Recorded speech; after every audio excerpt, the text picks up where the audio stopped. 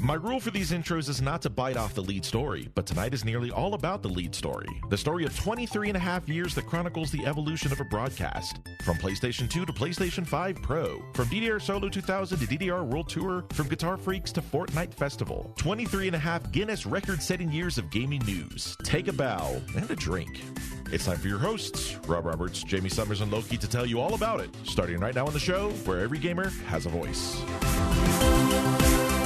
Hello, my friends out there on the internet. Welcome back one more time to the show where every gamer has a voice. It is Orange Lounge Radio, and we are live tonight, November the 23rd of 2025, with this, our final episode tonight, OLR the Final. Been in the works since June of 2002, but here we are at the end of the road with our last episode, but we're not vaporizing into the abyss. We're not disappearing. This is just the end of this and the beginning of the next thing. So we're going to take a look over the next few hours, however long we decide to go tonight, at 23 and a half years of gaming memories and memories from this show. Joining you live at the Voice Geeks Network, where we have taped every live Sunday night for the last 23, well, not quite as long, because we've been several networks, but probably about 13 years maybe, where we've taped live at twitch.tv/VOG Network. My name is Rob Roberts, and joining me, as always, say hello to the one and only Dark Sakura, or Jamie Summers. In the flesh tonight, even. Except that it's not coming through on the mic, unfortunately. What would a final show be without some final... The fuck? There we go. Hey! Okay. Well, So an appropriate first word. I'm on camera until Yay. I cry my makeup off. I've also come prepared. Mm-hmm. I have... You can't really see the etching, but it's an N7 etched glass. Mm-hmm, mm-hmm. And I have a beer. And if you look behind me, Yeah. I've trapped Midna in the office. That's right. Minna the Kitty joining us here tonight as well. So And also, damn it, Grandpa! Yeah, so you mentioned that Thank you. Matt from Horde House, or Grandpa, got you a present, and I was sitting here going, he didn't send me anything. Well, apparently something did just get delivered. That's your cue, Alan Alchemy, because I don't even know what it is.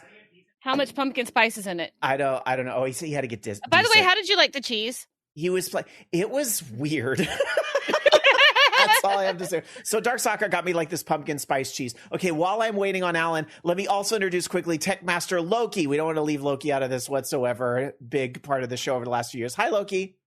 Hello. Hi, how are you? I'm okay. Good. Okay, so I look a mess. That's okay. Hi, Alan. My ever-loving husband is here for the last episode. What? Hi, Alan. What is? I don't see flowers. No, hold on. So, it's a story in two parts. Okay, a story in 2 words. You're not doing the podcast anymore. So if you're Well, I'm doing the podcast tonight. well, I mean, after this. Okay. So you're of no use to him, so he wants to kill you. Oh, are you, Grandpa? I have diabetes. Why would you send me? And since You your dad, dumbass! What is it? What kind of gift is this? Since your dad, It's the gift you bring over to Rick Jamie's Kennedy. house. This is for the podcast listeners. This is a bunch of small, like a trick or treat sale, Snickers, Twix, Milky Way type of like assorted thing here. Since So your dad, I'll be donating that to the homeless, I flowers guess. for your funeral. Oh, yay, flowers for my funeral. Oh, I love it. Thank you. Aw. No, in all seriousness, I do appreciate it. And Also, I am in love with these lavender roses, and I am going to press them. put the candy away from my equipment. I will have Alan. to make sure that the lilies stay far away from Midna, because every lily breed is poisonous to cats. But Oh, she yeah. will not come up here. Oh yeah, if those are lilies, Alan, keep them away from the cats. They're too fat to get on the countertop. That's true. That is true. They're not going to get on the Yeah, countertop. but Midna, even though she goes, I'm old lady. No, she will get up and smell everything. But Okay. right now, it is very full up on my desk. So, oh, they're so pretty. Well, that's- I love the. This is the same color as the skirt I got married in. Oh. You know, Dear- all three of us got married during the course of this program. Yes, we did. Yeah. So love Also, that. it's kind of ace colors a little bit, the white and the purple. I was actually thinking that. I was wondering if he planned that to some regard when he did that. So, yeah.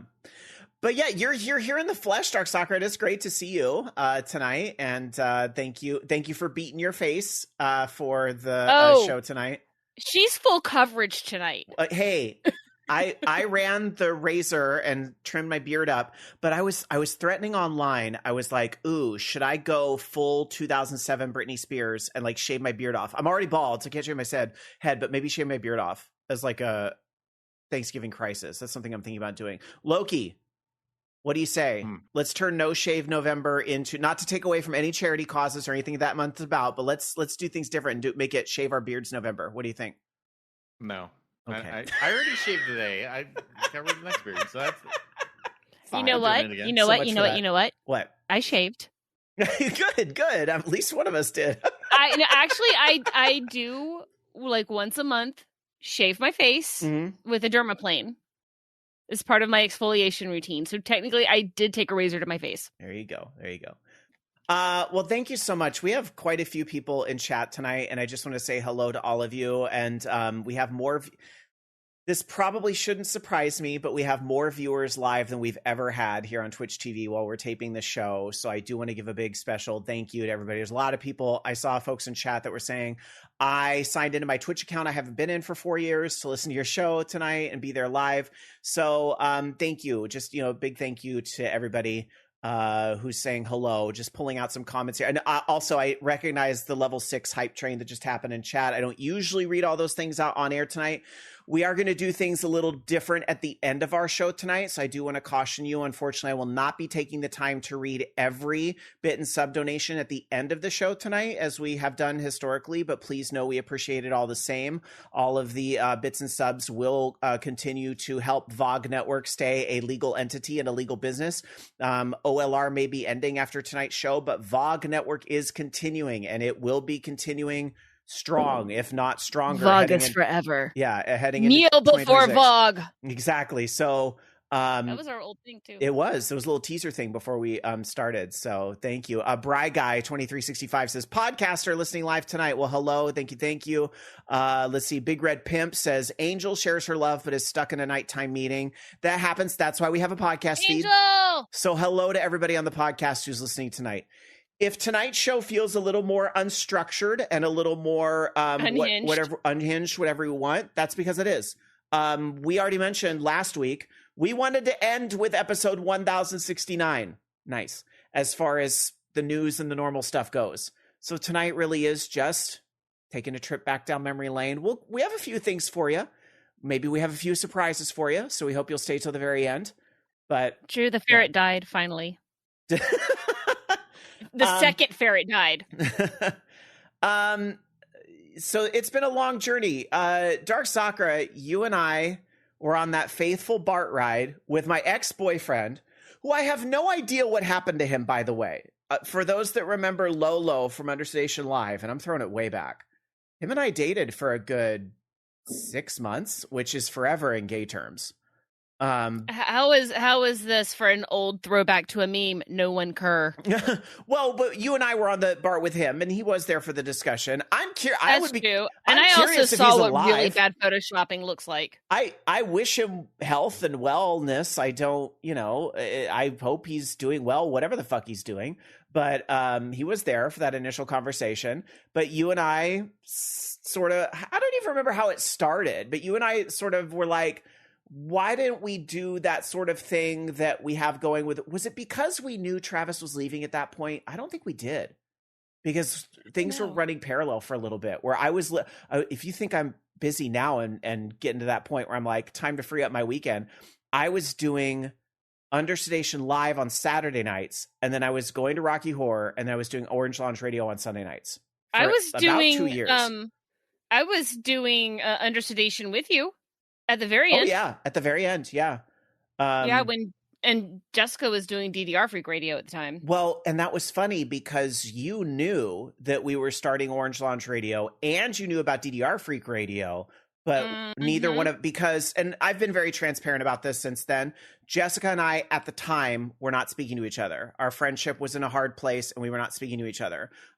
So we were developing these things in tandem, and Jamie knew about both while she was balancing her personal friendships. But it was funny because you sort of had to play that role of like nudging us to be different. And that's why, for those that don't know, that's why when Orange Lounge Radio started as a Live 365 station. So we didn't start as a podcast. We started as a Live 365 station that would play Bamani music, not just DDR, but 2DX and more. So we took like the Dance Mania albums that a lot of the early DDR music came from, and songs that we thought should be in DDR. I don't remember what our theming was around that. We had like a thing.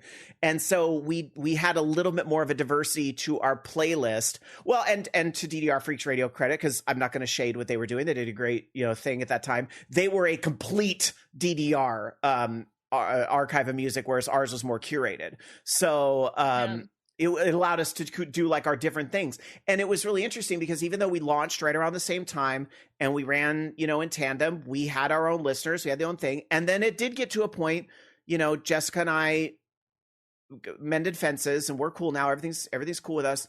We were able to work together towards the end of DDR Freak, because DDR Freak as a whole closed. I don't even remember what year it was, but it was a while. It was a while. We had been to 2 or 3 E3s by then. Mm-hmm. Yeah. That's why JD says the radio station was how I discovered OLR, because we started partnering up at the end. They would syndicate Orange Lounge Radio. So we would do our thing on Sunday, and then they played the episodes on Monday or Tuesday, because it got to a point, thanks to some of our friends that worked at Konami and some of the friends, we started debuting DDR music on our live show, which was a really cool thing. And I'm very grateful to this day that we got to like debut the Ultramix 4 soundtrack here on this show. That was really cool. So, getting to do that. So, we were syndicated on DDR Freak Radio, and then they came over to us for some type of like, I think we did like a countdown special one year of like the best DDR songs of all time as voted by the users. And I want to say Echo Image was number 1 or number 2, because we were all fanboys, fangirls, fan people of Echo Image. Back in the day. So they were number 1 or number 2. And I want to say maybe, let me get to that, Dark Saga. So yeah, we had a great partnership with DDR Freak Radio. And then podcasting kind of became a thing. And we got into, we were doing our live show on Live 365. And we started doing, and if tonight's show seems scatterbrained, it's because it is. It's an emotional mess. It's scatterbrained and it's ADHD. Put all of that together and you got a hot mess. We split off into the podcast and was doing that for a little while, little while, just like 18 years or so, however, to get us to where we're at today. But we were doing the podcast separately from the live show. So we did the podcast for what was supposed to be 20 minutes. Do you remember the Orange Lounge Radio To Go edition? It was 20 minutes we taped after the live show that was about all video games.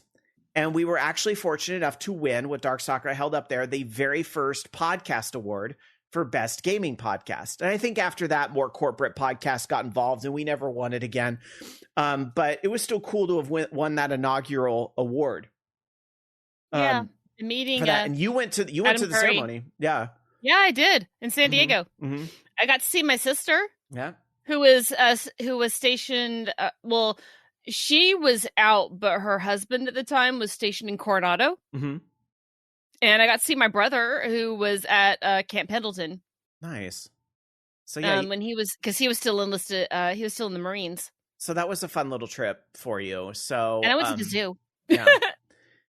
And then Coronado is pretty. I'm like, I like Coronado, but it's expensive. So at some point, the podcast part got longer and longer, and then iTunes launched podcasting, and we were in there day one in the podcast directory. And that just, like, our exposure went through the roof. That's when the news came out and did a bit on Governor Schwarzenegger's getting into podcasting. Here's some local nerds who've been podcasting for a bit now, and that whole thing. That thing's still on YouTube. There's that. And then, so we had that, but it started to become, we were taping for like 4.5 hours on a Sunday night. And remember, Oh, the show was in person. So Dark Sakura and Loki were driving to the apartment I lived in at the time. And some of that may have overlapped with when it was at Jamie's house and I drove to Jamie's house. But there was a little bit of driving involved. That's a long Sunday night. So finally, at some point, we said, all right, we're going to merge these two things. And Shermie was your foot warmer. Yes. There wasn't a lot of DDR talk happening. And, because Konami waited years to put out a new game. And so we said, you know what, let's just kind of merge a lot of the things we've learned from doing the live show with what we've learned doing the podcast. And we'll do our live show as a podcast. And that's what's carried us to this point that we're at now, is kind of the merging of those things. And it is ironic that Bomani News really started to pick up again after we made that change. Guitar Hero became a thing, which is Bomani adjacent, even if not technically Bomani. And then DDR Supernova happened. Loki got to be the first person in the US outside of Konami to be able to play Supernova, right? That was fun. Yeah, you were the first person to play Supernova. Everyone's like, let's go check out that Metal Gear Solid 3. I'm like, the hell with that. You're going to go play DDR. Yeah. That was so funny because all of those other news outlets, everybody there, including us, was under like an NDA where we weren't allowed to talk about anything we saw for like 2 days. Which for us, no big deal, right? Our show wasn't until Sunday.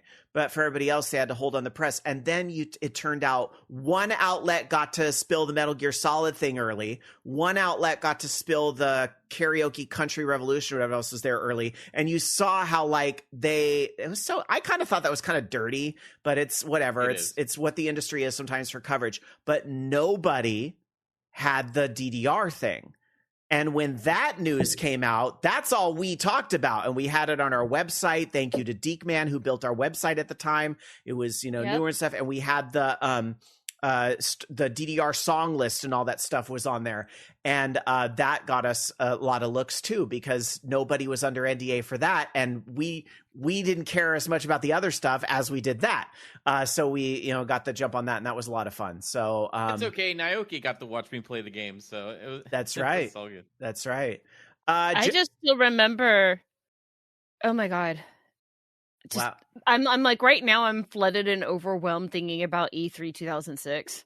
Oh yeah. I have that picture of us.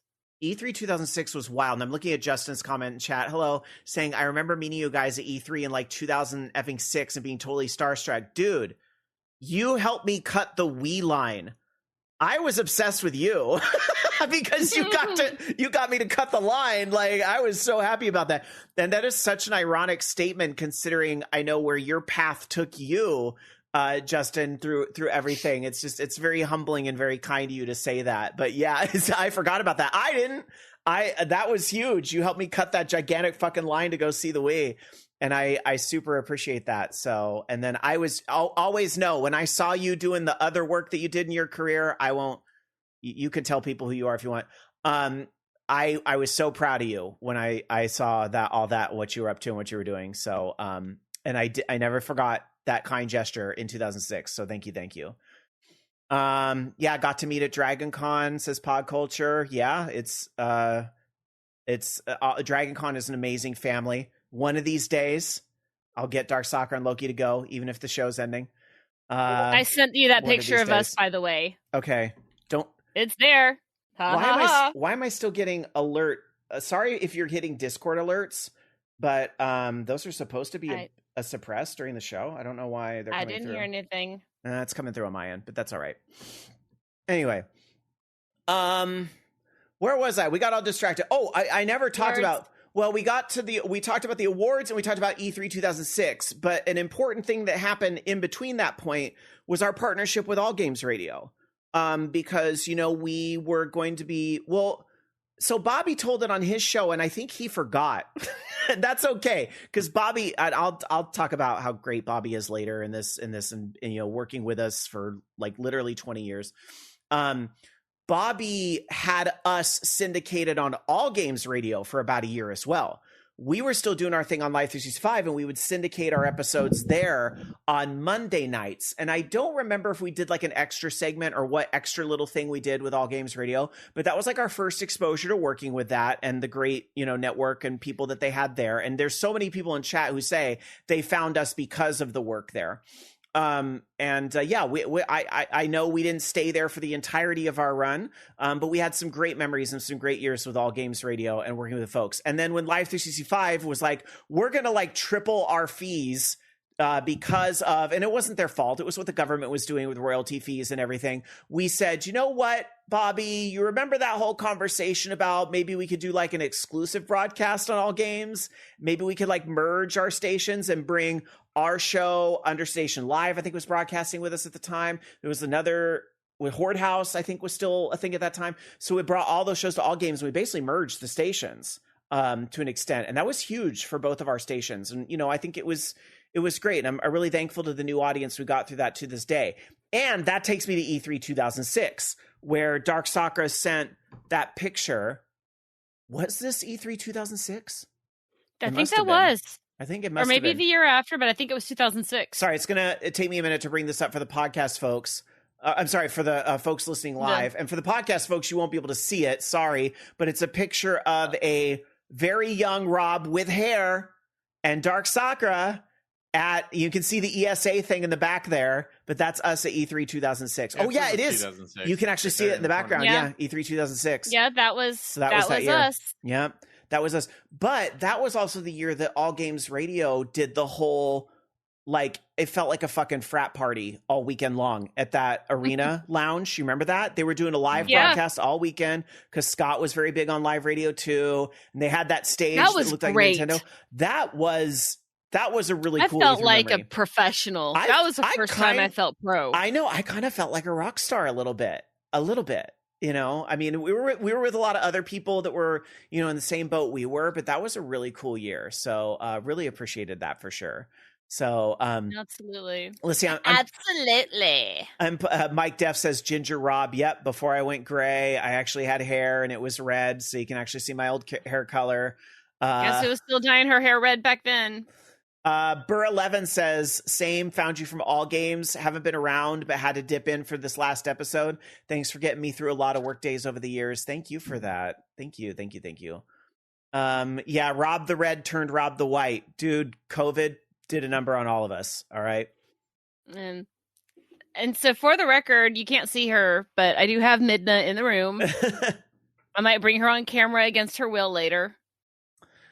God, what else do we say about this journey? So we merged with All Games Radio, and then we were doing our thing for several years. E3 changed, and we didn't do E3 again until 2010, and I don't think we all went. I think I went. E3 I was went different. too. Did you go that year too? I'm trying to remember. It gets fuzzy at that point.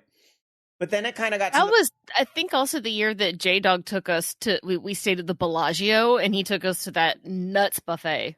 Well, I barely remember. I remember there was one year I didn't go to E3, but I went down to go with Bobby Blackwolf to Electronica, and I think you were there too, Jamie. Yeah. Oh, of course we did Disneyland. Yeah. So it's all a blur in the respect, but around that time, 2012 is when we started VOG Network. We did leave All Games, and I don't want to get into negativity because it wasn't negative. It was just, it was going this direction and we wanted to go this direction. And we said, you know what, it's probably best we kind of, fill out these things and do our visions in the way we want to do them.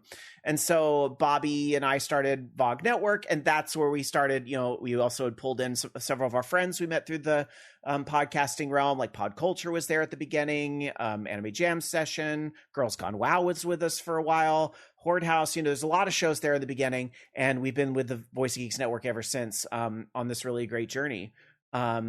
So yeah, that was like 23 and a half years of history, all kind of compressed down. But it's wild to think just really how long it's been. And it's been every Sunday for those, 23 years. And just grateful to those of you that show up here and make it worth it, whether you're here live or on the podcast feed, because there's an awful lot of you here live tonight, and I really appreciate it. But also on the podcast feed. I know many of you listen on the podcast feed, some of you in Discord, and somebody in chat had said y'all should join the Discord. And sorry, it's scrolling by faster than I'm not sure who said what, but somebody said you should join the Discord server. And yes, I agree. vognetwork.com/Discord. Because again, even though this show is ending, it doesn't mean that the vision and everything else is finished. And I thought we could start tonight, LOL, after I spent 20 minutes talking about the hit past. I thought we could start tonight talking about what's next? Where are you going to be able to find our hosts after tonight? Because we're not. There's no fate but what you make. Yeah, there's no dying. In fact, that's a big part of why we're doing this now, so that we can be in charge of this destiny and so forth, and not and have this nice farewell episode and get flowers delivered and all that good stuff too. So, what's next in the future? Dark Soccer, do you want to talk a little bit about what's next for you? I'm a little drunk right now, so probably more beer. No driving. Hopefully. I'm at my house, Rob. Where am I going to go? I know. No, I'm going to go drive to the ballet studio. Maybe you want taquitos. I don't fucking know. But we got DoorDash now. That's what Dan's for. Yeah, that's true. That's true. Dan. That, and I have a bunch of peanut M&Ms that I'm sure Dan's going to steal a bag from me because those are his favorite. But I can't talk about one of them. Okay. Because you're all going to find out. All right. Yes. You'll find out. Stay tuned. Must stay for the end, but you will find out. Other than that, I am gonna still be streaming. I'm gonna put a lot more effort into my channel. And in fact, I'm hoping to petition friends to help me to build. I mean, because really, I didn't think I would really enjoy streaming as much as I do, and I kind of got scared off Twitch for a little while. I mean, I've been on there since 2017. But coming back and finding how much I love Dead by Daylight and having a place that I can play Hot to Full Boyfriend, Holiday Star once a year, and all of the people I've met, I've had a lot of support, and I appreciate the continued support. And honestly, it really makes me happy just to have my friends there. I consider y'all my friends. I mean, I'll be honest. And I've seen so many of you in person. I remember JV Mon picking me up from my mama's house in that convertible and taking me to McGuire's in Pensacola and feeding me the Irish wake. And then me passing out in the car on the way back and getting a stripe across my chest from the seatbelt. Thank you, Matt, for that. That was fun. And that is honestly the last time I've been to Pensacola. And then I remember going for another trip and going to a DDR tournament in, was it in Metairie? I think it was in Metairie. Yeah. Yes, you bought me a penis cookie. It was the macaroon, and I ate all of that. That macaroon it was actually really delicious. Remember the podcast? Jamie's been drinking a little bit. Remember, we got the podcast listeners. Hey, I can do what I want. I do what I want. She's responding to a lot of comments in chat. We have a very crowded chat room tonight. Thank you for being here. But yeah, one more person, it'll be 69. Nice. Anyway. But yeah, so that's going to be, I think I'm doing a subathon, on next Sunday to fill the blazing, aching gap in my soul. Rob, Loki, Midna. But yeah, I'm going to be doing a subathon next week. Going to be doing Dead by Daylight, trying to get Pig to P100. Because I am a filthy, dirty pig main. And apart from that, I'm still doing graphic work. Things are going well for me at my job. And yeah. And of course, there's the new thing. Or is it new? Or is it? All right. What is butter? Think about it.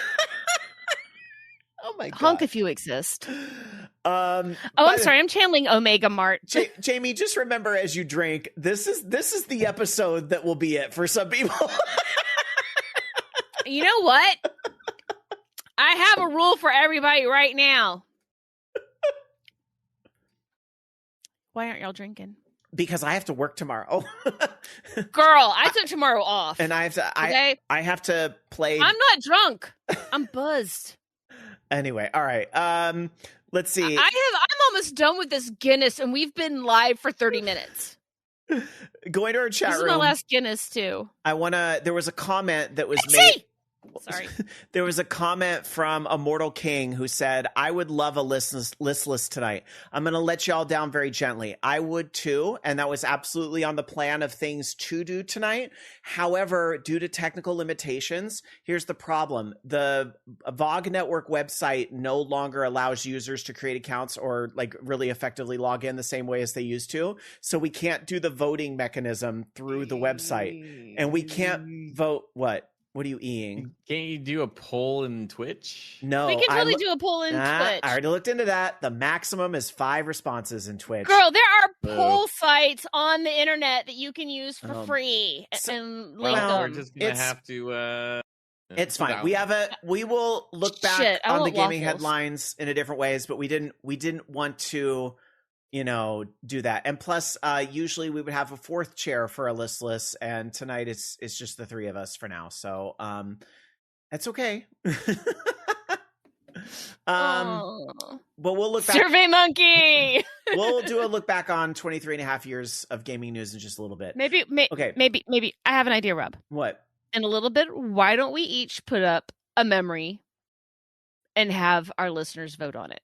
There you go. Yes, we can do that. Oh, I got someone knocking on my door. One sec. Okay. Uh-oh. Tell them to bring me a pizza or waffles. So, Jamie, is there anything else you want to share for your future and what that looks like? My future probably has me opening up that bottle of wine, and because I'm not going to get through the night sober. I am too emotionally over. If you see my camera turn off, it's because my ass went for another beer. Okay. My ass went for another, and the rest of me went with my ass to get that beer. And we're tempted to actually make a cocktail. I'm gonna make a cocktail. What happened, Loki? And you know what? You know what?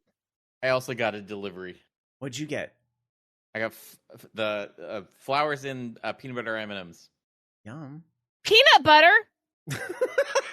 Well, these are going to go to the kids. I think the flowers. That's nice to get the flowers. To the kids. No, the peanut butter. No, M&Ms. Dude, I will trade you one of these peanut ones for your peanut butter ones. I really appreciate it. I hate peanut butter and chocolate together. No offense. It's not. I don't Loki, like that Loki. My kids would do you love want? It, so do you want my bag of diabetes candy? No, I'm good. Loki, save one of those bags for me, and I will give you the peanut ones. It's all good. Like, no, I want the peanut butter ones. I volunteer as tribute. Okay. No, it's all good. Like, they will be eaten. We have so much candy. Like, we have Halloween candy that lasts a whole year, so it's all good. Savalas, don't be sorry. You're trying to do a good thing. No. And Seriously, I'm sorry. The kids were going to get it anyway. The kids were going to get it anyway. Recipient. I should not. But not what anything. Did you say when you broke my brain? Good. I really appreciate it. You didn't have to do that. It's very well appreciated. So no, don't feel bad. It's just because and just because I don't eat those, and I don't eat a lot of candy nowadays, anyways. But the family will go through it. It'll be gone. Do you see what's on camera right now, everyone who's watching in chat? It's an empty. This is called a fucking crime.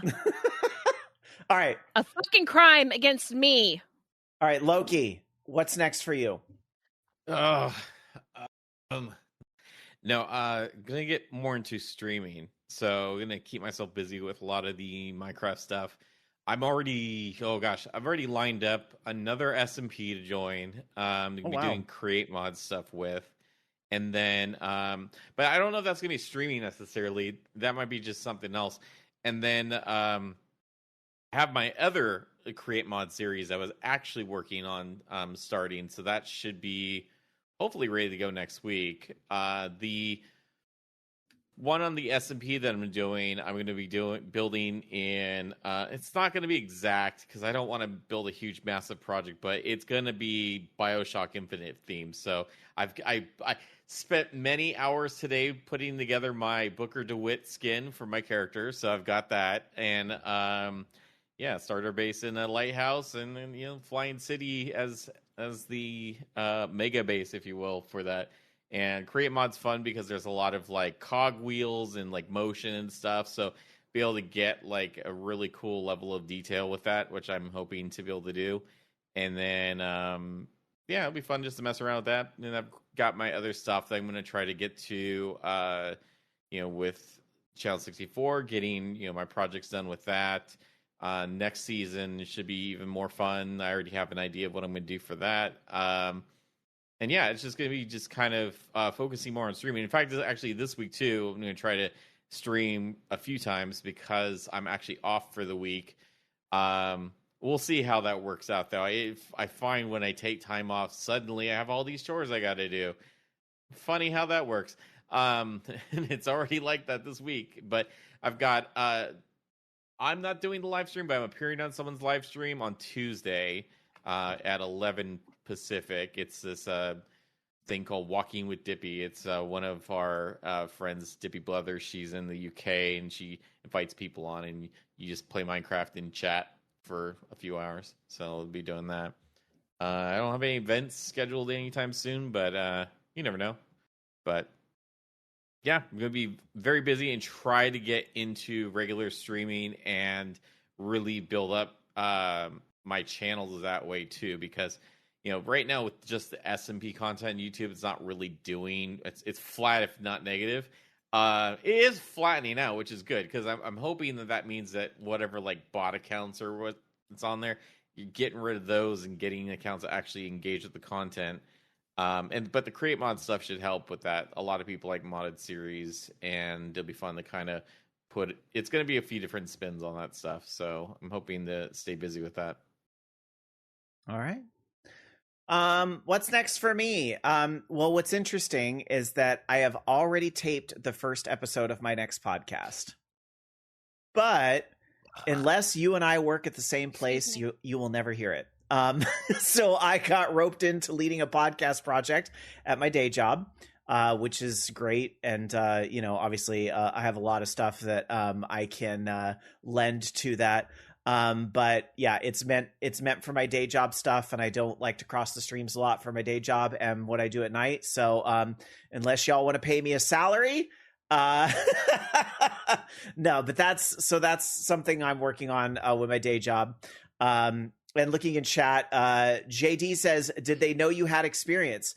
The answer is yes. My current boss is actually a listener of this show. So a big hello to Carol. Hi, boss. I'm sure you're out there listening. Thank you for that. And thank you for that support and all that. Rod is a very good worker, and you should give him 50 raises. All right. Anyway. Let's not say too much about work. But anyway, so that's and obviously that's a very realistically, none of you would want to hear it anyway. It's not about video games. It's about work. It's very different. We have podcasts at my job too. Yeah. Just like this leadership thing. It's a nice evolution of the type of work that I do to have those types of discussions. So that'll be good to get into. Anyway, that's all I really want to say about that. But otherwise, in all honesty, outside of my day jobs, my next project is rest. I am going to stick to not doing anything for the rest of this year, which there isn't a whole lot, but it's still a good 6 weeks where I'm not going to do anything in this space. I'm not going to stream personally. So sorry if you were looking for those types of personal streams, but I need to prioritize rest right now. I think I can recognize that. And so that's exactly what I plan on doing. In 2026, I'll probably continue to do personal streams here and there. I look forward to continuing with the Voice Geeks Network as a individual contributor. That doesn't mean that I'm doing the Rob Roberts show. That's not what that means. That means I'm going to be looking to, what are some other ways we can get the network's name out there? Meaning like we don't really do anything on TikTok right now. How can we push that presence forward? We don't do a lot. And when I say TikTok, I mean Instagram Reels, YouTube Shorts, all those sorts of things.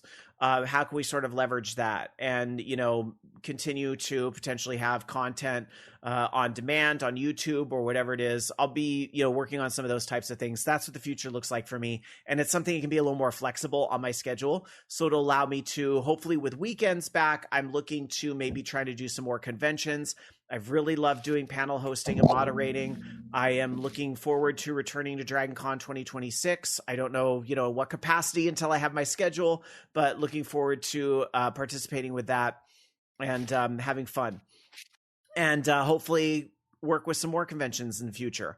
Also, I still do live hosting. So even though I say I am resting, there is one show I am obligated to host, and I am looking forward to it in December. So if you happen to be in the Sacramento area, you can check out Nevermore Gorlesque or Love Horror Events on Instagram or Facebook, or they're not on Twitter. So I'm trying to remember if there's another place, but you check that out, and that will have the upcoming shows, including December 13th, we're hosting the Krampus Cabaret, and it's going to be a fun little cabaret, burlesque, comedy, variety music show, headlined by Dolly, the winner of season 4 of the Boulet Brothers Dragula. So that will be here. Thank you, Midna. That will be here in Saturday, December 13th, here locally. And then I'm going to be hosting my first brunch in January. So more info on that is coming shortly. So again, that's all local to the Sacramento area, though I am hoping there is a very good chance I will be doing something in the Bay Area in May next year. I know it's a way out, but there's a very good chance. So I'm looking for events and things to hopefully grow, and that's really where a lot of my heart is right now and what I really want to push on while I'm still, of an age where I can do it all. So I'll be really pushing forward in that event space in the coming year or so. So I would say please continue to follow me on my socials. Instagram is great. I know not everybody uses it, but that's where I promo a lot of stuff. Mr. Rob Roberts on Instagram is great. But of course, my Blue Sky is also a huge hub, and I'm always going to talk about everything there. So robroberts.bluesky.social. And I am looking to launch my own website in the next few weeks. Rob's gonna do a blog like he's a 90s mom. No, it's not going to be a blog, but it is going to talk about like it's to put my name out there for live event hosting and try to book some more conventions and things of that sort. So that's what I'm hoping for. So that's what's next for me. And hello again to everybody in chat. You guys are chatting so much tonight. Oh, Angel joined us. Hey. I miss you. I miss everybody that used to come in person. We had such a vibe when we were in person, and I realized that COVID changed things, and then that leads to the personal life obligations change. So it just never got together, or never was in the cards for us to be back in person again. But there were so many people that came in and out of the place, especially when it was like Loki and I living together. And it was like our lives were centered around this show practically. And so many people would show up on Sunday nights. It was a lot of fun. It was really good. So Sturlock says, I would have loved to show up in person one day. Well, we would have loved to have you, but that doesn't mean that there isn't a new project that maybe somebody will want to have you on in the future, or like of course. Maybe we're doing a roundtable for VOG Network and we want to have some different voices. We'll be looking for people to fill that. So do join our Discord server to continue the conversation and continue the projects in the coming years, really, over at vognetwork.com/Discord. I also thought we could take an opportunity tonight to look back on 23 years of gaming news, 23 and a half, really. Fuck. So SSJ 100 Matt did a really good job of, actually, I pulled this up. Sorry, tangent, but I promise this will happen a lot tonight. So quick tangent here. We actually got these pictures from Bobby Blackwolf. You ready for this? Oh, Lord. This is E3 2006. So that's that stage. And that's Loki right there. That's Bobby Blackwolf on the end. And these are two other podcasters. I want to say, is that Evan, who worked with Electric Sisterhood for a minute, was kind of affiliated with them? I don't know. I think it is, or I just don't recognize this person. And that's Alon from that show Chatterbox Radio, which they faded a few years ago, but that was E3 2006. And then I have another picture too. I have the one of Jamie at the table too. Why am I blurry? I don't know. This one's really big when I zoom in, so I'm going to have to show it this way. So this is Bobby, Dark Sakura. I literally don't remember who this person is. I'm so sorry. And also Alon. Isn't that Alon's little scooter he rode? I remember that being a thing too. But look at that stage. It's on the air, had that little logo. So anyway, that was a lot of fun. Yeah, sorry to this man. So it's like, sorry to that man. I don't remember who you are. I'm sorry. I've met a lot of people over the years, and I have a very hard time remembering people's names. Please don't take it as personal or any of that. You remember when we went to John's incredibly mediocre pizza? Yeah. And we met Yeah, there was a listener another there. friend? I did, yeah. Yeah. There's a listener there. Do you know I ran into that same individual years later? Really? Years later. We had like a mutual friend. And still into Bomani and music games all these years later. Yeah, I ran into that individual. And then there was the time you guys were waiting in line for the Nintendo Wii at Target, and somebody was like listening to us on their iPod. That right? was me and That was you, Chris. Yeah. You and Chris, yeah. Oh my god. Yep. Memories. And we bribed our place in line with coffee and donuts. It worked though. It worked. Still got my Wii. I had my roommate stay in line for me, and it worked great. Xtifer stayed and got that. I think that was the last launch I had been in line for, because before that was the Dreamcast. Yeah. On 9/9/99. Hi, I'm in line for a Dreamcast, even though I already own one. Where was I going? Oh yeah, biggest gaming stories of 23 and a half years. So SSGO. Jamie, it's the final show. I've been drinking. Is that how you want to be remembered? Well, I mean, there's worse. I could shart on the thing. I don't know. Keep drinking and you just might. Hey, you got to pace it yourself in this show, okay? We're going to see that towards the end. All right. Okay. Remember, I had the surgery. I get drunk really fast, and then I sober really fast. There you go. All right. I want to acknowledge this. So SSG 100 Matt made a really cool post over on our Discord, and it's called Biggest Gaming Stories of the last 23 and a half years. And I think this was intended to jog our memories for a potential like type of list. But as we were talking about, let's sort of rethink that a little bit and look at some of these big headlines and what they meant. So here's a trip down memory lane. Y'all ready? So 2002, this show starts, and that's the year that Grand Theft Auto Vice City was released. Loki, you're the Grand Theft Auto fan. You remember Vice City? Yeah, I think I don't remember if I took time off to play that one. I know I did for 3, but I don't remember if I did that for Vice City as well. I don't remember Vice City that much. 2003. Did you know it was 2003 after this show started when the Nintendo Game Boy Advance was released? And it's also when Steam released and was a thing. I remember. I remember the orange box. I remember that. I definitely remember the orange box. I also Portal 2. That was years later, but yes. Portal, or is it Portal 1 had Steam support on the PlayStation 3, which is like a big deal. Oh yeah. That was years later. That was years later because the PlayStation 3 doesn't exist yet. So that's right. And then I remember the Game Boy Advance. I remember how it wasn't backlit, but a friend of mine at the time backlit it for my birthday, and that was a great thing. The Game Boy Advance had some really good bangers. You remember I had that pink one? Me, who hates the color pink, got a pink one on purpose. Yeah, but and had an afterburner in it. Rules are made to be broken. I still have that too. In 2004, the Nintendo Revolution was teased. Remember when the Project Revolution became the Wii? So much potential. And everybody was like, why did you change the fucking name? Anyway, Grand Theft Auto San Andreas was released in 2004. That I took time off for. I remember that. Half-Life 2 was released in 2004. So this show is older than Half-Life 2, but as it turns out, it is ending before Half-Life 3 ever comes out.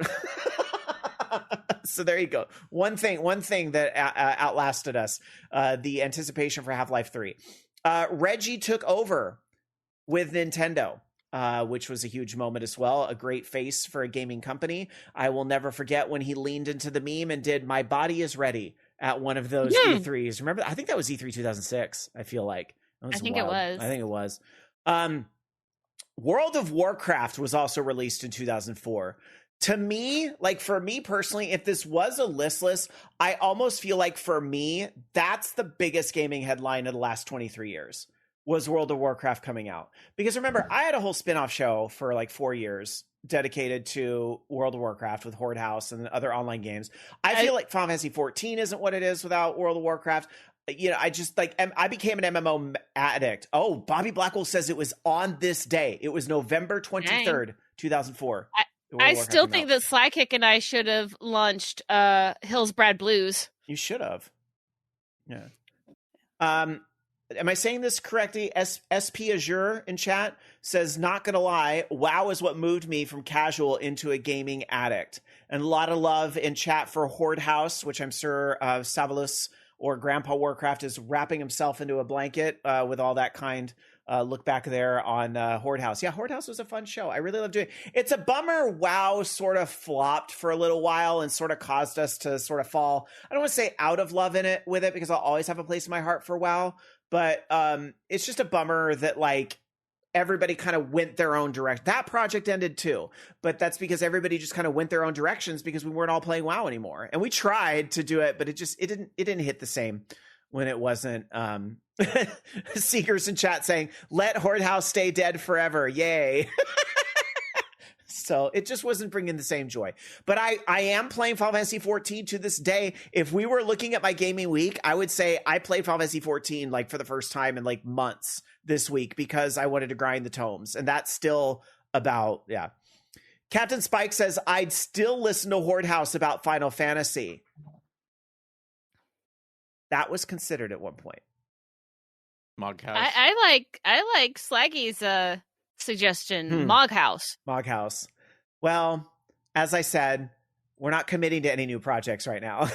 But look, there's the idea. I'm going to put it on the table. If Grandpa and Shane and I don't know, Spike and Slaggy all want to do a Moghouse, good blessings to you. Good luck. And I yeah, it's it. So but I'm not committing to any new projects at this time. But one of the best compliments I think we possibly get from doing this show is your show has inspired me to do my own show. And we've been fortunate enough to hear that several times from some of you out there. It's very thankful for that. Ragnarok Online podcast win. Absolutely not. One episode. Heal please. Teleport prawns. One episode. Canceled. It wouldn't last as long as Pokestop podcast. I still have that picture of your little guy with the flower in his hair somewhere. I love that character. Anyway, where were we? That was 2004. 2005, the Xbox 360 is announced and released. That's right. We're at the 20th anniversary of Xbox 360. A lot of people talking about that this week. Xbox Live really takes off when the 360 takes off. Hot coffee was a huge headline in Grand Theft Auto world. I believe that was the first headline of our To-Go Edition podcast, was when that whole hot coffee thing was happening, or at least in the first few episodes. So that was a huge thing that was happening at that time. The PSP was released in North America. And that's not just going pss, pss, pss, pss at your cat. No, but remember, so what SSU 100 Matt forgot to list there, OLRPSP.com. That was huge. And I've said this a lot as we've been sunsetting over the last few weeks. So many people found this show because of OLRPSP.com. That was single-handedly probably one of the best marketing things that ever happened to this show. And that was all Loki. It was 100% Loki that did that. So good job. Thank you. And remember, the site still works. This is what you can't go to OLRPSP.com, but you can go to orangelaunchradio.com/PSP, right? Was that it? You could go there. You just have to type out a lot more on your PSP. It still works. And it's still, this show runs off of the same fucking feed that it has since 2005. So new episodes still show up in that feed. You can listen to this show on your PSP if you want. Amazing. I was impressed with the stylistic choice, even though it's, dated. Yeah. It's very much so a time capsule of design of its time. And I remembered just being so happy with it. Oh, and Dark Tetsuya says bit.ly/OLRPSP. I forgot that you made the shortener for that. So you can use bit.ly OLRPSP. There's that. Let's see. But if bit.ly tries to put a virus on your PSP, we don't endorse that. Guitar Hero came out in 2005. And that, of course, was when they came to Darkstalker's house to film Darkstalker and Loki for the news. I was teaching a class at work that day and could not go. I could not get out of it. So you guys were on the news showcasing that. And was that It's So Much Fun? No, that was the podcast story. That was the podcast story. Yeah. That was the podcast story. You think that would be about Guitar Hero, but it wasn't. But that was wasn't that the whole, I'd give it an 8 out of 10. And they made me hide my Guitar Freaks guitars, but like this keyboard was still in the background. Yes, I gave it a solid 8 or 9 out of 10, and then Dark Sakura was like, I'll give it an 11 out of 10. I'm like, that's not within the metrics of what they Put me on the laid news. out. I'll give it an 11. But this one goes to 11. But that was fun. Joke, but like, yeah. That was fun. Let's see. What else do we have? 2006. That was the year that the PS3 released and the Wii released. Those were huge stories right there, right? We covered those launches. We went out to the lines. We interviewed people. That was a lot of fun. That was, I feel like the Nintendo Switch 2 launched recently, and that's the closest we've come to that, but it doesn't compare. It doesn't compare. It's not the same as when the Wii released. So did both systems come out the same day? No, they didn't. No, they were slightly apart. So, but I want to say we were out there both nights.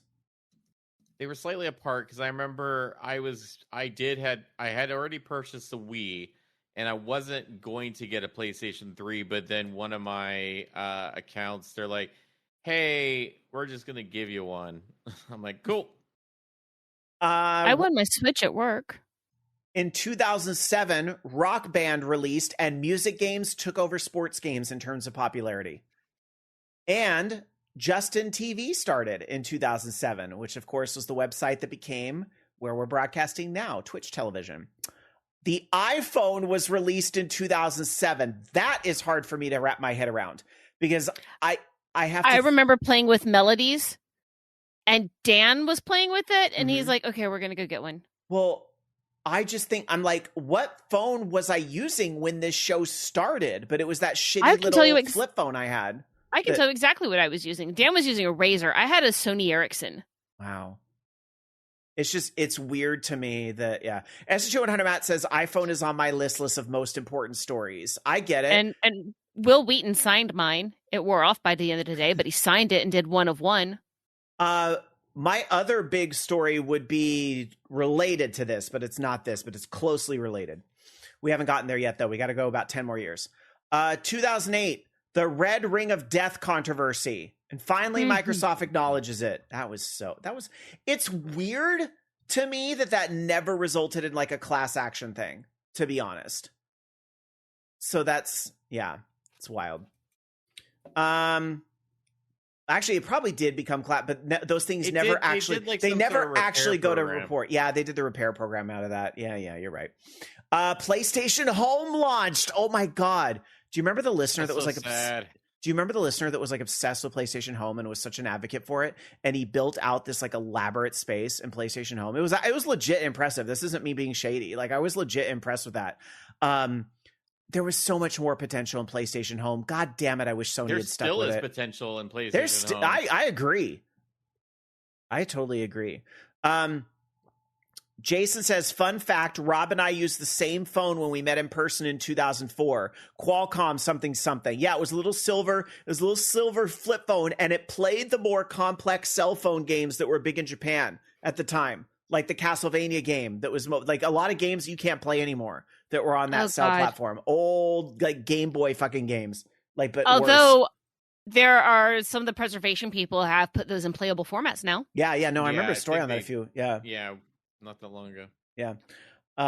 Thank God for the preservationists. 2009, Little Big Planet. Oh, one of the best series of all times. I missed that. I really wish that series would come back. Batman Arkham Asylum. Minecraft was released. Loki, there you go. And Loki's future was made. League of Legends was released. Oh my God. A lot of big games in 2009. Like Arkham Asylum was huge. I didn't mean to gloss over that, but I always thought it was huge and led to one of the all-time greatest trilogies. Wow. 2010, the 3DS was revealed. The original Final Fantasy XIV started, which, I played the original Final Fantasy XIV. That was wild. 2011, the Wii U revealed. The 3DS released. I must have been at E3 that year because I remember going to E3 the year that the models had the strap around their belt and they had the 3DSs and they would actually come to you in line so you could see like a little demo. And it was a legit like a champagne bottle cork pop thing or like little effects. It was just little tech demos. But like, do you all remember, those of you that are old enough, do you all remember the first time you saw the 3DS? because it was legitimately 3D without glasses. And it was one of those things where it's the whole lenticular. I don't believe that that's possible, or it's going to look like shit. And then you see one for the first time and it's like, oh shit. This actually works. It's so weird that it never like took off though, because they literally just said, "Oh, well, we're not going to use." Dan had a phone at the time, by the way, that had lenticular 3D. Oh boy, yeah. And I agree. It would hurt your eyes after you played it for a long time. And Nintendo did kind of walk away from it. I wish they had leaned more into the media part of it. They did a little bit. Remember when they were like, we're going to put SpongeBob episodes on it? But I distinctly remember. I think it was the Game Boy Advance that they did that. They did that hard in the Game Boy Advance. Because do you know what else came out in 2010? Tron Legacy. The good Tron came out in 2010. And I swear. Hey, the first one was good. No, it was too. But you know what I'm shading. But in 2010, am I making it up, or was there a Tron Legacy trailer on one of those 3DSs in full 3D? Like, I swear that was a thing. They were showing like movie trailers and movie previews. They did. I don't remember Tron, but I remember there was the Tekken animated movie that had it. Well, that also came out fully 3D on the 3DS as well as like a digital video or something. But they had the trailer for that. I don't remember if Tron ever had that. I don't think they did. And this might be I'm looking at the internet. It might be one of those Mandela effect things, but maybe I saw it on another platform and thought it was a 3DS, but yeah, maybe like one of those cell phones. But yeah, anyway. I'm not getting anything out of the internet. Let's see. So I'm just surprised they never released like a 3D Netflix, especially with how big. Zen Monkey said there was. Zen Monkey says there was. Thank you. Somebody else remembers that. Okay, I'm not crazy. Okay. Duke Nukem Forever finally comes out in 2011. Twitch launches officially in 2011. 2012, Mass Effect 3 ending controversy. Actually, you know what? If you don't buy into the hype, the controversy is not so bad. That was right when I got into Mass Effect as well. And I remember the series being, I played 1, 2, and 3 and got to see the original ending of 3. And that was maybe 2 months before the extended cut came out. So I got to see it all eventually. I didn't think it was that bad. I understand the concerns people had with it. And I am glad they made it better. The continuity was shit. But this is why when they do the Mass Effect TV series or whatever, they're not going to even attempt to do the same story. They would never be able to get it right. I am going to say that whether or not people complained about it, it needed to be amended because the continuity was bad. Yeah, no, and I don't. It was lazy. I don't hate the extended cut by any means, but I think gamers took the original thing way too far. That's all, as they tend to do. The Jeff Gertzman, Kane, and Lynch controversy. I barely remember this. This was the whole. He wrote a review and ended up getting fired or something and spun off his own company that's still doing better to this day, right? That's the punchline, right? Okay. Yeah. Yes, that I remember. Borderlands 2 girlfriend mode controversy. Oh, I remember. Black Wolf mode. The Bobby Black Wolf mode, yes. And the reason, so that joke came from, Bobby says Giant Bomb is not doing better to this day. Well, for a long time it was.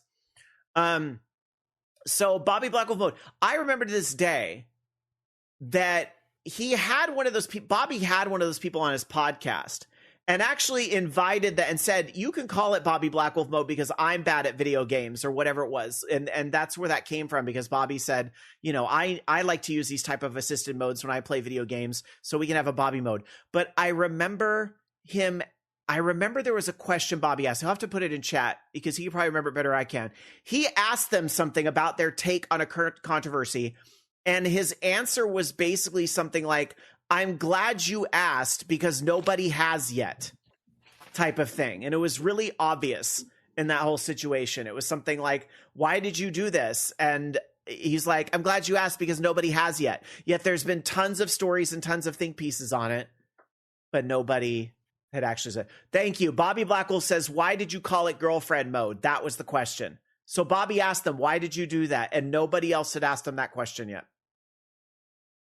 Think about that. Good job, investigative reporter Black Wolf. All right. Let's see. We also had the Oculus Rift was released. I did not get big into VR early on, but obviously, Bobby was, and it was probably 1 or 2 Dragon Cons late, because 2012 would have been around my first Dragon Con too, because that was when VOG Network started, which you left off the list, Matt. VOG Network starts 2012. Just kidding. But that would have been my first Dragon Con as well, would have been that same year. And so I don't think it was that year I saw the Rift for the first time, because it was when Bobby and I did the suite years later. So it's probably like 2016. But yeah, Bobby in chat says I carried the VR torch for all of us, and that's accurate. 2013, Grand Theft Auto 5 revealed. PlayStation 4 revealed with a big E3 announcement. The Ouya is released and fails. It doesn't feel like it was that long ago. And the Xbox One reversal. Oh, that was huge. I am running through these fast so we can get to some other things. 2014, Facebook buys Oculus. Amazon buys Twitch. Again, that feels like that happened right before COVID, not over 11 years ago. Five Nights at Freddy's released. That game is that old? Feels like that game blew up overnight. We're all that old. Oh my God. 2015, Iwata passes away. Ooh, that was rough. That was... Yeah, that was really sad. I remember the show we did, because that news came out on a Sunday, and we pivoted our entire show that night to do a special opening in tribute. And that was really sad. Everybody in the industry was hit hard by that one. And still is, really. Konami and Kojima divorce. Konami and Kojima do their nasty divorce that year. And Discord launches in 2015. 2016. Okay, here it is. My other big headline, biggest headline we've ever had, Pokemon Go launches. And before you all comment on your feelings about Pokemon Go, especially today, first, I realize there's a lot of people that still play it. But I want you all to think about, when I say that, I really want you to think about the summer of 2016. And when you were like, I'm going to leave the house today and I'm going to go catch some Pokemon. And I've been wanting to say that ever since I was a kid. And that was the reality. And I realized for a lot of people that weren't happy with the game's direction, it started to really die off after that summer. And then everything in the world started going topsy-turvy with Pokemon Go to the polls and all that stuff and what happened that November. And there's a lot of people that sometimes joke Pokemon Go was that last hurrah before it all went to shit. But I really do. Despite, the closest to world peace, says JV Mon. That's so true. That summer was so special for so many people.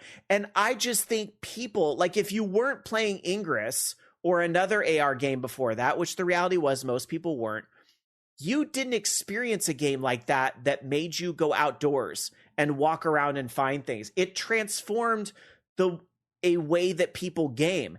And I think when it ties into the phone thing, it made a really good case for, here is a gaming experience that can only be brought to you on a cell phone.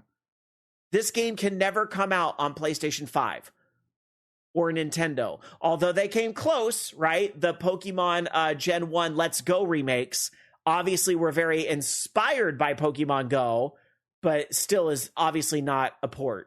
It's very different, right? It just kind of has a similar catch mechanic to it at the end of the day.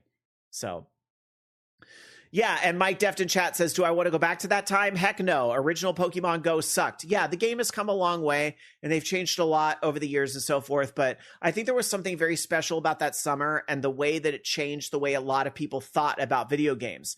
Now, I was ahead of the curve because I was playing Ingress at that time, so I already was leaving the house to capture portals, but I know the reality is most people had not been introduced to that concept, and it really took Pokemon and marrying with that concept to really get a lot of people to do that. Zaku says, my fiance still plays Pokemon Go and drives, hopefully not at the same time. But yes, I still play Pokemon Go. I play a lot with Bluetooth, but I will walk and I'll play Pokemon Go and do all that. Are you on another drink, Dark Sakura?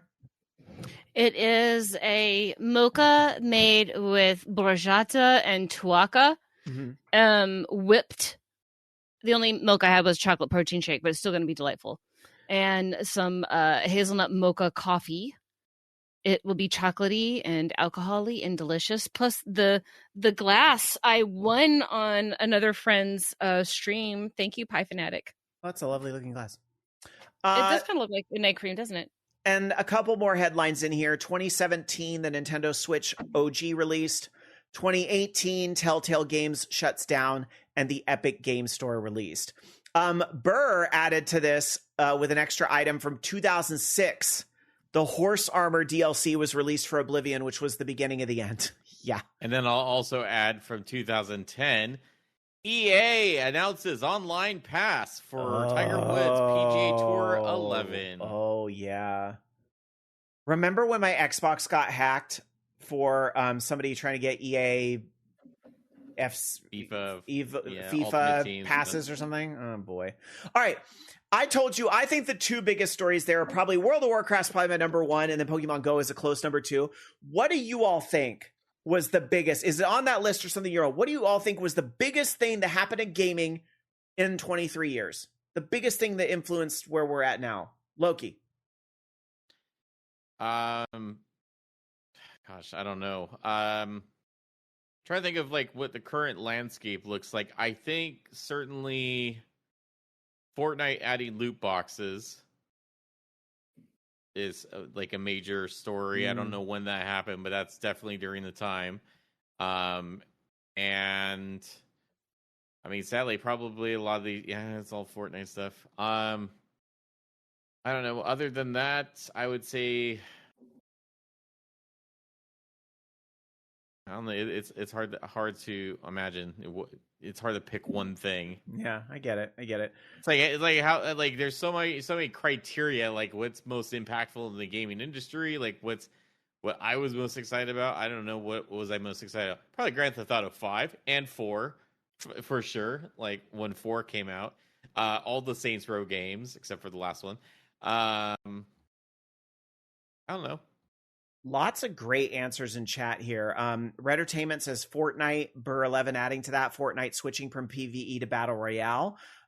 She-Hulk 10 says the Wii. That was obviously huge. Fifth Dream says required online for everything. I can't help but think about SimCity's original launch and what that did. Let's see. And Bobby Blackwolf, I love this insight too. For me, it would be the proliferation of game engines available to the common person to expand the art form. We didn't have Unity or Unreal Engine when OLR started. Oh my God, Pixel Poops, right? That's a big thing that happened in our history. Not just the one that YYR made, but the one that Loki made, the sequel, which is now free on Steam. So and Bungie Ferret-tossing.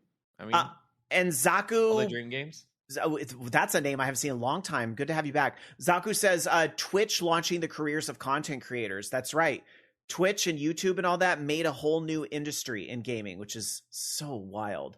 Dark Soccer, I got to make sure we don't miss your pick. What do you think is the biggest headline in the last 23 years? Fuck if I know. It's all just, and the way that I see it, it's everything has built on everything else. It's all interconnected. And for me, I think that it's hitting that point where I could look back on any news story that's ever come out and go, I've seen this shit. Think about it. No, I got it. Seeing this cycle.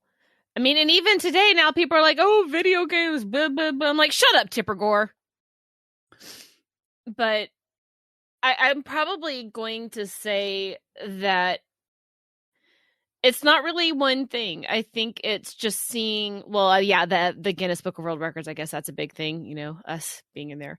But honestly, my whole thing is looking at this sort of from maybe a sociological point of view, an anthropological point of view, is the way our culture has evolved based on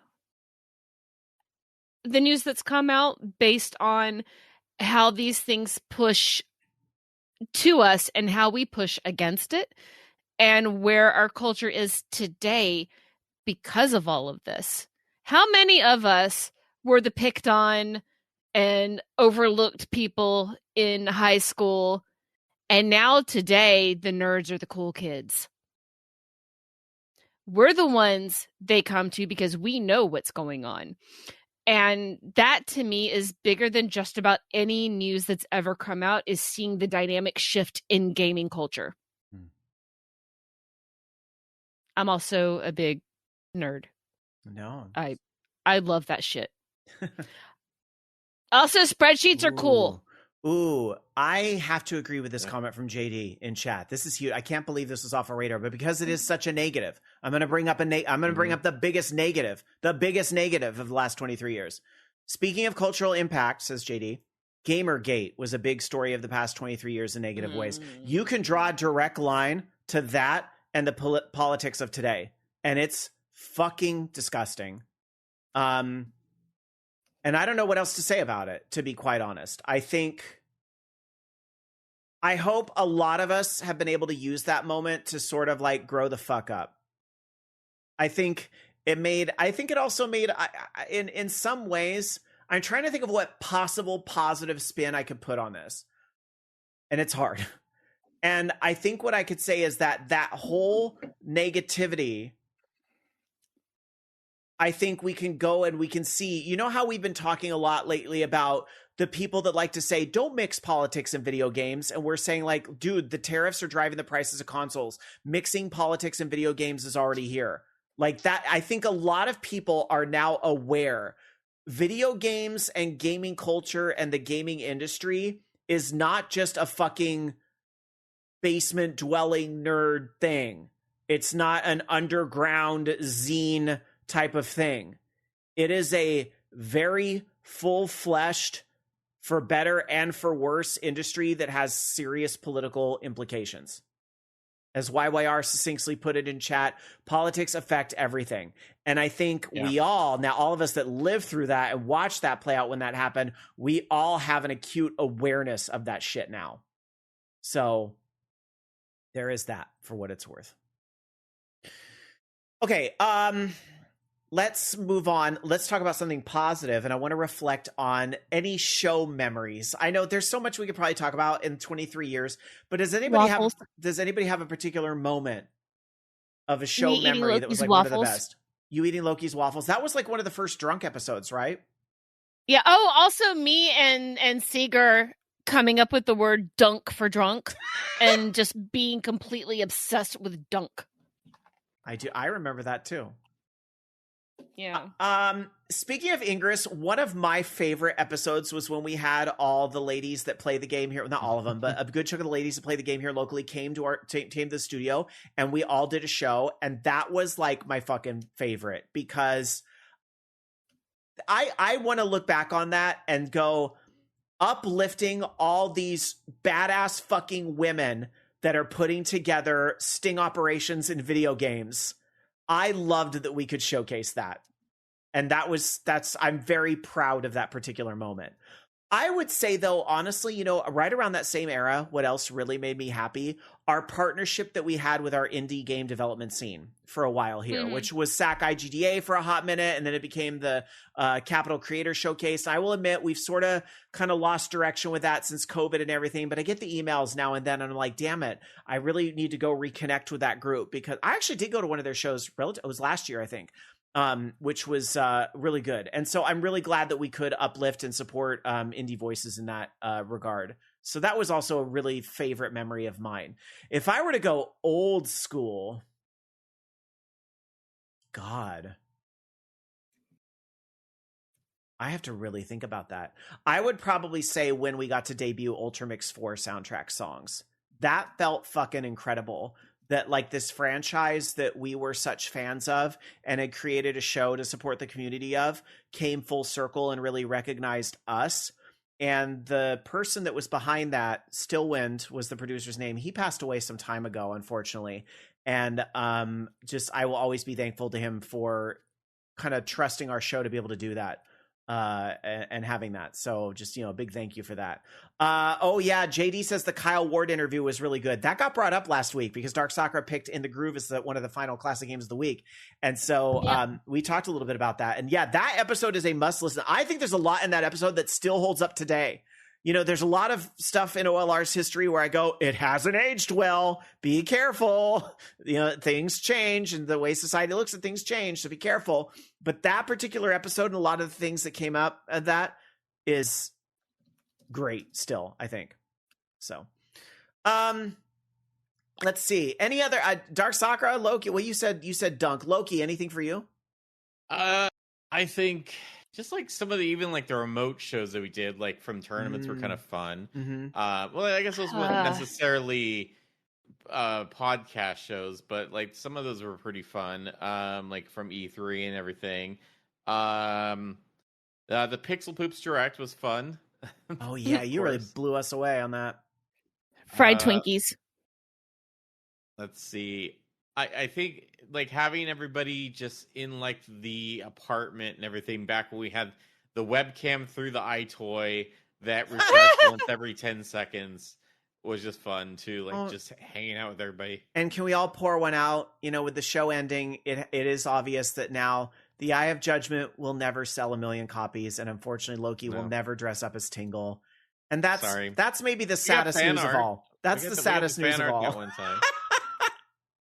We had the artwork that was made that, like, you know, I won a thing from, it was for kickstarting a game that one of our listeners was a part of. I don't remember. I think it was JVMon, maybe? I don't know. That they kickstarted a game and one of their artists oh my God. Would draw something. And so I had them draw me as Tingle. So we posted that a long time ago on social media. All right. Tingle's in our album art now. I have more pictures to share with our live folks that came through for Discord. You ready?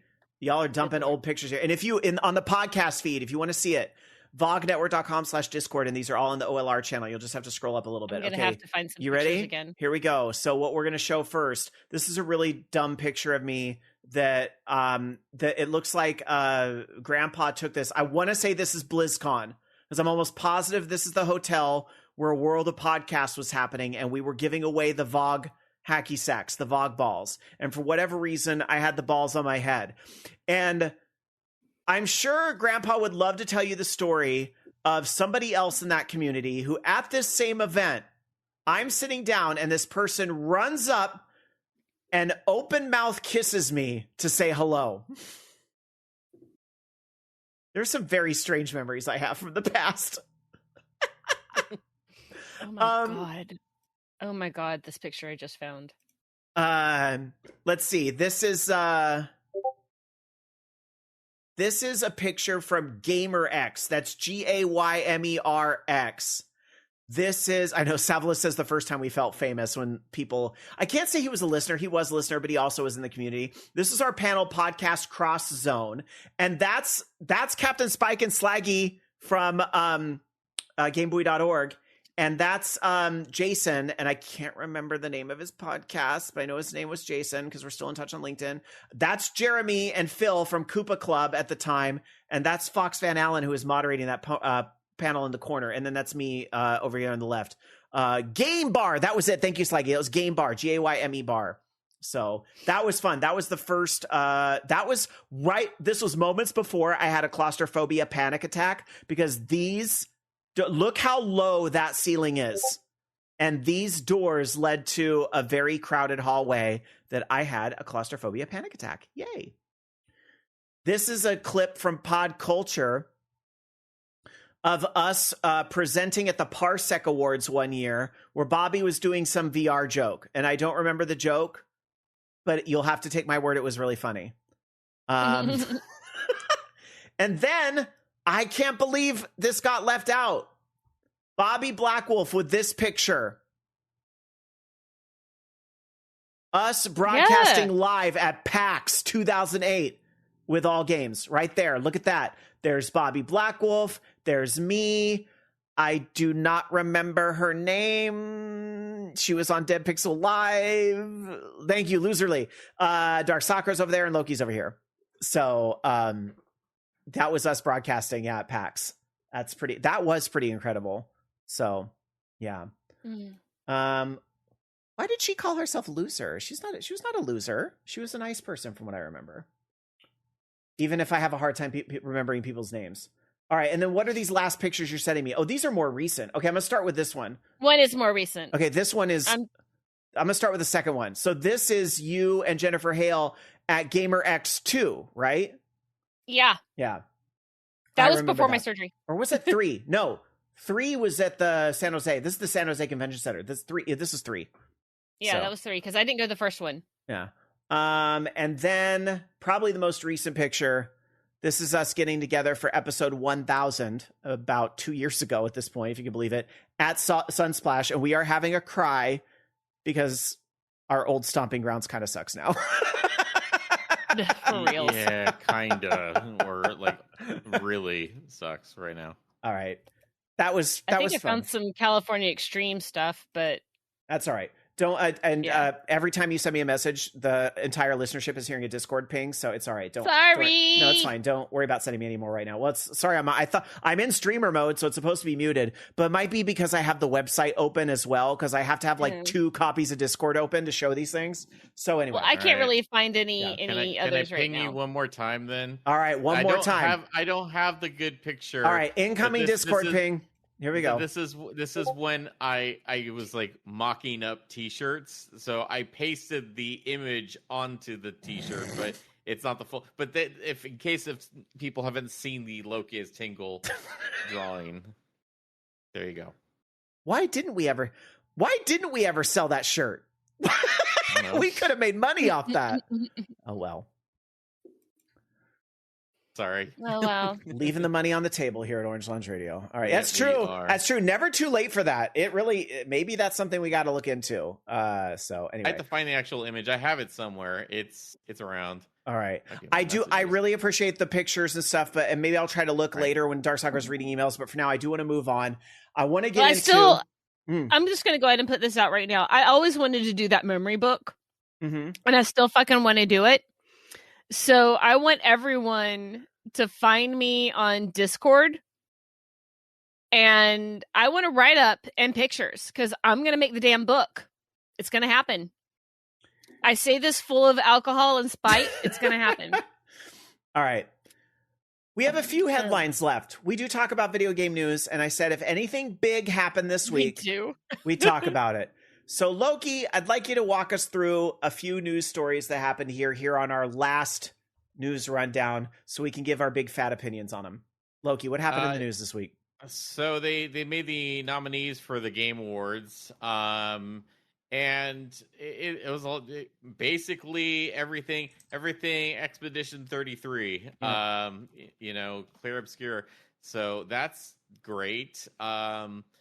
And with that, though, of course, there's also a little bit coming out of that as far as we had one of the nominees actually decline the nomination, and that would have been for Best Independent Game, Best Debut Indie Game, which was Mega Bonk, and it's because it's Danny Dev, okay? Like, he puts his name backwards on there, but it's still Danny Dev, and he's released other games.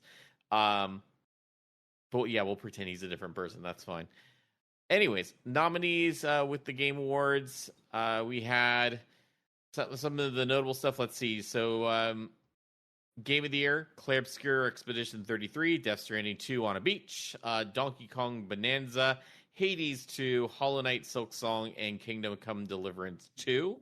And we don't need every category. Let's be real. Clair Obscur is going to sweep. This is like the year Titanic got nominated for like 11 billion Oscars, and then it won them all.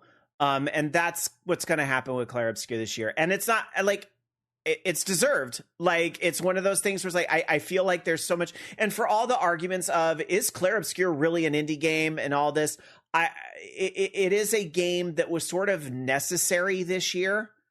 And I think for that reason, it's going to get recognized. The only way this doesn't win is if people feel some sort of backlash to that inevitable conclusion that it's going to run away. And that's where I could see a Silk Song or a Hades 2 take it, is that maybe they want to uplift an even indier game than 33. Yeah. But I don't see this ending any other way than Expedition 33 winning. And that's okay. Sometimes that foregone conclusion is the right one, like it probably is the game of the year. Even if it's not technically an indie game, the fact that it harkens back to what you would consider old school game mechanics. Not everything has to be, real-time action and full of microtransactions and with all this other stuff. Like, it can be just, hey, remember how we used to make games, Japanese RPGs back in the day? Yeah, let's do that again. And wow, look, it worked. Yeah. Who would have thought that people liked the things that they liked before? That's so crazy that they would do that and like the things. Nobody likes nostalgia. No, of course not. I just think, yeah, and Bobby is saying, but it's very time focused. You need very fast twitch reflexes to do well in it, and that makes me think about how people are always like, or the creators of Final Fantasy, even Yoshi P, who I respect greatly because he saved 14, says this is you can't do a Final Fantasy, like that's not what people want on next gen. And Claire Obscure like really proved that wrong, and I think Claire Obscure is going to impact Final Fantasy 17. I think the reason why we haven't had a Final Fantasy 17 reveal yet is now that development team is basically having to say, how do we make this more like Claire Obscure? I really think that's what's happening behind the scenes right now. Not like copy, but like what can we learn from this game doing so well that can take us back to our roots in Final Fantasy? If they announce the next Final Fantasy game as a turn-based game, I think they do. I think when you get Final Fantasy 17, I think it looks more like Claire Obscure than it does Final Fantasy 16. I would be so excited. I think the internet will collectively shit its pants, and isn't that a beautiful thing? Yes. All right. One quick other note on Game Awards. Obviously, we did not get the Half-Life 3 news this week. Big shock. Left at the altar again by Gabe. Although it's our fucking fault for buying these fucking rumors every single goddamn time they fool us. Do you think on the wheel of plausibility, 0 being no, 10 being, yeah, it's going to happen. On the wheel of plausibility, Half-Life 3 showing up at the Game Awards?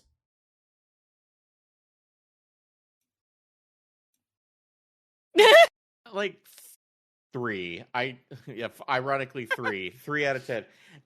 Just because I wouldn't say it's impossible, but I don't know. Like something that big, they would want to kind of announce it on their own. But I guess in the same sense, though, they want to push that hardware and push the new devices that they have coming out. So that would be a good time to do that. I could see that, or maybe I don't know if they're going to be showing this stuff off more at like CES or something. Although they don't really do game announcements around CES, but maybe, who knows? I don't know. They'll announce it when they're ready. I give it a 1. Half-Life 3. I give it a 1. I don't think it's happening either. All right. Let's move on. Some sad news this week, but we need to pay our respects, right, Loki? Yeah. So unfortunately, Rebecca Heinemann has died at age 62 after a battle with very aggressive cancer. Yeah, very aggressive cancer. But if you don't recognize the name, she had worked on lots of different games, including Baldur's Gate, Wasteland, and Fallout. A whole ton of Mac ports too. Yeah, a whole bunch of games. Excuse me.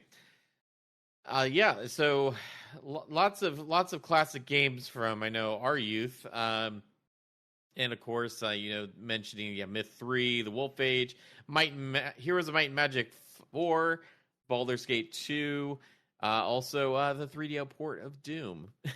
And she is a trans pioneer as well, and in the industry, and that's why you probably don't recognize her name being associated with those games, because she was credited under another name.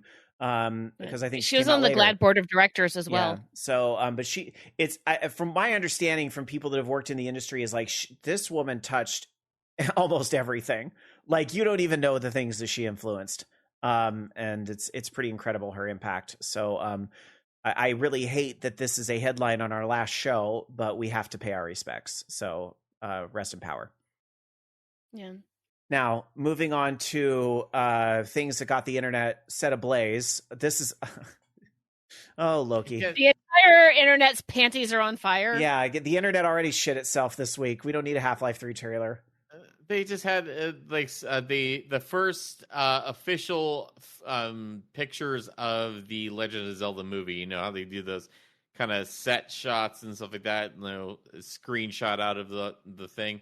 There's also been like more production like videos that have been leaking as well, which don't really show a whole ton, but everybody wants to speculate about what they're seeing. And yeah, I mean, I think it'll be cool. The casting looks good. Yeah. Yeah. It's giving me definitely a Breath of the Wild vibe. Yeah, so it'll be interesting to see what it was actually what's gonna look like. But yeah, I'm excited. I have to call this out a little bit. This is what's wild to me about this story. We get 3 pictures, right? And yeah, the actors look good.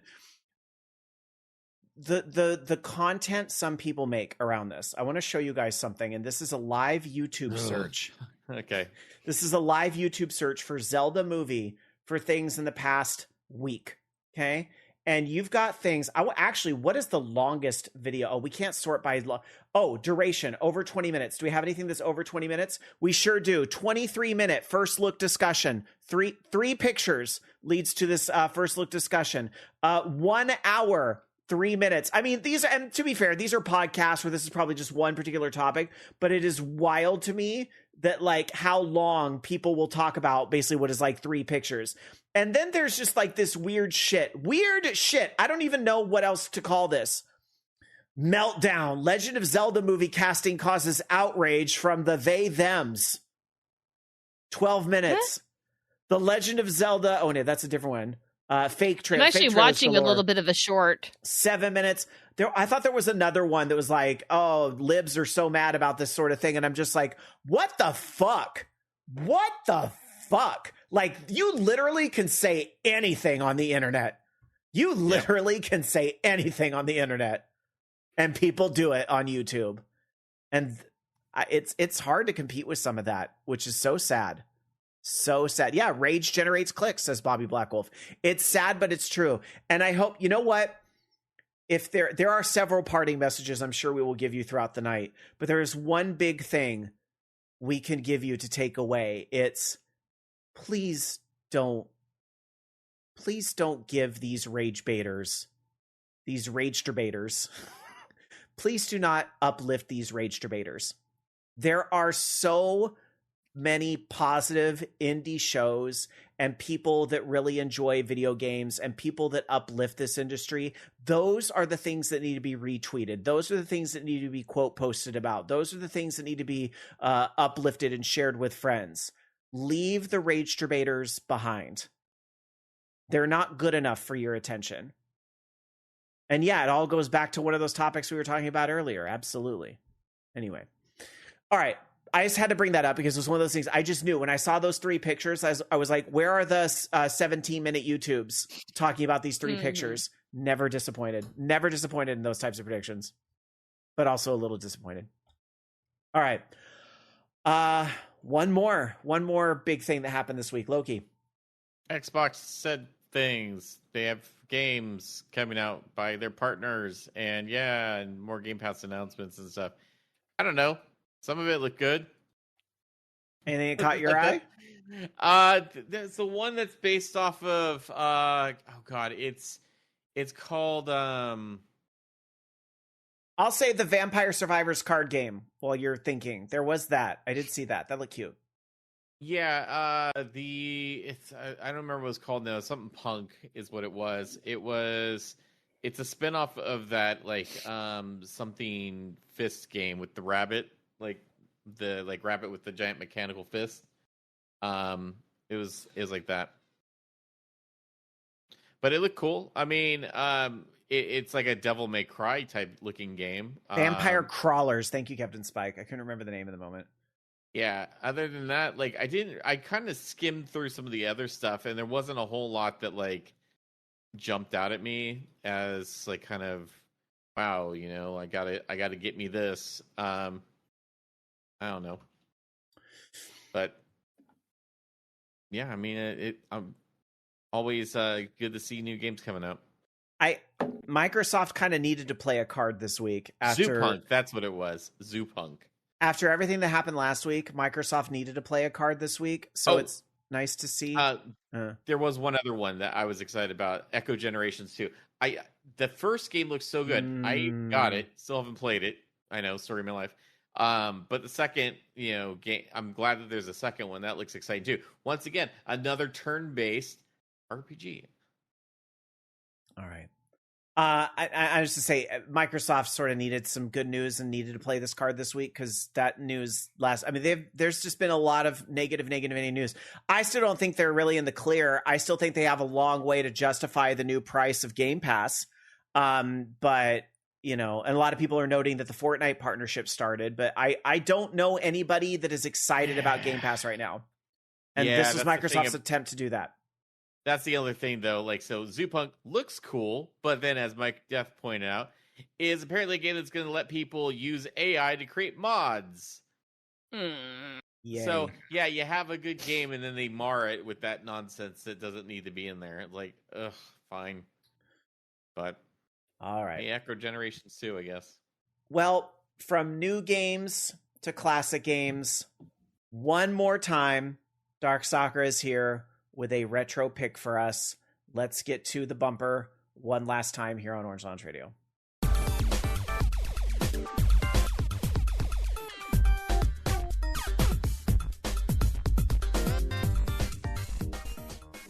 And now it's time to travel back to a simpler time where I'll dive into the vault and pull out a classic and tell you about it. It's time for the classic game of the week. And actually, before I have you reveal the game, Dark Sakura, chat, quick, what do you think it is? Quick, what do you think it is? I'm going to give 20 seconds. What do you think is the final classic game of the week? And the one hint is that I have not done it before. Yeah, that's right. This is not a repeat. Never done it before. So we see Yaris, DDR, Twinbee, Halo 2, Beatmania, Space Invaders. So far, people have Sneak named King, plenty of things I've done. Halo, Flappy Vogue. Oh, that's a good pick. So far, it looks like nobody said it, Dark Sakura. So what is the final classic game of the week? Sukiban Shacho Rena for the Wii. Yes. Of course. Come on. How could we not pick? I think most people are going to be like, how did you not pick this yet? Because I just haven't. So it is an action game that was developed by Jorudan for the Wii, and it was available only in Japan. It is also the last known video game to be developed by Jorudan. But you play as a cat named Rena, who is the mascot for a blog named Neko Punch, and is also the CEO of a fictional company called Cat Queen Incorporated. And so your job is you're a new employee and you have to appease Rena. So, yeah. So, you have a bunch of mini games to play where you take control of a cat or some other humans, and you have to play the piano or dodge cats or take money from a cat when it's not looking or dance for Rena.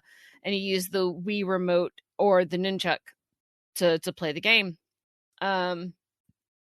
This game, we wanted it to be great, y'all. We wanted it to be great. This was the game that got us put on Destructoid.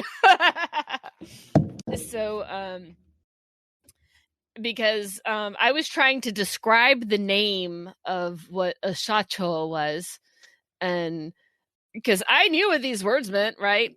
And Sukeban is like a delinquent.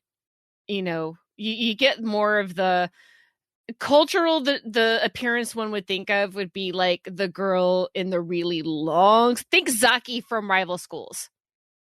It'd be like the long skirt and, with a yo-yo or chains or something. She's the delinquent girl. But Shacho is looks like the guy from was it the Sega series. Never mind. Sorry. But anyway, yes, thank you. There you go. Yeah, okay. But Shacho is like the head of a company, the president of a company. And that was where we were getting President Cat from. So it was more like delinquent CEO Rena.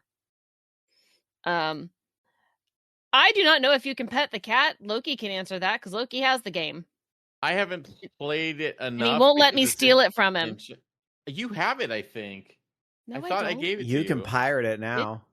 I mean, did you? I don't think you did. Someone has it, but like maybe I still do.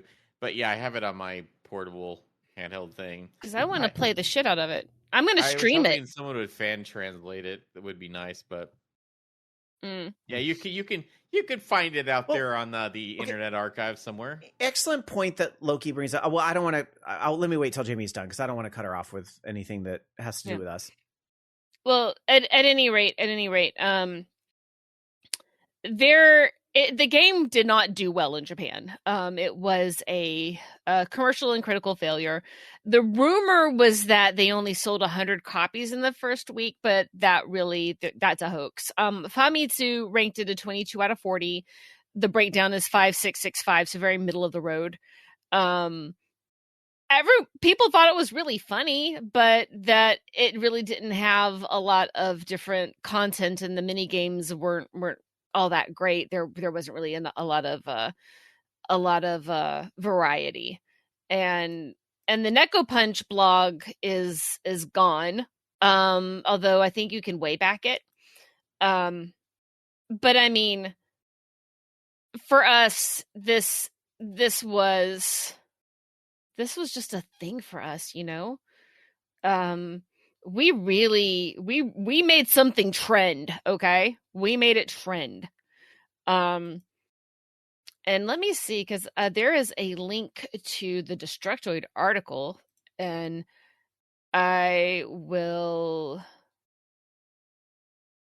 Oh, God, it links back to our article on the OLR website, so I'll put that in there. There's the link. You'll have to look around for it. It's the grassroots effort to localize President Cat Rena begins. But yeah, we tried. We tried, everybody. We tried. And that's kind of what I wanted to say in follow-up to what Loki was saying about, you know, this game and the localized and all that stuff, is that, like, I do not regret what we tried to do. I do not regret it, and I'm not going to apologize for it, because it, like, in many ways, I know it kind of got taken as a joke. It wasn't a fucking joke. I realized some of these, I don't remember if it was this site or another site that sort of very tongue-in-cheek said, don't know if it would really be worth it for them to localize this because it's probably not a very good game at the end of the day, so maybe we shouldn't be getting their hopes up that it would actually do well here. Here's the fucking thing. Do you remember, since we're reflecting back, do you remember just how much shovelware and piss we were getting on the Nintendo Wii? Absolute piss games we were getting on the Nintendo Wii. It was so bad, it was like throwing back to the Atari 2600 before the game crash. There were so many terrible games. And it's not that President Cat was necessarily going to be like a fucking Clair Obscur of its time, that it was going to be a winning game. But look at this mini game that's playing right now on Twitch. And for those of you in the podcast feed, it's a music game with a person and a cat playing the piano. This is meme hilarity. And if nothing else, why can't we have these wild and crazy and different ideas that are extremely memeable? These games failed because they didn't try. They didn't take the risk that it needed to do to have this. And Drew Nami says, I'd rather have one okay game than 10 shitty ones. You will never know how this game would do in America and if it would have been a big meme success because you didn't try. And I get that maybe this game had some licensing things and some other things but there were other games similar enough where I'm just like, I really wish more game makers in this time, and I feel like it is better now because a lot more consoles are region free. The Wii wasn't region free. We're now in more of a global economy when it comes to video games, but I don't regret trying to make President Cat happen, because I think we could have used a big stupid game like this. It's cats being silly. You tell me how that was going to be any worse than like Who wants to help me make President Barbie Midna Gem Adventure, thing. Exactly.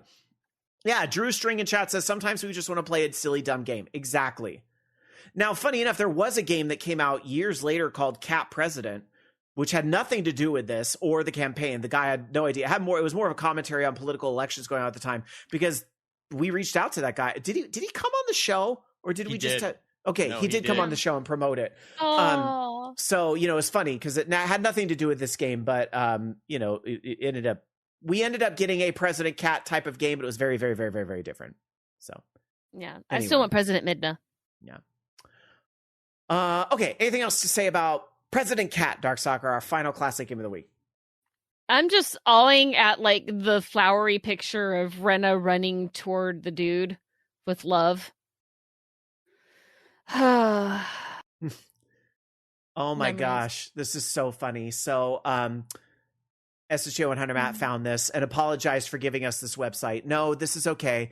The Rena Wii Twitter account is still active, and it says, "Thank you so much. Talked about it on their radio show, and it looks like an interesting game to play." This was the tweet that proves President Cat knows we exist. And Act Deft, for what it's worth. You know what? Screenshot time. This is going in the book. Yeah, it should. You might want to look through some of their other tweets around that period, because it was legendary stuff. So The official account for female president Rena Wii. See, they took the name. all right. Aww. I just For the record, I actually had for the longest time my my WebEx picture was Rena Oh, funny. at work, That's funny. All right. and then I changed it to Charlie the Unicorn. I want to go to our next segment, which usually we would talk about release dates. Obviously, that seems what's that, Jamie? Oh, I'm just being right back. Oh, okay. I want to get into our next segment about release dates, which usually we would travel around the world and read out what's coming out to you this week. But since we're done, I thought maybe we could just kind of look generally at the rest of 2025, and if there's anything that you are excited about that's coming out, like any notable things that are coming out that maybe you want to talk a little bit about here coming out for the rest of the year. I'd probably pick up Sonic Racing Crossworlds when it comes out in the Switch 2, which is supposed to be in a week or so, on the 4th of December. So that's something I've been looking forward to picking up. I think I might also have it on PC though. But I know we'd get more play out of it on the Switch 2. I don't know what this is. This Terminator 2D No Fate. I don't know if that's based off of like the old arcade game or if that's some new thing. Might be cool to check out. And there was another one that was just. I think I got to look at that Dinkum game that came out earlier this year. Dinkum, I hardly knew him. Exactly. Actually, I've seen Mish on socials really praising that game, so there must be something about it. I have to. Yeah, there was that one, and then there's another one too. I just wishlisted. I just wishlisted it yesterday. Actually, I gotta pull this up real quick. It's another game similar to that. It reminded me of like an Animal Crossing cross with like almost like Gang Beasts, in the sense that like you're running around as a little animal, like anthropomorphic animals, but it looked pretty cool. It was Pow Pow is what it's called. PAO. And yeah, looked kind of interesting. All right. Looking at Japan, obviously it's a lot of similar releases. I don't think there's anything coming out, it's drastically different from here, especially with the AAA games. Obviously Metroid Prime 4 is probably the biggest thing I'm still looking forward to that we're going to have on December 4th. And that's going to be a big release in Japan, Switch and Switch 2 edition. Octopath Traveler, I think, will be on a lot of people's radars as well. And Octopath Traveler 0 is getting its release on the 4th of December, which I know is going to be exciting for a lot of people. A lot of people were disappointed that Mortal Kombat Legacy Collection was only digital. Reminder, it is getting a physical release, and that is actually happening in Japan as well. And that's happening... oh, no, I take that back. I'm sorry. That is US and Europe, not Japan. Sorry, I messed up. But that is on December 12th. Maybe if it does well enough, maybe they will do one over there eventually.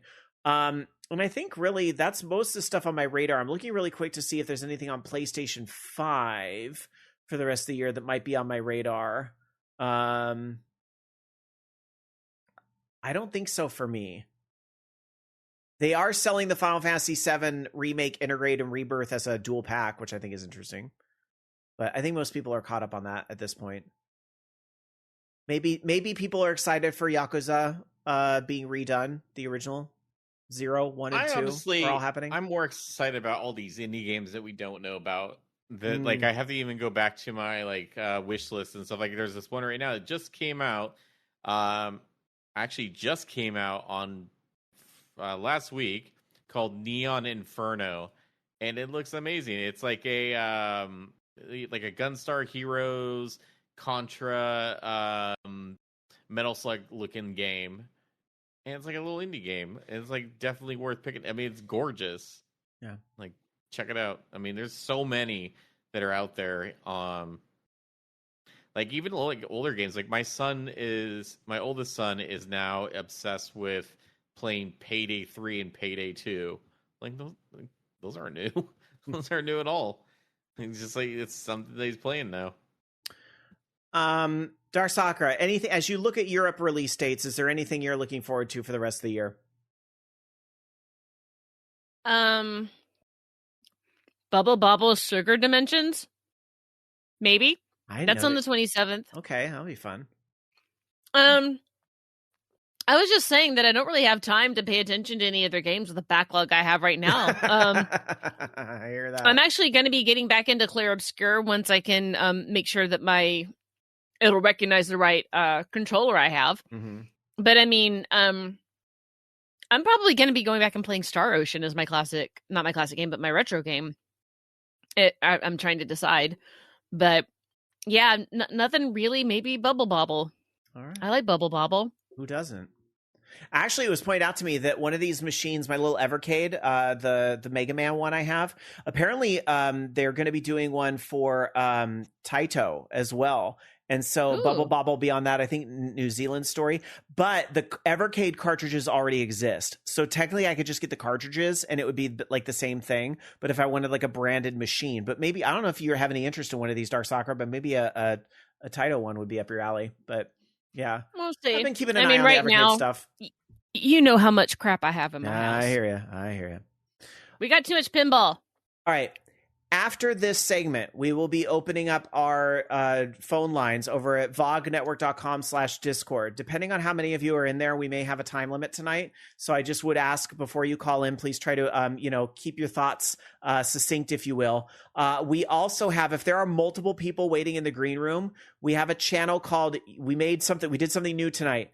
We made a channel called You Are Next. So at any point, you may be zooped into that channel that says You Are Next, and that'll let you know you're going to be the next one on. So be ready for it. So just be ready for that. So we will be opening up you can go to Green Room now if you want, but we will be opening it up officially in just a moment. But we have one more segment to get to, and that is an OLR Foodio. Because it came to our attention, and this is really dark, Tetsuya, that said, you collected all those points in chat to do an OLR Foodio, and you never did one. And I think the listeners all understand why. They know that right when that happened, I ended up getting diagnosed with diabetes, and I had a little bit of like food association kind of rough stuff for a minute there. So I didn't really want to talk about food. But I thought maybe, you know what, since we are wrapping it up, we owe you a little bit of an OLR Foodio. So usually on this program, I would ask, how was your gaming week? But you know what? This one final time, I want to ask you, how was your foodie week? Dark Sakura, how was your foodie week? Well, I'm eating chocolate powdered cashews with espresso coated powdered hazelnuts. But Dan made fillets tonight with mac and cheese. And it was all right. I felt kind of like fancy yet college. And I've just basically gone off my diet all week because I didn't give a shit. Took Monday off of ballet. I'm just eating. I'm enjoying myself because I'm back on getting ready for a ballet recital. But yeah, I made a really good quesadilla the other day. I really am addicted to the BB Go chicken and vegetable soup dumplings. Really addicted, really. And work had this amazing mushroom Swiss burger and really good fries. And I had that this week. I actually ate at work. Although I was thinking about getting one of the pizza, but I mean the food at my I can't say where I work, but the food at work is really freaking good when they don't put like peppers all over the fucking place. Oh yeah, I did have carrot cake last week. And I made poutine for myself, actually, since Fanta's mentioned it. I didn't really have like legit poutine stuff, but I had some curry gravy, like the Abisto brand stuff I had to get import. So I took my fries and rebaked them and added the curry sauce and some I didn't have cheese curds either, so I just chopped up string cheese. It was very like terrible, not real poutine, but it satisfied my desire for poutine. I would say that's about it. Well, that and I'm also boozing. Yes, you are. So I will tell you right now, the Borgata chocolate liqueur is better than Godiva. Mm-hmm. You get dark chocolate, you can get chocolate mint, you get orange chocolate, and it's cheaper and more delightful, and it's thick, like with 2 C's, and it makes a really fucking good drink. I always pronounce thick with 2 C's. Schlanta. Thick. L'chaim. Loki, how was your foodie week? Pretty uneventful, I would say. You didn't eat? I didn't get that much. I got these cool sweet heat snack mix from Costco, so I got that. My sage and brown butter popcorn. That's like a thing that Safeway's been putting out for the holidays as well. I think these are going to be good. Every time I see weird flavored Lay's, I pick them up. They had salted caramel today. Ooh. Yeah, what's that like? I mean, I hate caramel, but I don't know. Good? I haven't tried them yet. I have not tried them yet. Live on air. One sec. I guess I'm going to talk about my foodie week then while you get prepped for that so we don't have dead air. So my foodie week, we went to Chili's last night. That was exciting. We do date night once a week, and we did fine dining at Chili's this week. But I will say the thing that Chili's does that I think is really, did you know, so they're selling these special margaritas right now, the Wicked Witch Brew and the Good Witch Brew or something like that. So it's like implied that they are Wicked tie-ins, but here's it, they're not. They're not. Nowhere on their advertisement does it say the movie Wicked. Does it show Cynthia Erivo, Ariana Grande? None of that. It doesn't show any of that. So it's like when you have the Super Bowl and the restaurant does the specials for the big game. So on Chili's part, this is so smart because we were right across from a table of like 6 women who were probably either going to or coming back from seeing the movie who all had one of those margaritas. And all over TikTok, I see people drinking them both at once. I think that's one of the most genius marketing things Chili's has particularly done is those branded drinks without actually being branded. Wild. Well, but otherwise, yeah. I like the soup.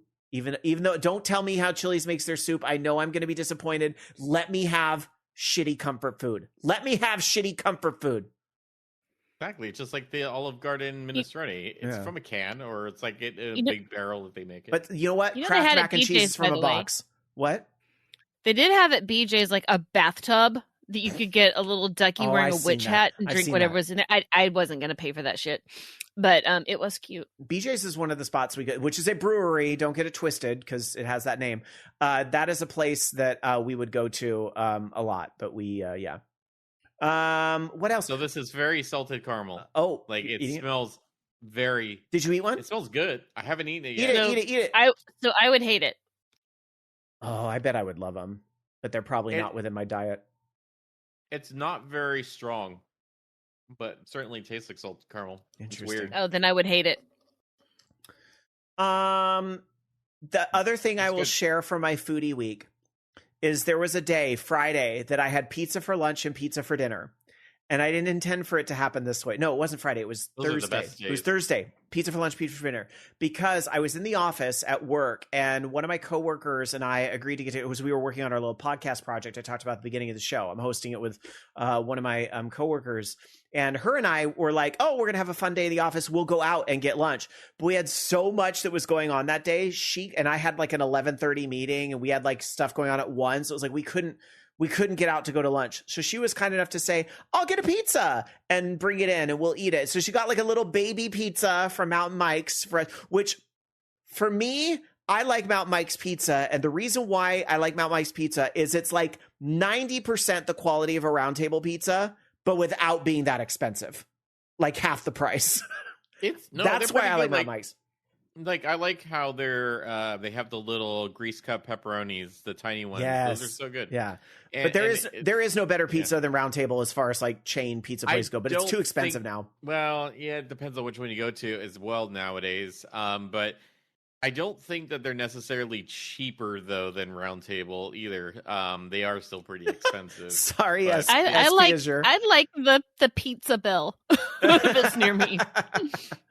Sometimes this show does get Sacramento specific because this is our backyard, but I think Mountain Mike's is West Coast, right? They have them in like Arizona, Colorado. It's pretty West Coast. I just don't think they have them back east. Same thing with Round Table. I think Round Table's pretty West Coast. I hadn't had Round Table until I moved out here. Very Of California. course, you know what the first question I asked was? Where's the Waffle House? No, never. Not in this state. Nope. Hey, I found that out firsthand. So anyway, my pizza story. So we split like a little baby pizza, which is perfect for lunch, just right amount of food. And then we do our podcast, And then I come home and I'm like, yeah, Alan, what are you thinking about for dinner tonight? He's like, oh, we're going to do pizza. Because we get these cauliflower crust pizzas from Costco. And when he's like, I don't want to do a big to-do meal, he's like, I'm just going to put something in the oven. Do a pizza for like a lazy night, and he did, and it was fine because I like this pizza. So at least it was Burr 11-inch has at least it was 2 different kinds of pizzas. Yes, it was. Rin Mari talking about local chains saying we just got a Raising Cane's here lately. I'm sorry, that is the most, and I know I piss some listeners off when I say this. Too bad. What are you gonna do? Fire me? I quit. Raising Cane's is the most overrated fucking fast food. I've never been there. That has ever arrived to California. Overrated. It's not. I remember, Loki, when you were all about the firehouse or whatever that was. Number one, anything where the key lure to that place is mayonnaise based is a hard no. Number 2, the chicken strips are exactly the same as Carl's Jr.'s chicken strips. I said what I said, but I will say their French fries do slap. That's the one thing and the fact that they serve everything with Texas toast. I can get down with Texas toast, but it's not something that I think is worth losing your mind over. Mike Def says, Jack. Oh, go ahead. I miss Crystal. Crystal? Oh, the burger place. Yeah. The southern answer to White Castle. I seen that in Nashville when I was there. Yeah. Because of corn pups. Wasn't obsessed with any place called Firehouse. I think that you may be remembering it's either Vaughn's Chicken, which is the Korean chicken place. They still are around. Actually, they opened up more. Like they went away for a second and then they came back. But yeah, that's still pretty good.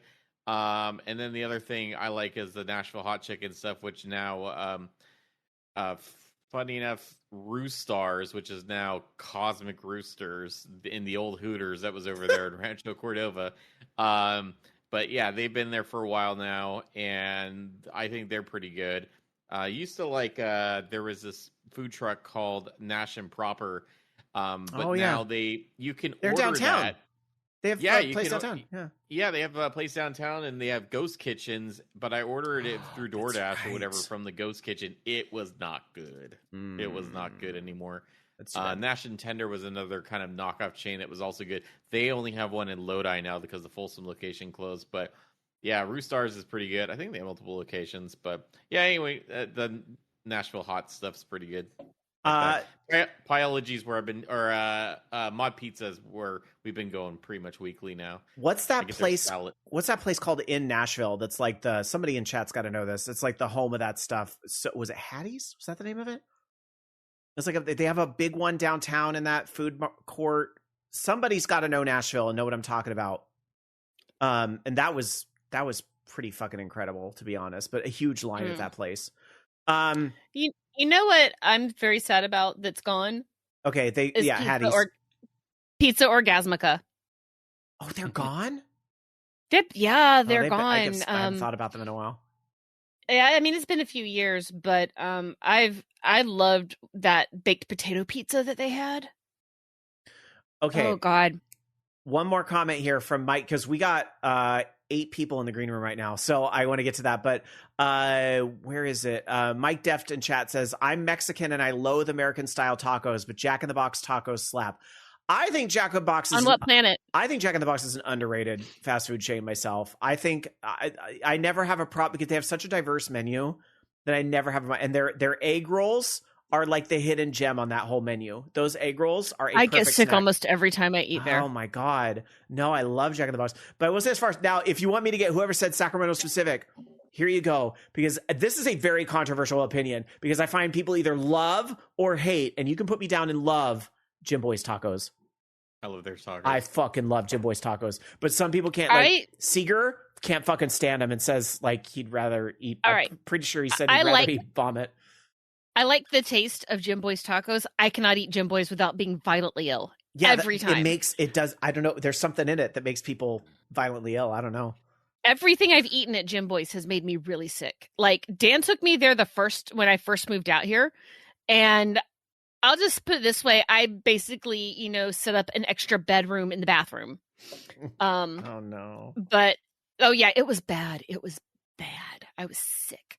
But we have a place called Felipe's that's out in Citrus Heights, like close to where I used to live. The old Shermy house. Mm-hmm.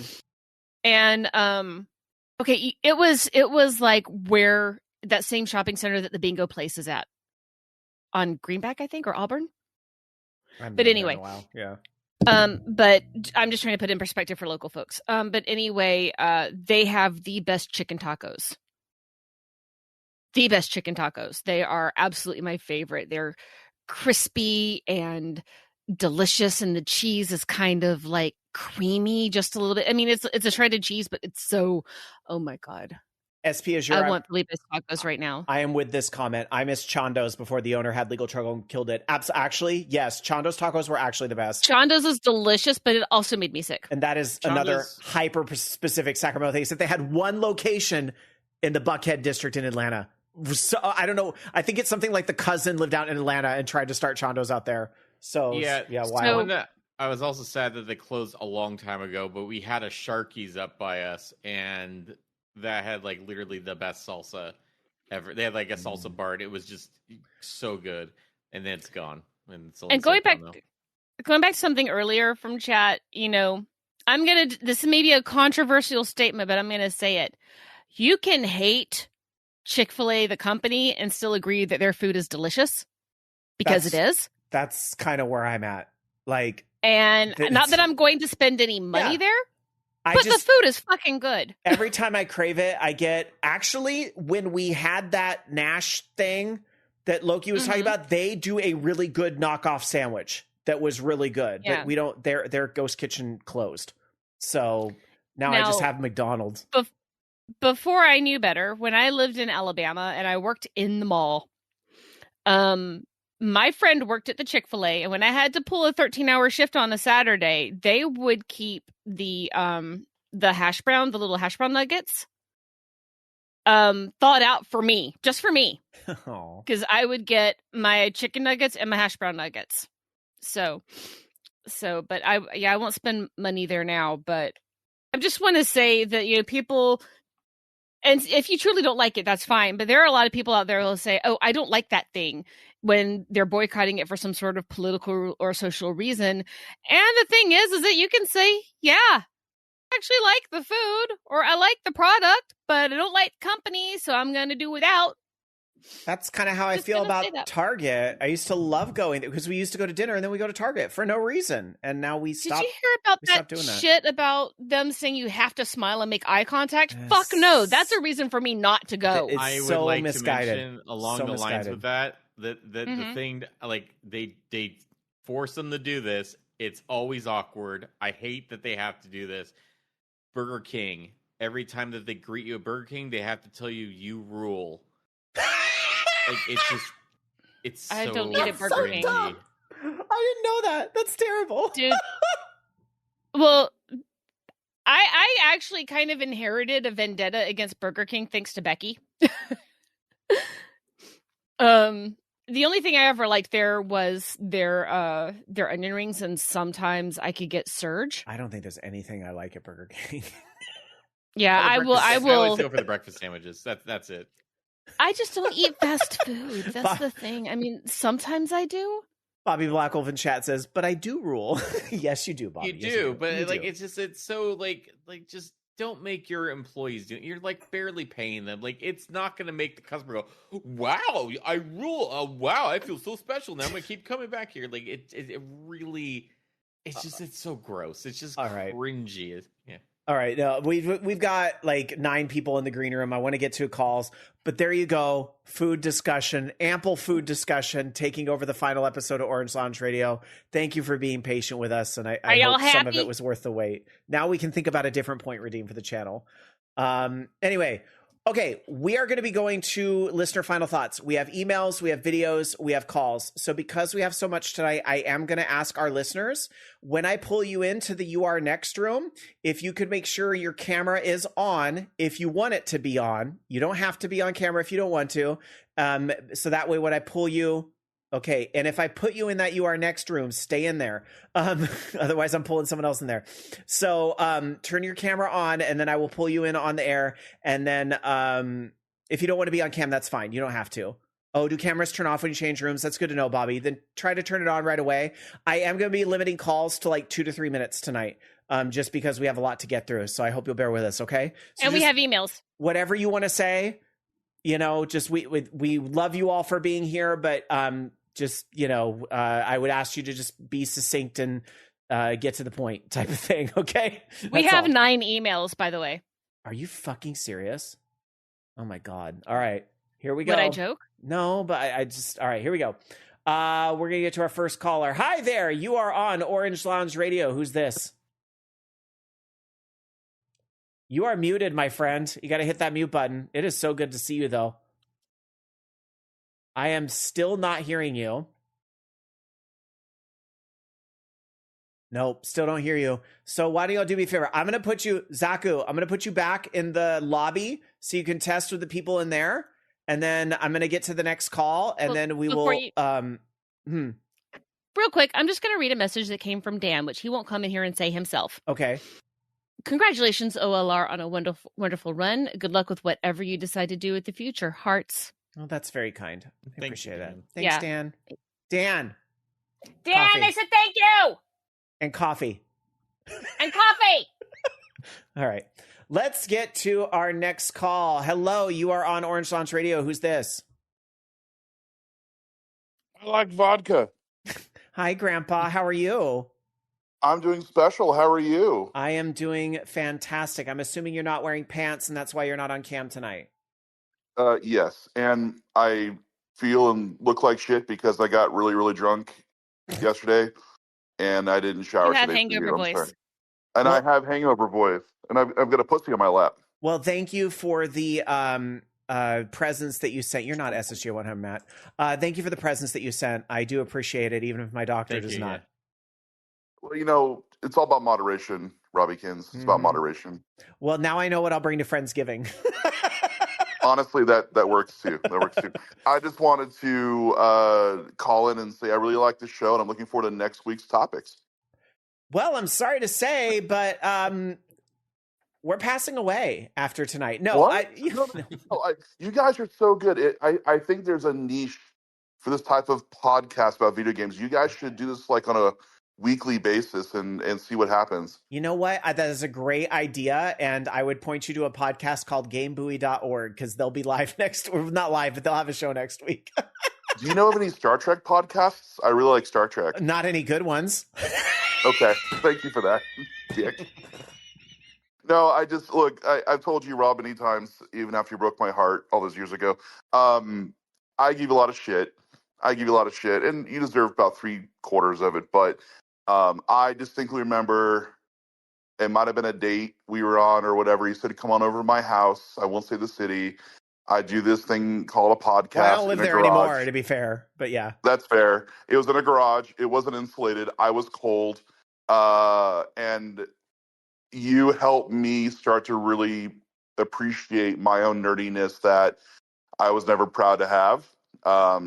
So thank you for like helping me motivate that. I'm like, this is actually kind of fun. I think I could do this. I mean, look at Rob. If he can do it, anyone can do this, right? But I really appreciate that. And of course, as I've told you and our groups of friends that I started dating you when I was emerging from the closet. You gave me a lot of confidence to come out and do all that too. So, you're always in my heart for that. Thank I you. will be serious for once in front of your fans and your co-hosts. Jamie, you are a hoot. You make me laugh every single time, even when you're eating penis cookies. You are a hoot, and Matt. That was your fault. That was my fault. I bought that. That's for sure. But Matt, We're never changing the shower. And Matt, I want to mention I think once or twice in person, but you've always have the deadpan straight man like humor that I deeply appreciate, because if I wasn't drunk on a Horde House, that actually would have been my type of sense of humor. So thank you from one Matt to another for having that stalwart, even keel, just delivery, and I love it. So thank you for Well, thank you. being consistent. But I like to announce preemptively before Rob hangs up on me, Horde House 2: The Second Coming is going to be happening. That's one of his Not unannounced the second projects. coming. It's one of his unannounced podcasts that's coming. So be on the lookout for that. And before I round out, and not to make it depressing or sad on a sad note, but again, all my best to you guys. I do want to call out the Starboard Power Coupling podcast that the Starboard Power Coupling finally did fail, but it did fail. But I do want to call out a podcaster that's no longer with us from my show who lost his battle with cancer just a little over a year ago. And I think it's worth noting there's a lot of good content creators, a lot of good people out there that we've lost in the 23 years that you guys have been on, and I think it's important just to stop and reflect, and you guys always do. And I wanted just to acknowledge my old show, my partnership with you, Rob, on Horde House. May his memory be a blessing. Absolutely. Thank you for bringing that up. I absolutely want to give a shout out to Lieutenant Commander Eddie. And we have lost members of the OL Army, sadly, over these few years, and I'm afraid I would leave somebody out. And we've lost people. But yeah, we've lost people in our personal lives as well. So thank you for bringing that up. I think that is important to show that, there's a little piece of you and a piece of all you in our hearts. And I appreciate it. Yeah. Even you, Grandpa.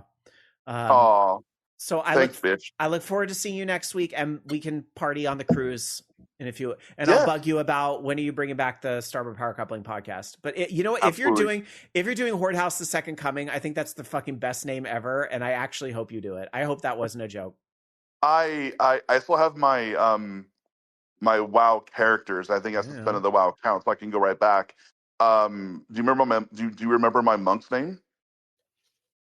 It was probably racist. I don't know. It was racist. Then don't say it now. Don't say it now. No, I won't. Why don't you say good night, Rob, Jamie, and Matt? Good night. Good night, you amazing people. All the best to you. Congrats on 23 years and hearts and kisses, especially Robbykins. All right. Thanks, bitch. Good night. Bye, bitches. Mm-hmm. All right. Let's get to our next call. Hi, you are on Orange Lounge Radio. Who's this? Hey, this is McDeft. Hey, Deft. What's up, buddy? It's good to hear from you. Well, I'll keep it short since I already wrote an email last week and you read it and it was great. But mostly, I don't know what to say. It's like, again, like I said last week, it is definitely a surprise to see this end. And 23 years of you being here with us. And again, like I said last week, it's like, I'm really thankful for you and for being part of my life for pretty much almost like half my life. I'm 43 now. I recently turned 43, and you basically have been like half of my life here. So it's half of our lives I'm really too. grateful. Half of our lives too. So yeah, it's you know, and again, this was not by no means an easy decision. A little less than half of mine, but yeah. It was by no means I'm an older. easy decision, but I as difficult as it is, I know it's the right one in many ways, and you know, we will continue to the future and whatever may be in store for us next. So, well, most of all, I also, and something you said earlier on the show, it's that you inspired a lot of us to create our own stuff. And again, I was talking about last week, mostly of my own podcasts, GFM Cast, which that sadly had to end. But there's also a lot of projects I worked on with you personally on OLR and also Bog, which are where I love that song. I also wrote reviews, game reviews, and I think I wrote 1 or 2 movie reviews too. But yeah, that's also a lot of things I worked on. And who knows? Maybe I will work on something in the future. I do have some ideas to get back to something like I love that music. I love that song. Maybe in like shorts or in that short media form. Maybe. Love it. But yeah, I'm gonna see if I can work something out. You introduced how me. I can work it out, but yeah. You introduced me to Aurelio Voltaire before I got to introduce him twice on stage here in Sacramento. I actually found out about his music through your articles. So it's funny how the world works sometimes. Yeah, definitely. It's like really, and how that works. Like really funny how all that works in some ways. But yeah, it's like, again, I want to work on something like that to promote or like at least make things that maybe people haven't heard or haven't noticed, and like bring it up to light so everyone can enjoy. So yeah, but again, I'm thankful, and again, it's not a goodbye. That's right. It's not it's not this is all ending. We're gonna see each other's in Blue Sky or Discord or whatever. And so it's like not the end, but again, it is gonna be like weird, at least for a while, to not have OLR on Sundays. Well, you never know what the future might have in store, and I would say, you know, I look forward to collaborating with you on future stuff and still having you in the VOG family. I'm thankful for that too. All right, take care, Deft. Until next time, thank you so much for You the call. too. All right, bye, buddy. Thanks.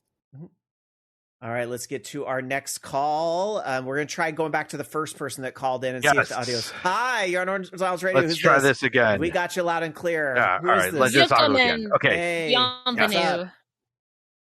All right, hopefully this time it works, yeah? It does. Long time. Yeah. What's on your mind, buddy? Yeah, I know. It's been 20... Well, for me, it's been like, what? Since 2004, so it's like, what? Damn, already old enough to drink since I first heard you guys. Yeah. Jesus, exactly what I'm doing right now. Yeah, I know. Our show's old enough that to makes drink. 2 of us. Our show's old enough to rent a car. But yeah, it's like a lot of gaming has evolved. Like, you know, back when you guys did DDR mostly, and then now it's just like, you know, as a gamer who's like 40, pushing 41. I don't know. It feels different. Please Please do not take offense to this because you look good, but it might be the lighting. Is your hair salt and pepper now?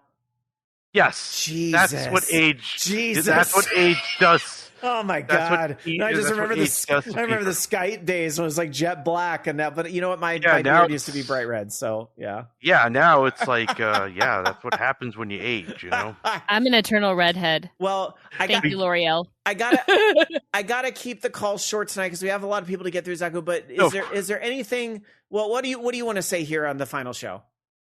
Well, I mean, you guys had a good run. There were reasons why you probably had to call it quits, but you know, you have your reasons. But at the end of the day, you've made your impact on this world in a small, you know, in a small but very at the same time substantial way. Like, you impacted people who wouldn't otherwise have gotten together. Like, I think I've met you a few times in real life, you know, in the past, but you've definitely. I mean, the fact that you have the Guinness World Record in there somewhere, and the fact that you probably could hold on to that until some other show decides to do more than 23 years.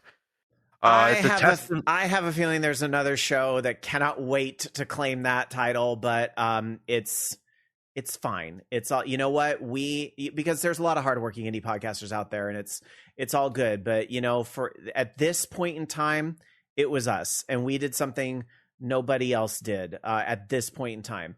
And we've been fortunate to meet so many people and hear about the impacts that we've had on some of you all. I've heard of the people that have got together. I've talked about how I've gotten some really heartfelt emails about how, the show might have affected people's personal lives. I hope you all think about the impact you all have had on us as well. Oh yeah. Like it goes both ways. I wouldn't have known Ramna S. Adam. I wouldn't have known him without you guys. So, neither would I. He's the best guy. Yeah, I know. He's a close friend of mine. And then, going from the DDR days to still kind of playing in, but every now and then, a lot of my friends still play heavily. They're all in the tournament scene. So, a lot of the friends I made through that, through OLR, that kind of did help me get through college and beyond. Yeah. And now looking back at things you definitely did a good run. 23 years. You're not the Simpsons, which is going to push 40. True. At some point. True. You finally got out. Rama says he's going to be your best man at upcoming wedding. That's incredible. I'm going to do podcasts I have to talk to him about that. 100. That is happening in the next less than a year and a half from now in the Bronx Zoo. So I have to shell out 40. It's a $40,000 expense, but for a zoo wedding. Wow. Hey, it's going to be beautiful and memorable. Zaku, thank you so much for being here and tonight, and thank you for the impact you've had on the show over the years. It's always been your calls have been a highlight of the show for quite some time, and even if we haven't heard them in a while, but I came back for this. I appreciate it, and thank you for spending your time with us. Thank you for choosing to hang out with us. We appreciate it. And Mazel tov on your upcoming wedding. Thank you. Congratulations. Good luck. All right, and hang in 100 years. All right, take care, buddy. Bye. All right, let's get to our next call. Hello, you are on Orange Lounge Radio. Who's this? I don't know. It's some blind guy or something. Sturlock. Yeah, Sturlock. It is so good to hear from you. And I finally got to meet you recently. Yeah, within the last Death year. Star drinker. Yeah. Yes. I missed it. I hope they have it next time we go. I'm sad that Rob didn't get to try the Death Star. I know. You would have liked it. It was good. Well, what's on your mind tonight, buddy? Well, I guess really just to reflect on the show and how long I've been a part of it. I started back in around 2006, 2007 through All Games, which I found out about, I mentioned this last year, through my friend Brandon, who unfortunately passed away last year, but he was a fellow blind gamer like me. And he got on the show, and I was like, whoa, an entire radio network for video games? Sure. Yeah, I'll listen to the other shows here. And I became a fan of Bobby and you guys in particular. So it's been great to have you here, Sturlock, and I really appreciate your perspective as well. Hearing from somebody who is such a fan of video games, but also has to deal with, being blind, being differently abled than other folks, and how you kind of see your way through video games. I'm sorry, I realize that's an ironic statement, but I do it all the time. Okay, so don't worry about censoring. But I really appreciate that perspective because it also really emphasizes the importance of accessibility in games, and that's a topic that we've heard about more and more in the last 10 years. And I really feel like that's something that you've been able to champion here on this show and help use this platform to do that. And so I really appreciate what you've been able to do for that. And I'd like to think you have, again, you're going to really need to forgive the pun, open people's eyes to this. And everything. I know you would laugh at it. Not everybody would. I know you'll laugh at it, but to the different perspectives. I really, really appreciate it. Sturlock's played DBD with me. I have. Mm-hmm. I got to a generator. And did a skill check. Oh, that's right, I did. Did I pass the skill check? I think I did. You passed the skill check, but then you got grabbed. Yeah. We're gonna have to do that again. No, it's been amazing because, like, I mean, I never thought Jamie and I would become as good friends as we are. You know, because you listen to a podcast and you're like, yeah, whatever. I'm never gonna meet these. But like, no, Jamie and I are like super good friends. We've met each other twice now, and we're going to meet a third time here in a few weeks. I have many great friends because of OLR, and I kind of go back to awesome. what I said to Zaku, is that you all impact us. It is, and I have some of this. My final thoughts are like 15 minutes long, but there's a piece in there that talks about that. I feel like I can travel to almost any city in this country, nearly the world, and know somebody that's there, and that's an amazing feeling. I'm in South Dakota, so I mean we're everywhere. Yeah. It's incredible. But I wanted to leave the show and my last call on the show with kind of a summary of the cool stuff that's been happening. Yeah.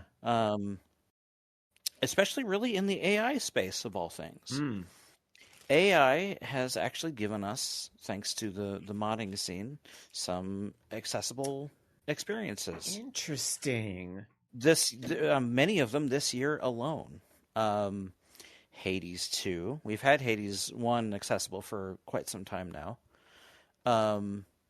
Disco Elysium, Terraria, and the big ones for me, especially, Final Fantasy 6 and 9, which are both ongoing, but you still need to stream those. I do. I do need to stream them. Yes. And Dark Soccer, you said it in chat. This is what assistive AI is good for. Yeah, AI isn't necessarily evil, and I think a lot of us, in a certain realm politically, need to really push back some of the perceptions that all AI is bad. I do understand the environmental impact and such. 100%. People think in absolutes. So exactly. And and again, I've said this over and over, and I still feel this way. AI is a tool, not a replacement. Tool. Especially when it comes to art. AI is not a replacement for art, but AI can be a tool. And if that tool is helping folks with accessibility and helping, I think there can be a good thing in that space. And I'm thankful for AI and where technology is going. Like, I couldn't imagine, like, even a year ago, like, if I had told, like, Brandon, hey, man, in a year, we're going to be playing 2 Final Fantasy games, he would have been like, what? Yeah. Yeah. And he was even more of a champion for accessibility than I was, So, like, he lived it. That was his job for years. So... All right, it's pretty crazy. Sturlock, I got to let you go to get to these other calls, but I appreciate your perspective so much. Thank you, I guys. Hope you have a great whatever the future holds for you. And I know I'll see you again. Thank you guys for everything. Absolutely. See you soon. Welcome. Yeah, absolutely. See you soon. I can't wait. All right, take care. You too. Bye-bye. All right, let's get to our next call. Hello, you are on Orange Lounge Radio. Who's this? Hello. Hey, how's it going? It's Fantaz. Fantaz, it's good to hear from you. What's up, buddy? Greetings from Canada. First time calling in. Well, what a night to call in. Where in Canada? On my phone. Where in Canada? Toronto. Okay. I have some sister friends in Toronto. I've never been to Toronto, but my husband has, and he wants to go back. So I think we will sometime. I'm wondering how to turn off that's audio from my phone. I'm just figuring that out. And I'm getting echoes from my headphone. Well, we're not. I do have Discord open also in a tab. One sec. You're fine, but for what it's worth, we're hearing you fine. So you're coming across really fine. Did you just want to kind of speak? What's on your mind tonight?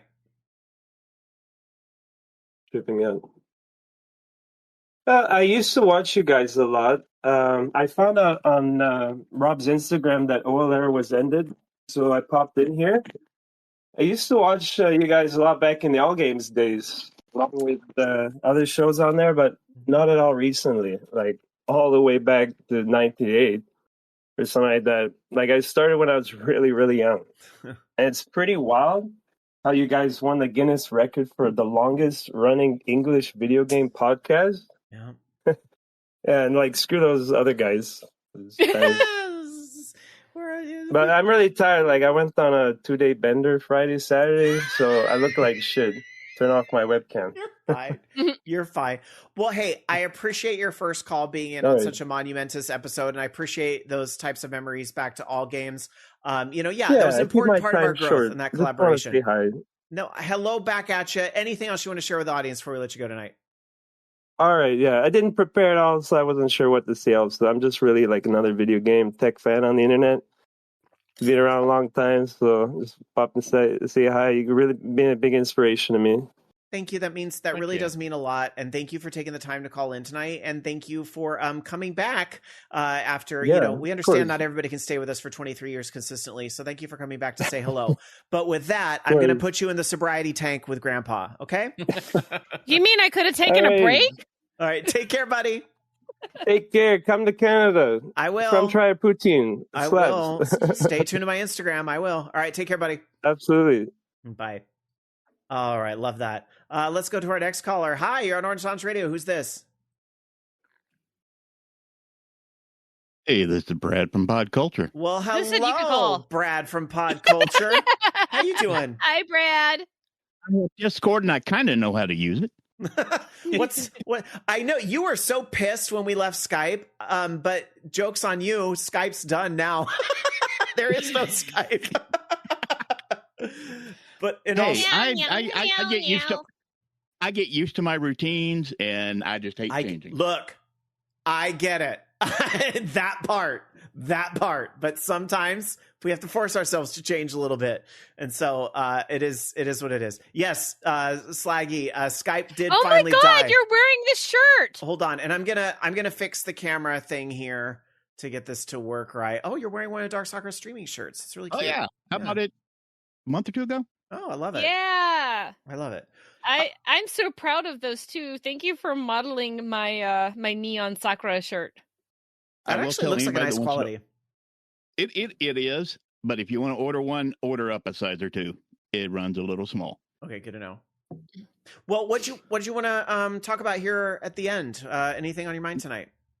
No, I just wanted to call and say thanks for 20 odd years of Sunday night entertainment. You're welcome. Because if it hadn't been for you guys, I wouldn't have done my show. So, thank you. Well, I was gonna raise a toast, but I got a little nervous, so never mind on that. You drank it. It's okay. You know what we'll do? There it went there. That's all right. Well, that was what was left. I don't know. I don't know if Rama's planning on jumping in at some time, but I'm sure he'd say something along the line, here's to you, here's to me. Best of friends will always be. But if we should ever disagree, then fuck you and here's to me. There you go. I was honestly going to try that, but I'm going to have to buy a new gamer mat now. You know what? I think Grandpa would just say, just fucking drink. That's just fucking drink. If I brought another bottle in here, I would have. Was it Fireball? Who's like us? Oh, yeah. Damn you. What the hell else do you think I'm going to be drinking? I love it. I'm going to gag, okay? Can I gag? Because I'm going to. Well, it's the apple Fireball. It's really tasty. Well, Brad, I know this is not the end of our collaboration, and I will sue you again in the future. That's all I'm going to say about that.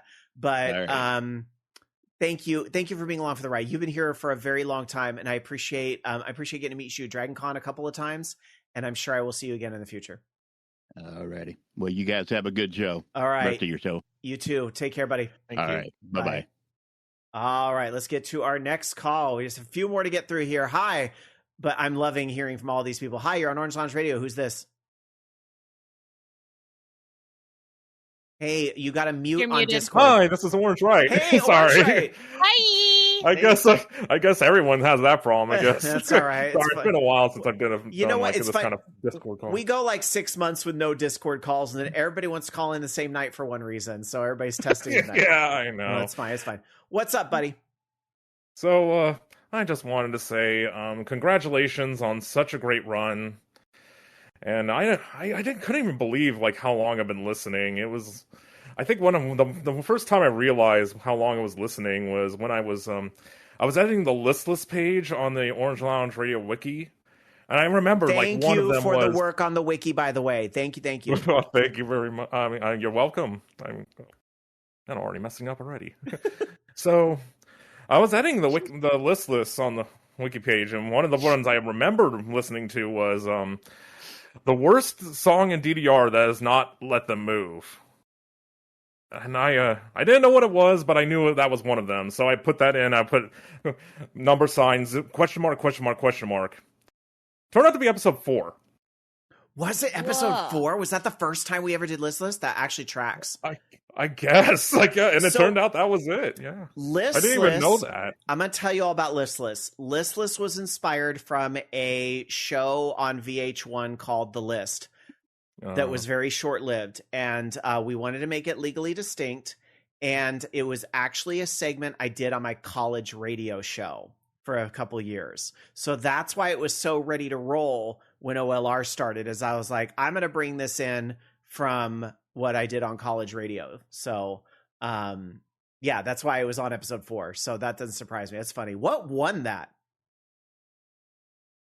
Let me check. Worst DDR song. I mean, to be fair, I know it's a long. That was also early on in DDR's history, so the answer maybe has changed. But what? Yeah, there's probably plenty of songs that are worse than "Let Them Move" I know. now. I was gonna say, God, yeah, there's plenty of songs that are pretty bad now at this point. But, Immortal King thinks it was "Bye Bye Baby Balloon." We used to razz the hell out of that song.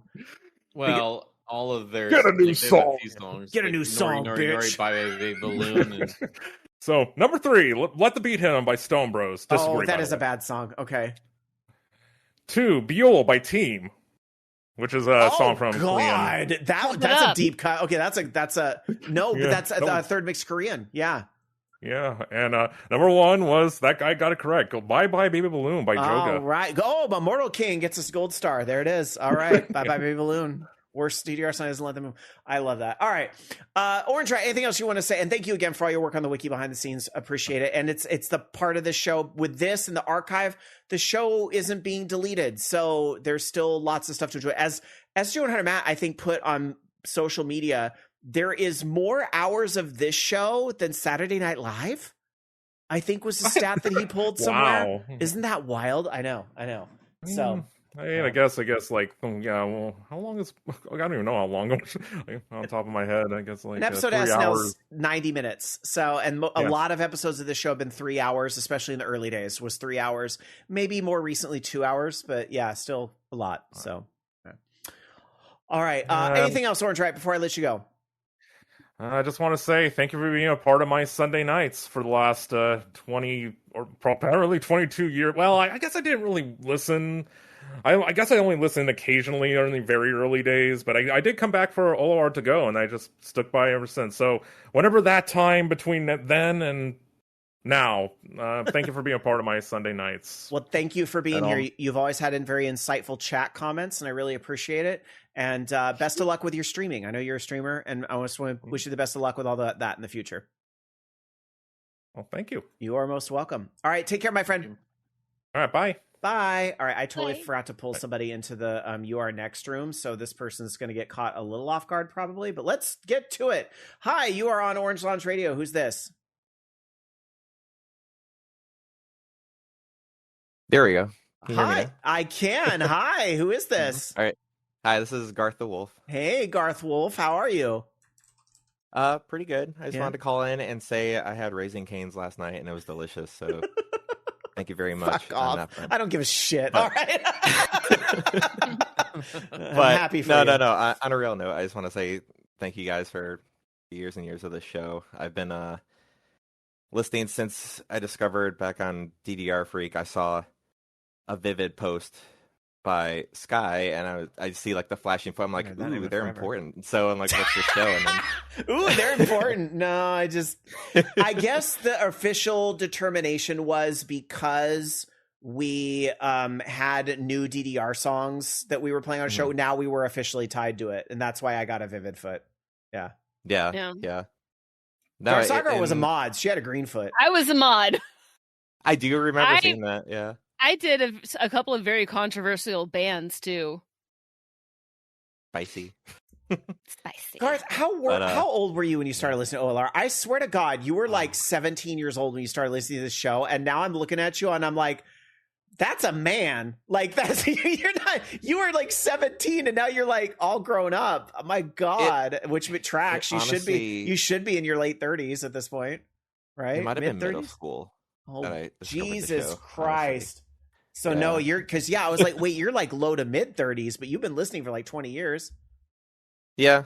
Oh my God. It's been a minute, but I've really enjoyed it. I was one of the I think you got more than one of these. I think I was one of the people that also emailed in that at the time, like I was just like struggling with coming out to friends and family, and you were that voice a guiding light of sorts, you know, and that just really helped me. So I just wanted to say thank you for that, and thank you for being here all these years. I really appreciate it. There is no greater compliment than something like that. So you're welcome, and I'm so happy to see you thriving and still here for this last episode and coming into your own in so many ways. You've taught me a lot about, you know, certain communities and things that you hang out with and have come on shows and stuff. And I got the please hold sign, and there it is, a new furry mask. There is that your latest outfit? I love it. Yeah, this is my main character, Garth. But yep. Resident furry here. So. Well, I'm sure this isn't the first time you've heard this, but party on, Garth. Well, thanks. Hey, Garth, you've seen what's happened to me about my VTuber. Yeah, I mean, my inner ferret has emerged and is about to become a possum. Really? Yeah, I think I'm leaning toward the possum end of the force. Hey, that's fun. I go on walks throughout my neighborhood at night, and I see them running around, so...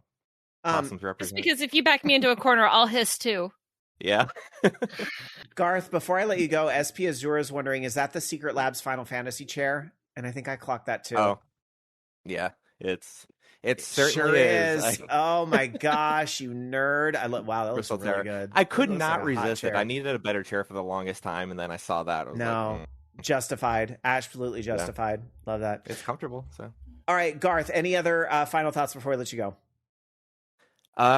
Just looking forward to everything that's next, and whenever Kylie releases new tracks, I know I can look to your Blue Sky and get that there. 100%. Kylie's a goddess. Yeah. There's a Christmas thing, I think, right now. So I saw that. Yeah. There is only one woman above Kylie, and that is Stevie Nicks. All right. True. All right. Take care, Garth. Have a good one. You too. Bye. All right, let's bring on. We have a few more calls left. Let's get to it. Hi, you're on Orange Launch Radio. Who's this? Hey, you're mute. Muted. God damn it, people! Just assume when you get brought into this, when you get brought in this channel, I think you're getting muted by default. I think that's what happens. I think Discord is muting you. What's up, buddy? Still not hearing you. Is your headset on?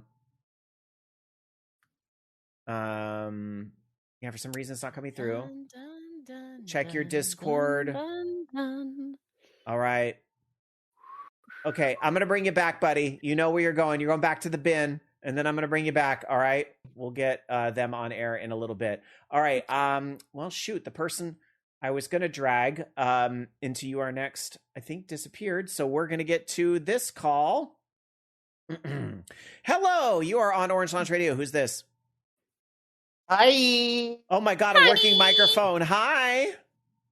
Hi. Well, oh my gosh. So I'm not good at being concise. I know Captain Spike's listening. He can attest to that. And yes, as Captain can Spike, I to be honest. I've got Mr. Timer ready, so I'm going to try to keep this short. I really just want to congratulate all of you for your legendary run. Obviously, you've inspired many people, including myself, but really... nobody else does it like you, and I don't think anyone else ever will. There's never going to be another OLR, and there shouldn't be, because no one's ever going to compare to you. Like, I feel really lucky that I actually got to come to OLR Studios a couple times and be a part of the OLR legacy. Like, all I can say is that it's really incredible what you all have done, and unless you're going to pull a share and this is not really a farewell tour, you're going to be greatly missed. But I'm glad that you're going out on a high note and you're all going on to great things. So thank you for the memories and letting me be a part of it and all the OLR Army. And I look forward to your next ventures. Holy shit, that was pretty concise. Good job. No, we appreciate you. We appreciate you so much, Slykick, and I'm so happy that GameBuoy.org is back. I'm so happy for you and Spike. And it's just such a good and well-informed show. So thank you for being here, and thank you for joining us on this journey at VOG Network. Thank you for being on panels that represent gamers and podcasting, because as you heard in the last call, and I'm sure you've heard in your experiences as well, it's important for us to be visible because we touch people sometimes in ways that we don't expect by being visible. So or the way that they don't expect. Yeah. 100%. 100%. Yeah, thanks to you for being along for this ride. Really appreciate you, Slykick. Thank you.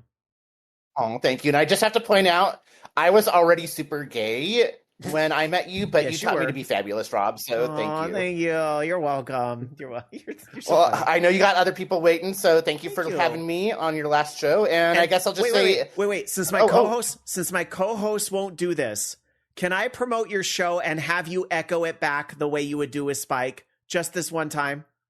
Of course. Well, I hope you will all tune into the GameBuoy.org video game podcast.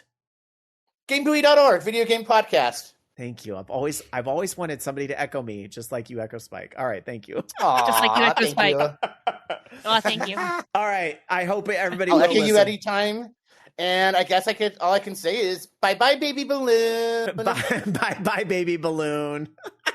Bye bye, baby balloon. Oh my god, I'm screaming. All right, let's get to our next call. Hi, you are on. Oh, they said. Oh no, there we go. Hi, you're on Orange. Sorry, my list just changed right there. Hi, you're on Orange Source Radio. Who's this? Somebody who has to hit that mute button on Discord. Hopefully. What is a man? Oh. I had it. Hi, how are you? Oh my god. Holy shit. Hi. Oh, I'm up here. God, you look so familiar. Where have I seen you? Where have I seen you before? My goodness, I've met two of these people in person before. One of them remembers me, I'm sure. But, absolutely. Yeah. So, I wasn't planning to call in until about 5 minutes ago. But I'm glad you did. Yeah, it's a long-time listener, first-time caller. Looking forward to more. But yeah, I wanted to call in and join the chorus of gratitude, as I mentioned in chat, for such a wonderful show that you guys have brought to us incessantly for decades now. I remember working at the Apple Store back in the mid-2000s and driving to work listening to you guys every day back in the early podcast days, because we were slinging podcasts, you know. It was a big thing. It was a big deal. So I recommended you guys a lot. So hopefully got you guys a few extra listeners. But yeah, I've met a couple of you. Loki, I don't think I ever got the chance to meet you in person, unfortunately. But I feel like I know you, having listened to you for so long. Seem like an old friend. And Rob, obviously, you and I keep in touch once in a while. Anyway, God, I but could sit here and talk about. Sorry, how I just great like you guys looking are, at you now, and I'm having this reaction all night as I am seeing people that I haven't seen in some time. You are a literal dad now, and I remember when you were. I was laying in bed, like putting my son to bed, and I was like, I'm thinking about calling into this. And Carissa my wife was like, she was like, just go do it. Please tell Carissa I said hi. She's such a perfect. I will, and she has a her. message for you that I'm going to save until the very end. Okay. But I remember when you were like 18. Like, this is just, it always blows my fucking crazy. mind. I think anyway, I messaged you. I was digging through some old files. I found a letter that I emailed into you guys during that first or second year that I was listening to you, and I sent it to you, and you're like, dude, what the hell? This is crazy. This is like 20 years ago. Yes. So, it's been a long time. Like, you guys have been a major part of my life. But I did want to contribute something. I have just a fun little exercise real quick. I've been getting really into retro handhelds, your Anbernix, your Mius, for the people who are aware of these things. And I got one of the little clamshell ones reminiscent of the GBA SP. I got one and I put it together. I curated a list of games for my son and I gave it to him for his 4th birthday. He's 5 now and he loves it. He plays it all the time. I wanted to ask if there's one game each of you could contribute from any era of gaming history to this 5-year-old's gaming handheld. What would it be? Oh God! Holy moly! Well, there's that part of me that's always going to go, the Guardian Legend is like a must. But Not then for I'm a like, 5-year-old. not for a 5-year-old. You have to be able to read a little bit to play that game because there's all the hints in there. I'm enticing him to get better at learning how to read by telling him he can start his own Pokemon. He can start his Pokemon adventure once he learns how to read. That's a good one. A classic game that would be great for a child. I really have to noodle on this one a minute. Loki, And tell you what, it doesn't need to be limited to a 5-year-old. Feel free to tell me, hold this one until he's 10. Hold this one until he's 15. Well, then Guardian Legend's definitely on my hold list. the Guardian Legend until he's like 10 or 11. Loki, you and have Gunstar Heroes. Wait, you have children, Loki. You've been faced with this question before, I'm sure. You should start. I mean, it depends on how comfortable with games they are. I mean, he's very comfortable with games. Okay. Yeah, I have mean, what I like want to all the suggest classic- actually. Like anything that's just like a classic good game, like like a Super Mario RPG. Yeah, we're getting Link to to your the Past. Marios, your Sonics, all that. He's working his way through Astrobot. He beat Astro's Playroom, and he's about 2/3 of the way through Astrobot. So yeah, he's got the fundamentals. And yeah, we're starting to work on some of those more classic 2D reflex based type things. Wow. Yeah, anything like that would be good because I know like with my kids, they tend to like now want to 100% everything. Like they want to like do everything in a game, and so like I know my son with Mario Kart will like do that and play through everything. Yeah. I mean, I would say Fantasy Zone, but it might be a little frustrating for the boss fights. I remember that's something that we're working on with him, is making sure he knows that games can be frustrating and knows that he can step away if he starts to feel that way. So it might be a good exercise. When my little sister was much younger, we would play Dr. Mario together. And she'd get mad when I won. And then when my bestie Becky, when her son would come over, he was maybe 8 or 9 or so. Dan sat with him and they played through the D&D game that was in the Saturn collection. Why can't I remember which one it is? Can't help you with that one, sorry. I'd love to just come in and be like, oh yeah. Yeah. But yeah. And Golden Axe the Duel, and I mean there's stuff like that. Yeah, cool. Lots of great recommendations. Lots of classics. Yeah, we got a lot of gaming history to get through. I'm gonna lean towards the music. Yeah, games. it was Tower of Doom. That was it. I'm gonna lean towards the music games, of course, and I'm gonna say he might be a little young because this game can be incredibly frustrating. But I just think if I were a kid, I would have been obsessed with Parappa the Rappa. I think should be or Jambalani. I'm going to send you a picture of his Halloween costume. Oh my god! Okay. My wife's accompanying. I should tell you known. what. I'll message it to you after the show. But along those lines, think about the Dreamcast classics like Space Channel 5, 1 and 2 that I think would also be really good and really, bright and stuff. And then that leads me to a game like Crazy Taxi because I'm thinking I was thinking about games that have a great loop. And I think especially at that age, you need things that sort of like hit and they have a quick loop. Like, cause I think I grew up on a lot of Atari 2600 games and most of those were just really, basic loops. Like I think a game like Kaboom, as simple as that game is with the paddle, that can be very entertaining. I think when it has just a very quick hit sort of, dopamine hit loop that you don't have the time to get frustrated because by the time you get frustrated, you're already starting over. So I would really lean into that classic library and think about like your Pitfalls of the past and those sorts of Gorf. Yeah, like classic. The ColecoVision version of Gorf specifically. Yeah. You said Crazy Taxi, and that's a great recommendation. That's something I'm going to bookmark because I love that game. That's the ultimate distillation of Sega at the peak of their like arcade to home console peak. Like they just that they nailed that one. That's if only we had gotten Planet Harriers. But whatever you do not do Donkey Kong Jr. math. Okay. I just recently played DK. Was it 94? The Game Boy one. Finally got back and played that, and man, that's a. If you guys haven't played that one, you gotta give it a shot. All right. Well, my friend, I'm so sorry, but due to time, I gotta let you go. But thank you. We still have 9 emails to get through. But thank you so much. I appreciate hearing from you. And the last thing that Carissa wanted me to pass along to you. Yes, but really quick. I did want to say what I meant earlier. Watching your growth and your journey through everything you did, I felt very, very proud. Like I knew him when. So Well, you still know me now. What's that? You still know me now. Of course, and you I will still know continue you to now. me. And I I'm know, not I gonna. know. I'm not gonna leave you alone just because the show's ending. Good, good. That's the right answer. Okay. All right. What do you want to say? Anyway, my wife says, "Bye, bitch." Tell her I said, "Girl." Okay, bye. Hey, Rob, you know I still have that cross stitch you got me. Oops. I dragged Loki to the wrong channel. Justin dropped out so fast, I put Loki in the channel. I put Loki in the drunk tank. No. Hey, Rob, What? I still have that cross stitch you got me of the unicorn that says later, bitch. I love it. I love it. Loki, turn your camera back on. Sorry, that's my bad.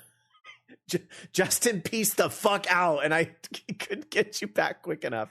All right. We're going to try this caller again who tried to call in a minute ago. Hopefully he's been able to work on the audio. Hello. You're on Orange Sounds Radio. Who's this? Hey, it's Matt. You got it. Got working now. Matt. What's up, Matt? I want to see your pupper again. He's right here. My assistant, as I call him. What's up, my friend? Last week I called in and did my goodbye, but tonight I wanted to kind of do something a little special. Lately I've been doing on Blue Sky the OLR Did You Knows and kind of throw some stats out. So with this, I'm going to rapid fire a bunch of things. OLR started on June 23rd, 2002. The top Billboard song that weekend was Nelly Hot in Here. Okay, that's like a legendary song, and actually, I'm like, okay, that doesn't feel that old. That song doesn't feel that old. Mm-hmm. The top album at that time was the Spider-Man soundtrack. That feels old. The movies that weekend were the top two movies were Minority Report, which was that debut. Oh God! And Lilo and Stitch. Oh my God, the original. Yep, the original. Wow. Okay, that's. And when I was doing I'm feeling age there. Yep. And when I was doing speaking of feeling old, when I was doing research for this, I realized I have to read what SP Azure, because I agree with Jasker, and this is genius. SP Azure said, "My HomePod plays that song Hot in Here if my room gets over 80 degrees." That is so fucking genius. That's what we should be using AI for. That's what AI is for, people. That's what AI is for. Okay, sorry, Matt. So speaking of feeling old, when I was doing research for this, I realized I graduated high school June 18th, earlier that week. Which, by the way, the original OLR debut date was June 16th. It was pushed back a week because I think Jamie had a sudden conflict. It was supposed to be a week earlier. Yeah. The top games the top selling games at that time were Medal of Honor, GTA 3, and the Spider-Man game. That all adds up as that again. I don't know. I think this, because you say the Spider-Man game and it's easy to think of the PS5 game, which is obviously a lot newer. I know that's not the one, but yeah, it doesn't feel old. And one game was released on the day on that day. Eternal Darkness on the GameCube. Really? Was released that day. Okay. Yep. Hey, I'm proud to share a debut date with that game. Excuse me, that game. No major celebrities were born on that day, but 2 days later, on June 25th, Benson Boone was born. Oh, the backflip guy. Okay. Yeah. Huh, interesting. The top shows that week. I'm sorry. This show is older than that guy by 2 days? Yes. Fuck me. Yes. Yep. I'm going to a home. Top shows that week: CSI, Everybody Loves Raymond, and 60 Minutes. And two shows debuted that month on TV that are still on TV now. Can you guess what they are? Two shows debuted on TV that week that are still on now? Not the week, actually, that month. I'm sorry. They're probably reality shows, but Survivor was before that, and so was Big Brother. But I'm thinking they're shows in that same vein. How about The Amazing Race? Well, I'll tell you the answer. Okay. The two shows were American Idol. Ah, okay. And reality. The Bachelor. Okay, so reality shows that were okay. I was That going to makes say sense. American Idol, but I thought that would have been earlier. I in know. the I year. actually thought American Idol was like 2001. Why is it still on? Yeah. Well, it's off and on a Money. lot. Yeah. Yep. Just watch Okay. The Voice. So now on to like the real final stats. 2,746 hours, 47 minutes, 5 seconds. That's how many hours of OLR or runtime of OLR. We are on Combined runtime. 3 hours plus tonight, so I think we're gonna cross 2750 by the time all's said and done. Yeah.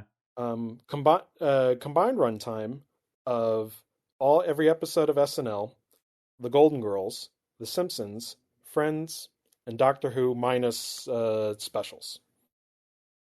Is that counting like back to the 60s? Yes. Jeez. Yep. The longest episode was episode 380, which was 9 hours and 39 minutes. Marathon episode. And Yep. I think that was a marathon episode. Yep, that was intended. The shortest episode was 18 minutes and 44 seconds, which was, I think, we considered that the Diva Fit show, where I think after we got everything working, we just said, this is the show, fuck it. I published that? I think you published this, I think you published the last part where you just kind of went through headlines real quick. Wow. Oh, yeah, Loki just read through the headlines. Okay. Wow, I'm honestly, looking back, I'm actually surprised that hit the podcast feed. There were 33 interviews on OLR during its run. So there's that. Wow. On classic games of the week, and this is kind of like the last part. There were 818 classic games of the week. Jeez. Jesus No wonder I have trouble thinking of Christ. one. 225 of those were arcade games. What do you want? Do you want to guess what the next one was? Not just the console. It's a console. I will give you a hint. Saturn? Yeah, it's got to be Sega. It's got to be. SNES? Yes, Saturn. SNES I'll or say Saturn? I don't think there It was. was the NES/Famicom. It was the NES/Famicom, which was 132 entries. As I realized, there wasn't that many Saturn games, so it Yeah. couldn't be second. Yeah, okay, that tracks. Saturn was tied with PS2 There we at go. number 3. There we go. Huh. Okay. Yep. There were 2 consoles that never got an entry. I would You want guess. to guess who they are? The Fairchild Channel F, other than its own. Probably. If we want to get, I think yes, that's one of them. So more, but there's 2. I know I've done that I have Magnavox specifically. Odyssey games. It would probably be the CDI. There's going to be a Microsoft one in there. I know she did Halo as a joke, but that's OG Xbox. So I think The Xbox Philips 360 CDI was one of them. Oh, Xbox 360. I think I have done a Virtual Boy game. No, we've done Xbox 360 games. Oh yeah, because you and I pick sometimes too. Well, I've picked ones too. There's games other than Halo. There were 17 Xbox 360 games. Okay, I'll fuck Game my Gear? drag. All right. No, Game Gear, there were 3. I know I've done a Virtual Boy game. Atari and I've done Neo Lynx. Geo games. Atari Lynx. She would have never picked a Lynx game. I did pick a Lynx game, I think. What? For some reason, Did I pick California not see games? I did not see a So the one I was looking for was Virtual Boy because I Virtual didn't Boy, see a okay. Virtual Boy game in there. I could have swore I did Red Alert. No, I guess maybe I didn't. Well, I've done MSX games because I've done Metal Gear. Yes. Maybe when you were thinking of it, you got a migraine. Guess we got to uncancel. Maybe. I'm just kidding. And right. I haven't done N-Gage game. Actually, some of the games I've done No, have you had did ports N-Gage. to the N-Gage, and I have done the N-Gage itself. I remember playing the N-Gage at E3. All With a right. taco. Matt, There's one last number I want to give. Okay. And it's a fun one. It's 5,318,008. What does that have to do with OLR? Seconds? Absolutely nothing. Other than when you put that in a calculator, you get boobies. Yep. Nice. No, it's a good stat. It's a good stat worth sharing. Thank you. Yep. Oh, well, thank you guys. This show was a lot of fun, and I love you guys, and can't wait to hear what's next. And you know what? This isn't goodbye, but see you later. Fuck off! Make me cry. Bees was so funny. All right, thank you, Matt. I appreciate you. You're the best, and it was great. It was great to meet you, and I'll see you again. This is just Yes, tell the next thing. All right, take care, my friend.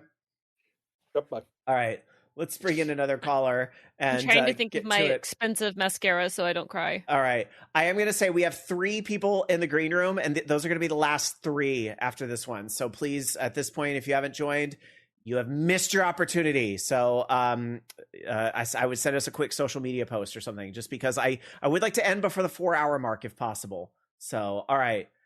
And God damn it, somebody sneaks in there right after I say that. Fine. Only because I know who you are, and you're on thin ice, buddy. All right. Hi, you're on Orange Lounge Radio. Who's this? A voice OLR hasn't heard for, I want to say, 11 years.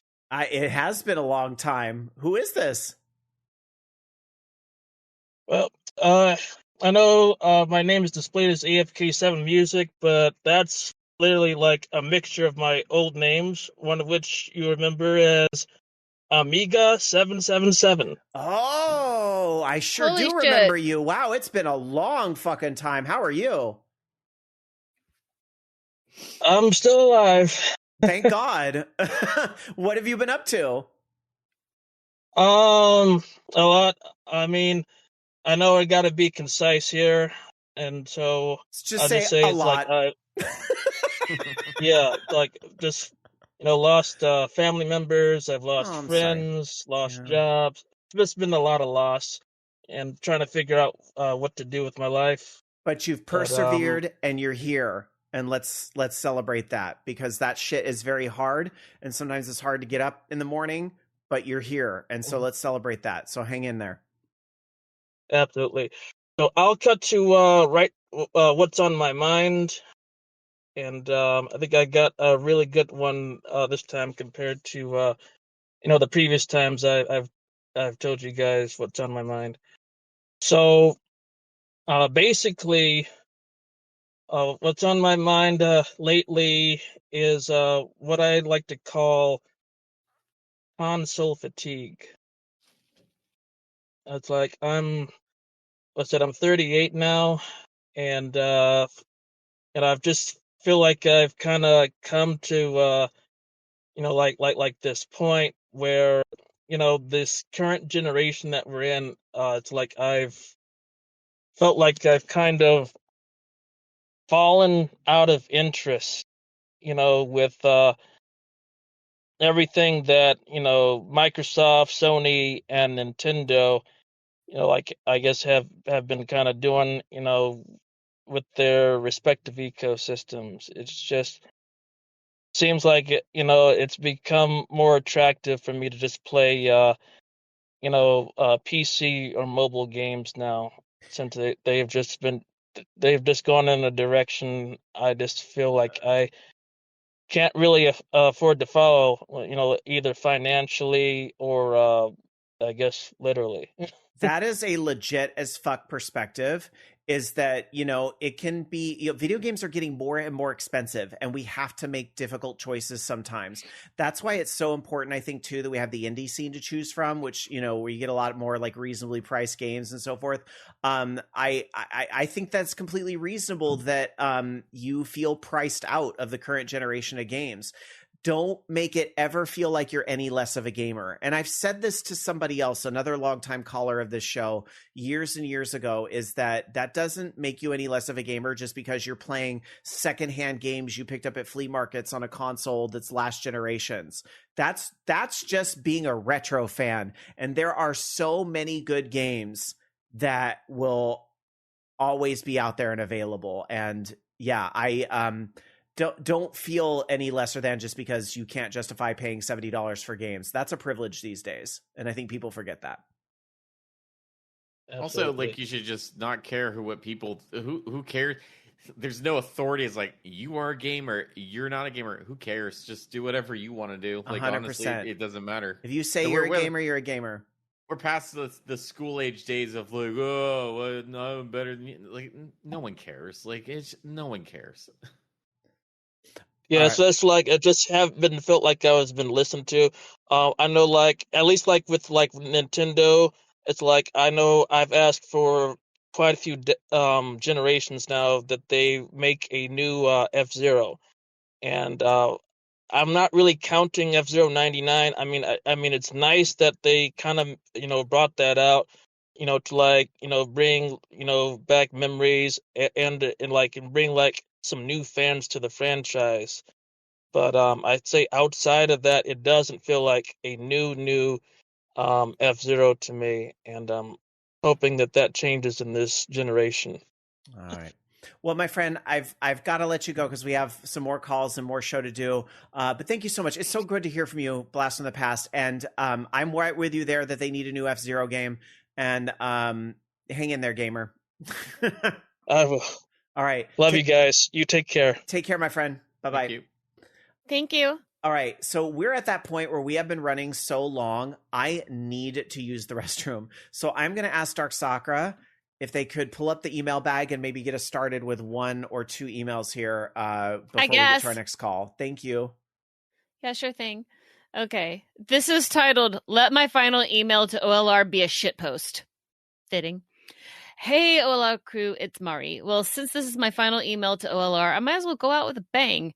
Hear me out. This is my pitch for a hypothetical Time Crisis 6. So some of you may know that Time Crisis games have a hit combo system like Dodonpachi. I didn't even realize that Time Crisis got the 5. I thought it was like 3. Right. Well, what if they borrowed from Dodonpachi and added a hyper mode that makes your shots give more combo? Also, for the final boss fight, Wild Dog transforms into a floating flaming dog and spews 3D bullet hell, while 200 BPM Gabba remix of his theme with gratuitous use of Amen Breaks plays. Oh, and the player characters are Rachel McPherson from the first game and Alicia Winston from the third game. They kiss and get married in the ending and shout trans rights. Thank you and good night. Outside of like even Time Crisis, like the series, like I think it'd be cool to have like, how they have a lot of it was kind of a trend for a little bit with some indie games where it was the like Doom, Quake, first person shooter on the beat with the music type stuff. So you had some of those. I think that'd be cool as like a gun game where you have to shoot the mob or shoot like basically anything that's on the screen to the beat of a music or something like that in time, and like kind of have that element in an arcade setting would be kind of cool. I'm so happy for a throwback to Dodonpachi. Also, I want to play the Enter the Gungeon game, and I don't know where I can play it. Hopefully, they have it somewhere at one of these Dave & Buster's or something. So the next email is titled, Thank You. You're welcome. Though I'm reading it, Rob, so hush. Oh, musical gun. Okay, I guess they already have that game. Cool. I will have to play that. Though I have not been the most active member of the community, owing to that old thing called Greenwich Mean Time and the past year with real life bollocks, you have been a constant in my life since I found you way back in 2006 with episode 176. You've been there every Monday morning for me, through it all, family bereavements, personal health problems, figuring out where I was going and who I am, and giant enemy craps. Through OLR, I've made lifelong friends the world over that I will forever be indebted to you guys for. In particular, if not for this show, I'd have never met Tiara, who in turn would have never met their spouse, Dan, a dear friend of mine. And there are far too many wonderful memories I have of OLR, the giggling lesbian gaming show, Listless, President Cat, Loki's numerous rants, Rob absolutely losing it laughing. Perhaps my favorite of all is Jamie and I doing gift swaps and some of Shermie's fur accidentally making its way to the UK. Believe it or not, I still have it. You do? Oh. Okay, now I'm gonna cry. Okay, stop. Expensive mascara. Urban Decay. All right. To echo Act Def last week, I get it as well, and the bittersweet feeling of an ending paving the way for rest and new beginnings. Earlier this year, I had to part from a project which also spanned a good part of 20 years, though not consecutively, which subsequently meant it ending. The guilt was something else, but worse was the guilt of having to try to find the time and energy amid literally everything else in my life and not being able to commit like I once had. But the relief, I am taking Velen at the end of Antor's big fucking sigh levels of relief. Do not feel guilty for the end. Be happy that it happened in the first place. The gaming and podcast worlds will be poor without you, but most importantly, our ears. Though the show is coming to a close, I like to think of this quote: sometimes you can't go back, but you can always visit. All of the best in your future endeavors. Much love, and thank you so very, very much, Rob Kidman, Kidman Project. Thank you so much. That was very well put, and I appreciate that. You appreciate you. He shares a birthday with my mom. I love that. All right, let's get back to the calls. We have a few more calls. Let's get to it, and hopefully folks are ready as I pull them in to put them on the spot live on air. Hi, you are on Orange Lounge Radio. Who's this? This is the Drew. Oh my God, who let you in here? Oh, I guess that was me. Yeah, sorry. Had technical difficulties, knocked over the mixer, had to call Echo 123. Well, I appreciate you. And I remember a certain coworker of yours sending a message saying, "You're going to be there, right?" Well, here I am. So, what's new? Oh, Jesus. Besides this? Just say a lot. Yeah, a lot. A Okay, lot. all right, Yeah, fair I'm not enough, all right. I'm not going to take up too much of the time. I know it's been a mini marathon here. But man, oh man, I got to say, what a long strange trip it's been. Y'all have been absolutely from your first broadcast, the best birthday present I ever got. And you three have kind of shaped my life. So just want to say I appreciate y'all for it. And yeah, any future endeavors y'all have, I'll be waiting with bated breath. But damn, Well, tearing up a little myself. Sorry, y'all. No, we appreciate you, and thank you for giving us somebody to pick on. And we never really meant it. You've been an incredible friend and a piece of the show's lore. So The toilet paper roll's getting framed. You really are a piece of OLR I am never lore. changing your picture on my phone. And you shouldn't. Drew, thank you so much for being along for the ride. Again, we're not going away. We're just going different directions. And I hope to see you in the future with whatever we're all involved with next. Love y'all. Happy right. trails. Love you too. Take care. Bye. All right. Now, Dark Sakura is giving me the I need to use the potty signal. So why don't I do this? I'm doing the dance. I'll be right back. No, you're fine. And I showed this to you before. We have a special message tonight from somebody who hasn't been around for a little while. So I'm going to play this message here real quick because you already saw this before the show, Dark Sakura. And please forgive if... it would make me cry again. I was watching my friend play Dead by Daylight and had to stop because I was crying. So I'll be back. All right. Well, I'm going to get to it. I just need to find, because I sent the video earlier, and I just need to make this full screen. I'm doing this all live as we go here. Let's do it. I'm going to get to this and push play on this message from our friend. Loki, Dark Sakura, Rob. Hey, it's JB Henry. I went by 3 other letters back in the day, DMN. But I heard what was happening with Orange Lounge Radio, and I really wanted to tune in on the 23rd of November. However, I've had things happening. I'm actually going to be, as of the broadcast of the final episode of OLR, I will be in the middle of a charity marathon for Extra Life, my 16th annual one. I really wanted to say something because to me, it's important that, all these years later, I'm doing my own Twitch channel and doing my own thing. To me, it's very, very important to acknowledge where you came from. If it wasn't for you guys giving me opportunities to do dumb things like STFU and whatever the hell else, I don't remember other shows I did, and then working under sedation for a little bit, I wouldn't be where I am today creatively. And I have nobody to thank but the 3 of you. You guys were a great influence on me when I was, young and dumb, and now I'm old and dumb. But you guys are great. Congratulations on a 23.5-year run. You guys deserve a break, and I hope wherever your journeys take you creatively, they're just as fruitful as this.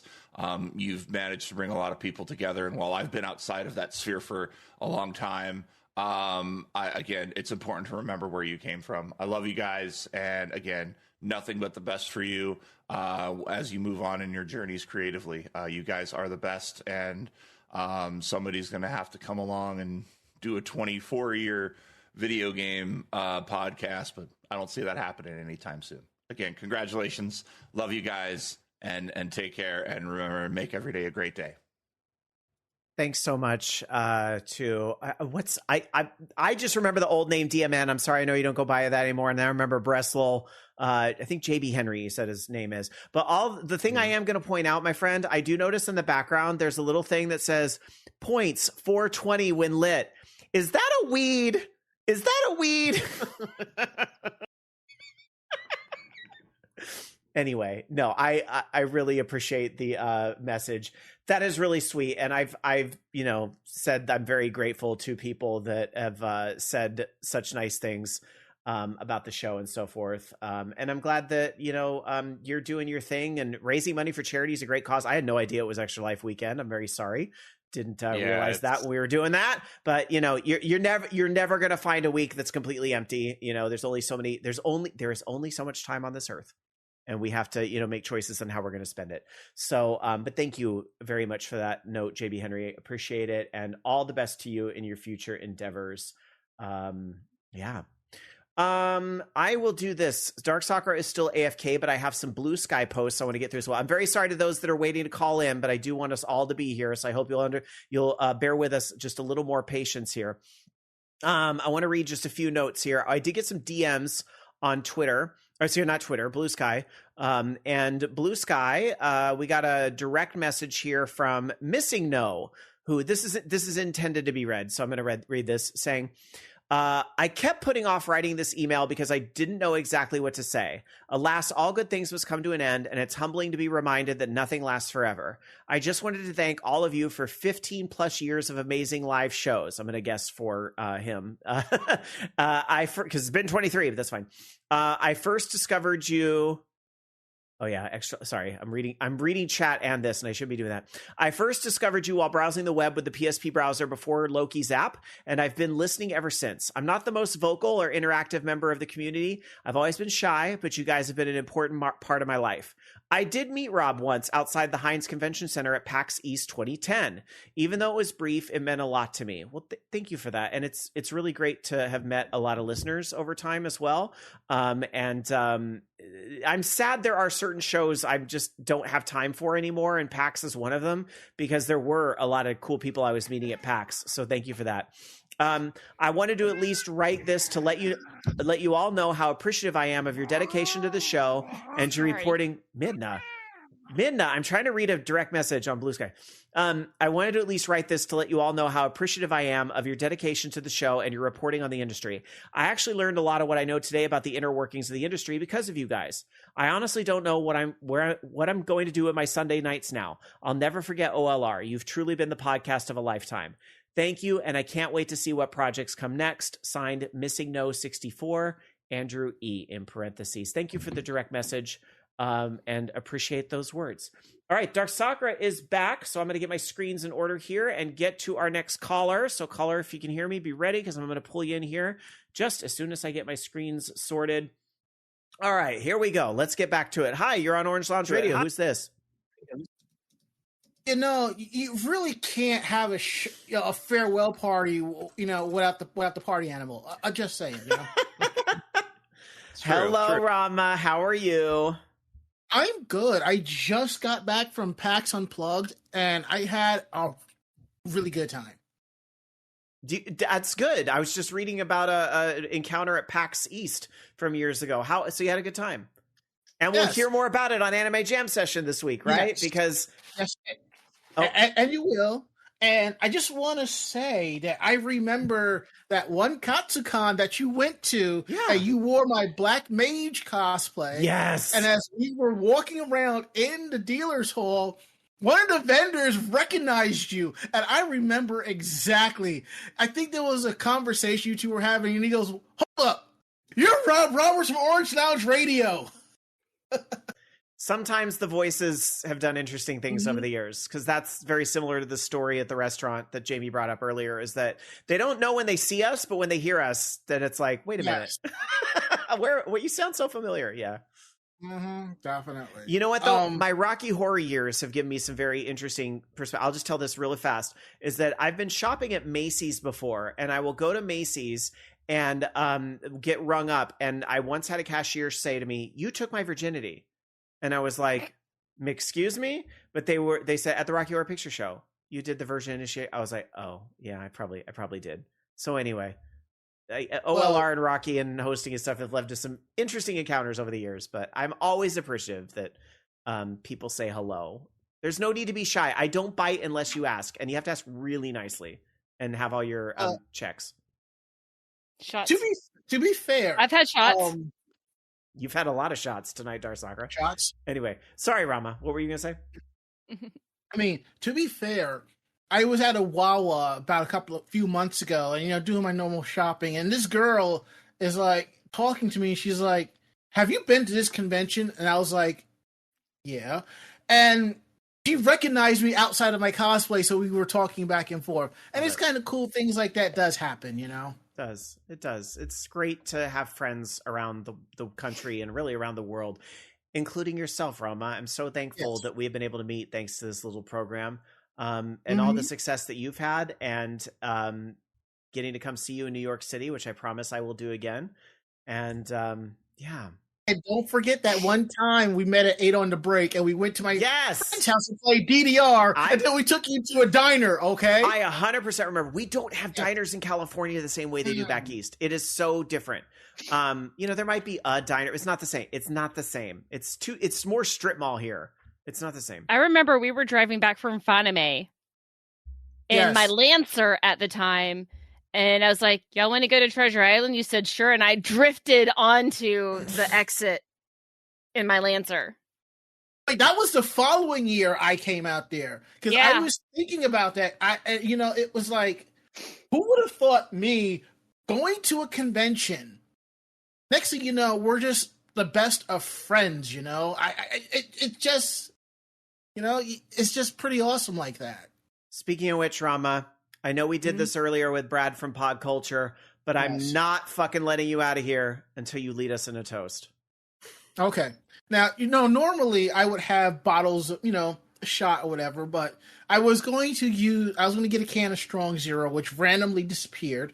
So I found one of my favorite Japanese adult beverages, Sapporo.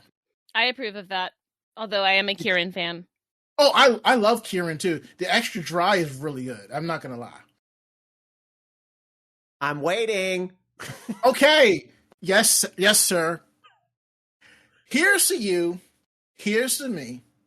The best of friends will ever be. If we should ever happen to disagree, well, fuck you, and here's to me. L'chaim. Well said. My friend, I will see you. I will see you in the future. And I look forward to continued collaboration in different ways. So definitely. Thank you so much for your friendship over these years, and to be continued. Definitely. And love you, Ranchan. Love you, Ukchan. And I will send y'all off with something I say from my podcast before we rate somebody else. From the late, great Jerry Springer, take care of yourselves and each other. Mm-hmm. Good night. Good night, my friend. Take care. All right. You too. I'm loving that all the listeners tonight are like, wow, all the OLR listeners got their salt and pepper beards. So it's just all of you reacting, but you also are being very kind. Thank you for uplifting everybody, y'all. Everybody's cuties and stuff tonight. So let's see if y'all think our next caller's a cutie. Here we go. Hello, you're on Orange Lounge Radio. Who's this? Oh my gosh. Look what the cat dragged in. You got to unmute yourself on Discord, though. Hi. Hi. Sorry, just a moment. No. Oh, my gosh. It's Extifer. Is this cutie? Hi. It's Extifer from Horde House, and Lord knows what other shows we've done together. Guys on a Show, whatever. Lord other shows knows. Lord knows. Lord the singer knows a lot. Her albums are really good. How are you doing? You've been waiting for like 45 minutes to get in, so thank you for that. I know it's like 12:43 here. Oh my god, I'm sorry to the East Coasters. I already took my Ambien. But what'd you want to say? Oh no! What did you want to say? Thanks for being here. No, I'm actually so happy you're here tonight because you've been huge in this show. We talked about lore earlier. You've been huge in this show's lore, not just from the spin-off shows, but like I know this show was like Really? at a place that you lived as well for so many years. And I'm just watching Firefly with you. Aw. Well, I do have a lot of fun memories, and I know that this show, means so much to all three of you. Having seen it behind the scenes, in the past, and I'm like 20 years ago, is when I started to be on it, right?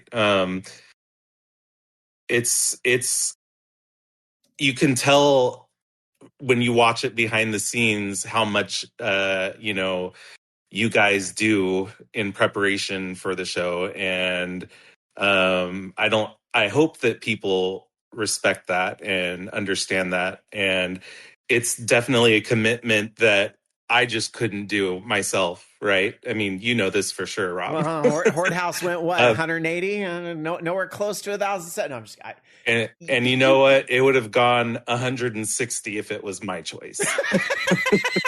I'm just kidding. I miss you. But I just wanted to say gosh, 20 years ago, we were different people. I was your roommate, Rob, and they were roommates. And whenever you would do the show, I have fond memories of Matt's wife coming over. We watched Desperate Housewives while you guys were doing OLR, and like doing that. And I just, it's definitely a part of it was a part of my life, and I just wanted to say that I didn't know that it was your last show until 45 minutes ago. Well, news is slow to travel sometimes. It's all right. You've been busy. But, I'm also busy. So, what have you been but up anyways, to? I don't know where I'm going with this, but I just wanted to say that I hope you guys, whatever the future holds for all three of you, I'm sure that it's going to be bright. And, yeah, that's what I have to say. Well, it's really a delight to hear from you. I have not seen you in quite a long time, and it's just nice to see your face, and I hope we get to hang out again soon. I know you're on the other coast now, and you're like, oh, I got a kid. I got children to be responsible for. But I hope at some point we get to hang out again. Sometimes I need a break from the kid, but so on those times, I'm sure that we could make something work out. But I was just thinking. I'm sorry, I don't want to take so much of your time, but okay. I was just thinking. We're going to be visiting California soon for the holidays, but we're not going to be in the Sacramento area. But so that's a bummer. But I know that whenever we do come out there, like, definitely we should all get together. If you're down for it, text me when you're here, because my work schedule gives me every other Friday off the way it is now. I work longer days. You're so busy all the time. I'm kidding. But I drive to LA easily now, and I can always stay with Victoria down there. So just, well, assuming she'll have me, but just let me know when you're going to be there. Yeah. Okay. Of course. Yay. All right. Take care, guys. Thank you for everything. Take care. We'll see you. Well, actually, we won't see you because the show's ending, but I will see you hopefully sometime soon. All right. Take care, guys. Take care. Bye. All right. Bye. All right. Well, now, shall I dig back in? Do you know? I've got one more call. The last one more. The last caller ever to Orange Lounge Radio. Deserved. And there's no one I would rather have. Hello, you are on Orange Lounge Radio. Who's this? This is Bobby Blackwolf. Hello, Bobby Blackwolf. I thought it was Tim Curry. I feel wrong. Camera works. There we go. How things. Sorry. And it can never be in the same fucking spot on Discord. But like, finally, this last episode, I think I've figured out how to get it all to work. So I'll use that knowledge never again. Yeah. It's I'm glad we can bring this full circle because you have always been generous enough to have us on at the end of your show for the better part of 20 years. I mean, maybe we were doing the teases the whole time, but 18 or 19 years, you've had us on at the end of your show. And I can think of nobody better to end our show with, at least call-wise. I always still have some emails, but at least call-wise tonight. Right. So, what's going on? How you been? What's new? A lot. And I'll just leave it at that. All right, good. So, good. Great. So I wanted there was a factoid that SSJ 100 Matt missed. Mm-hmm. And I did the math because I do math, because I've been listening for longer than I've been 29. But if you take today and you count how many days it's been since you started. Okay. That is 8,554 days. Okay. If a show ended on June 23rd, 2002, it would have started. Are you ready for the date it would have started? Okay. January 21st, 1979. Jeez. I just thought I'd share that for you. You're welcome. That was less than half my life. You're very welcome. Oh my God. I hate literally the most annoying fucking statistics in the world. Today is X many days as this day was to this day. Uh-huh. Oh my You're God. welcome. You're very welcome. Literally half my life. Literally half my more than half of Matt's. Matt's younger than me. Oh my More God. than half. Wow. Well, Bobby, thank you for breaking my brain here at the end. You're welcome. So now I will be nice because I got the meanness out of the way. So no, thank you for being a huge part of my life and my growth in this space as a creator. What a lot of people probably don't know is that if the three of you weren't on board with my crazy ideas back in 2012, I probably would have quit podcasting in 2012 because I would have been alone. Because because of things that were going on, I was on the way out, and y'all were like, "Yeah, we'll go with you, we'll hang out with you," and y'all didn't have to. You had other options, and that meant a lot to me, and all three of you, and it's helped me do a lot of other amazing things. Hanging out with Jamie at TwitchCon, talking about pinball and stuff, and learning more about Minecraft through watching Matt's YouTube, which everybody should go subscribe to Loki OLR. And how? And doing a lot of the convention stuff, learning from watching Rob do some convention moderating and hosting and things. Whatever. And, whatever. You do. But I hold your own just fine. I do, but I learn from other people.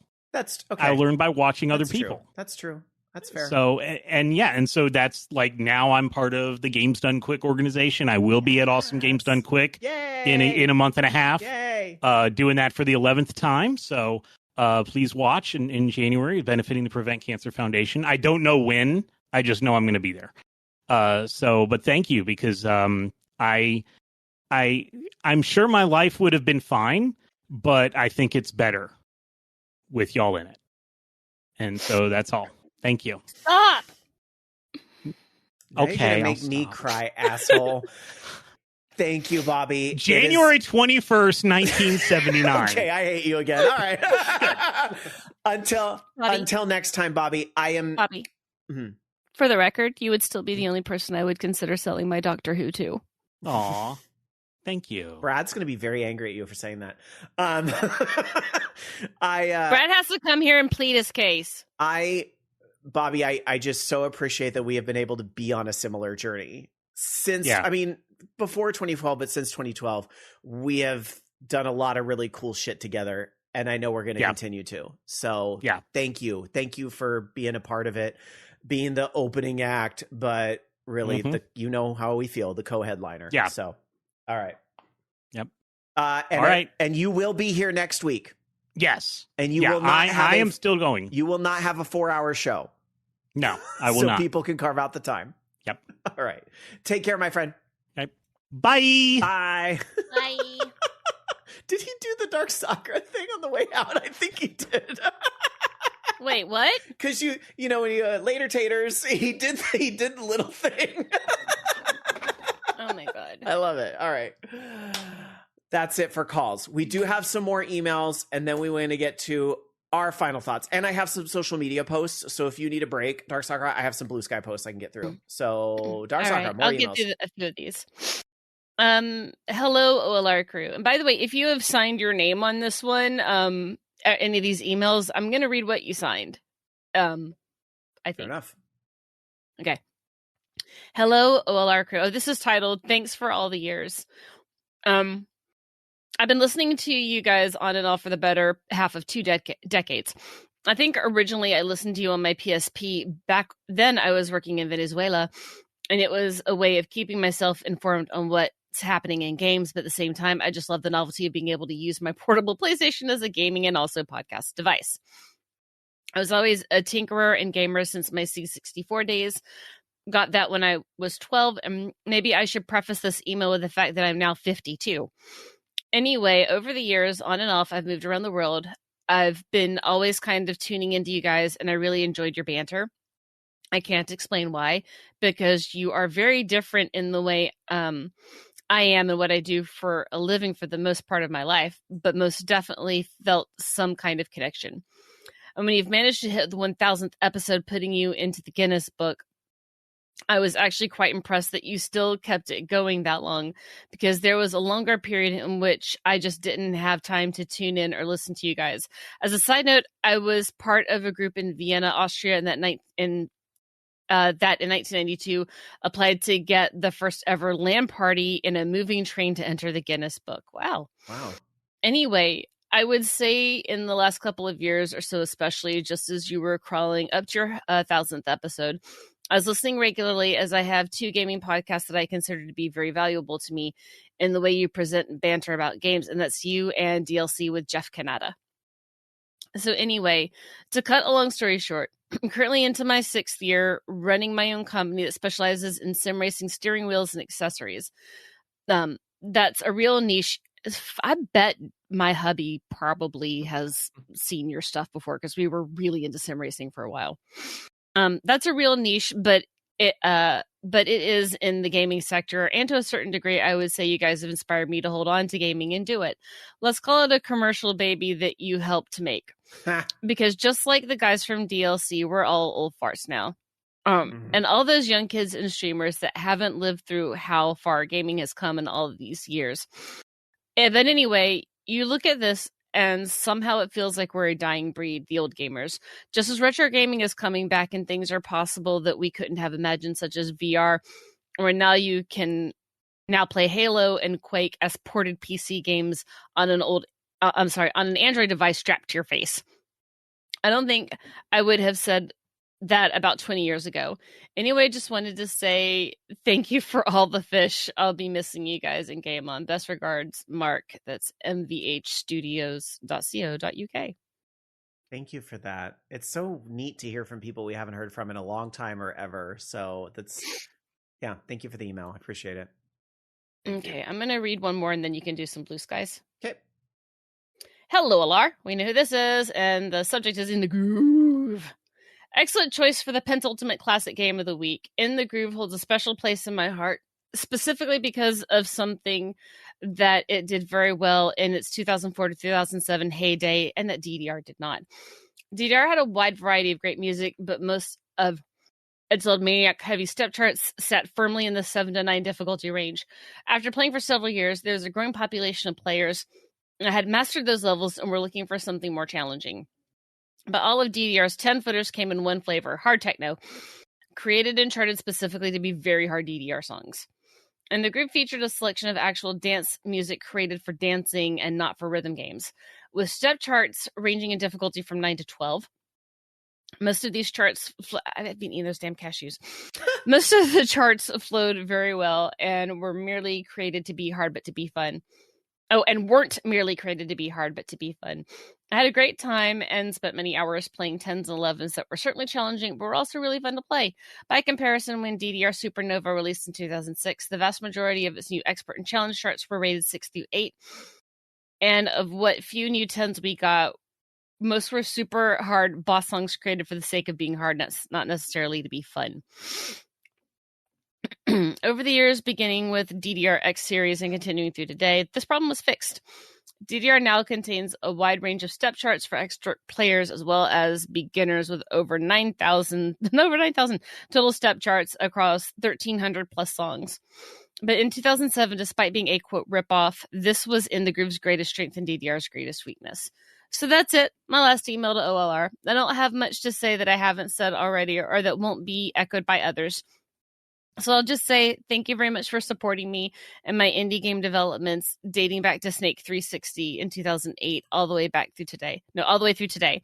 I hope you'll look forward to next year's planned release of the newest version of that same game, now called Snake Party Extreme.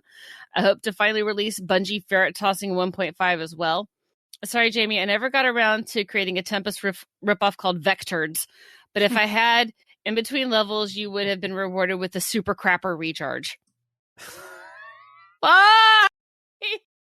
That's pretty good. Life is incomplete. That's pretty good. All of the best to the three of you and to every member of the community you built. Hugs, Aaron YYR. Thank you, YYR. I already said this to you, and we're going to hit the 4 hour mark tonight. Thank you for everything. You literally have immortalized us in games, and that is how many podcast people can say that? There's a few. You but took my poop idea and made it live. That's right. That's sure right. All right. Let me get through. You gave my poop life. Let me do some Blue Sky here and give you a break. Dark Tetsuya messages us on Blue Sky. By the way, we will still be on Blue Sky at orangeloungeradio.com. I don't know what we'll use it for, but we'll figure it out. All right. So Dark Tetsuya says, most of what I wanted to say was already in the email from a couple weeks ago, but I found out today was the day 13 years ago that I first got to meet Mishkins in the flesh. Talk about a moment that would change my life forever. Which honestly probably would have never happened if it wasn't for y'all. Thanks so much for changing so many lives in 23 and a half years. It really blows my mind, the networking that people have done through this show that end in that sort of happy ending. And the very next message from Critical Myth. Remember Critical Myth? Also a show here on VOG Network for a very long time. Mm-hmm. Did a lot of great TV reviews. Great crew, but John K. runs the account, and John's a great guy, who says, in a very real sense, OLR was the reason I met so many awesome members of the VOG family, including the hosts of Anime Jam Session, who I've hung out with for years now. And several years ago, they introduced me to my current partner. So OLR changed my life. It's wild. Well, and I've mentioned this before. OLR brought me closer to the guy I ended up marrying. I didn't meet him through OLR, but I met him through LiveJournal, and I think OLR was a way for him to see me during the week, if that makes sense, and gave us something to kind of talk about for a while. So yeah, I mean, it changed mine too. That's for sure. A few of you really sent some nice messages when you were posting about listening tonight, including Elliot B. I caught that name because I haven't seen that name in a while. Elliot B. said, I've been listening to this show since iTunes introduced podcasts in 2005. Thank you to the hosts for their dedication and congrats on an incredible run. Thank you for messaging that. And then along those lines, Blue Swim, who sent an awesome picture of our show burned to CDs earlier this week, said, tonight, the podcast that made me want to become a podcaster, Orange Lounge Radio, ends their world record 23 and a half year run. Thank you for so much laughter, so many moments, and the countless hours of enjoyment since I started listening back around 2005 on my Sony mini disc player. Incredible. Tiara slipped into our messages and they said, it's the end of an era. If it wasn't for OLR, I would have never met my dear friend, Rob K. Rob introduced me to my husband, and Dan and I have been married for more than 13 years now. Funny how something as innocuous as a gaming podcast can change one's life forever. This is incredibly humbling to hear these different stories. I've got one more message here. I might have a DM. I got to screen it first, but I have one more message here from Bry Guy who says, thank you, Orange Launch Radio, for 23 years of gaming news. I started listening to you as a 16-year-old with a PSP hidden under a pillow. All these years later, you guys made my 1 hour and 30-minute commute to work manageable. You guys were always like friends I never met. Best of luck with future projects. Thank you for all of the nice messages. I got a quick message. Okay, I'm going to read this DM. Last DM here from AJ. This is wild. AJ. I say DJ. Y'all, it's 4 hours. The batteries are running out. AJ Twist says, fun fact. I don't know if this is fun, but fun fact. I was in a car accident while listening to OLR one Monday night 10 years ago. So I'm assuming podcast feed Monday night. Someone ran a red light. I was fine. The car was totaled. Also, one of my favorite episodes was one without Rob, just Loki and Dark Sakura. Wow, thanks. It's fine. Wow. I okay. remember Wow. having such a hard time running everything. It was at my house. I know where I fit in this. Jesus. All right. No, I know the intention there, and that's fine. I forgive you, I guess. Thanks again for all the years of OLR. See you around. Oh, we got a quick message. Okay, y'all gotta save. Everybody in chat's yelling, save part B. It's all backed up on Twitch now. That's the good news. All right. That was the dumbest thing I ever did, was splitting the show into part A and part B. It was I'm not even going to try to justify it now. It was a bad decision, so I'm glad we fixed that. All right. It made sense at the time. This is it made sense at the time, but no, it didn't. I'll do emails after that, and then if you have more of those. Okay, I got one more message from Spike from Game Buoy, and here it is. I'd hoped to call in tonight, but we had a small situation offline to deal with. However, Orange Lounge Radio changed my life for good, and I just wanted to be sure to state that plainly. The community is better for what y'all have done. I'm so serious. I can't wait to see what you do next. Y'all are trying to break me in this last bit of the show. Y'all are trying to break me. All right, Spike, you're incredible. I wouldn't know my husband if it wasn't because of you. Like, that's all I have to say. It's back at you. And I already said it to Slidekick, but you guys over at Game Buoy are the best. And I'm so glad you're back together and are keeping it going in the multi-host gaming show. All right. Dark Sakura, emails. This is titled, Thank You for 23 Years of OLR.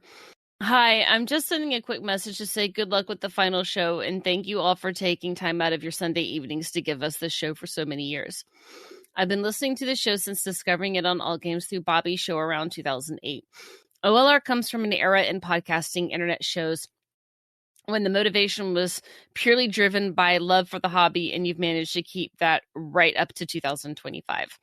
Whatever you all decide to do in the future, big or small, I'll definitely be checking it out. That comes from Wayne. Thanks, Wayne. Appreciate that. And appreciate the sentiment that you'll keep checking things out. I really appreciate that. Okay. This one is titled, I hope this is not too late. No, it's not. It's okay if it's not read on air, but cool if you want to. I procrastinated. I kept putting off writing this email because I didn't know exactly what to say. Alas, all good things must come to an end, and it's humbling to be reminded that nothing, lasts forever. I just want to thank you all for 15 plus years of amazing live shows. I discovered you while browsing the web with the PSP browser before Loki's app. Is this from Missing No? Yeah. They also sent this on Blue Sky. I already read it. Sorry. Okay, so you already read it. Yep. I'm sorry. That's okay. Good job, Missing Was it No. while I was trying to firing on pee? all the silos. Yeah, it was while you were bathroom break. Yeah. Okay. Don't cry because it's over. Smile because it happened. Mm-hmm. It's a little late for that. No, I'm serious. God, my nose is itching now.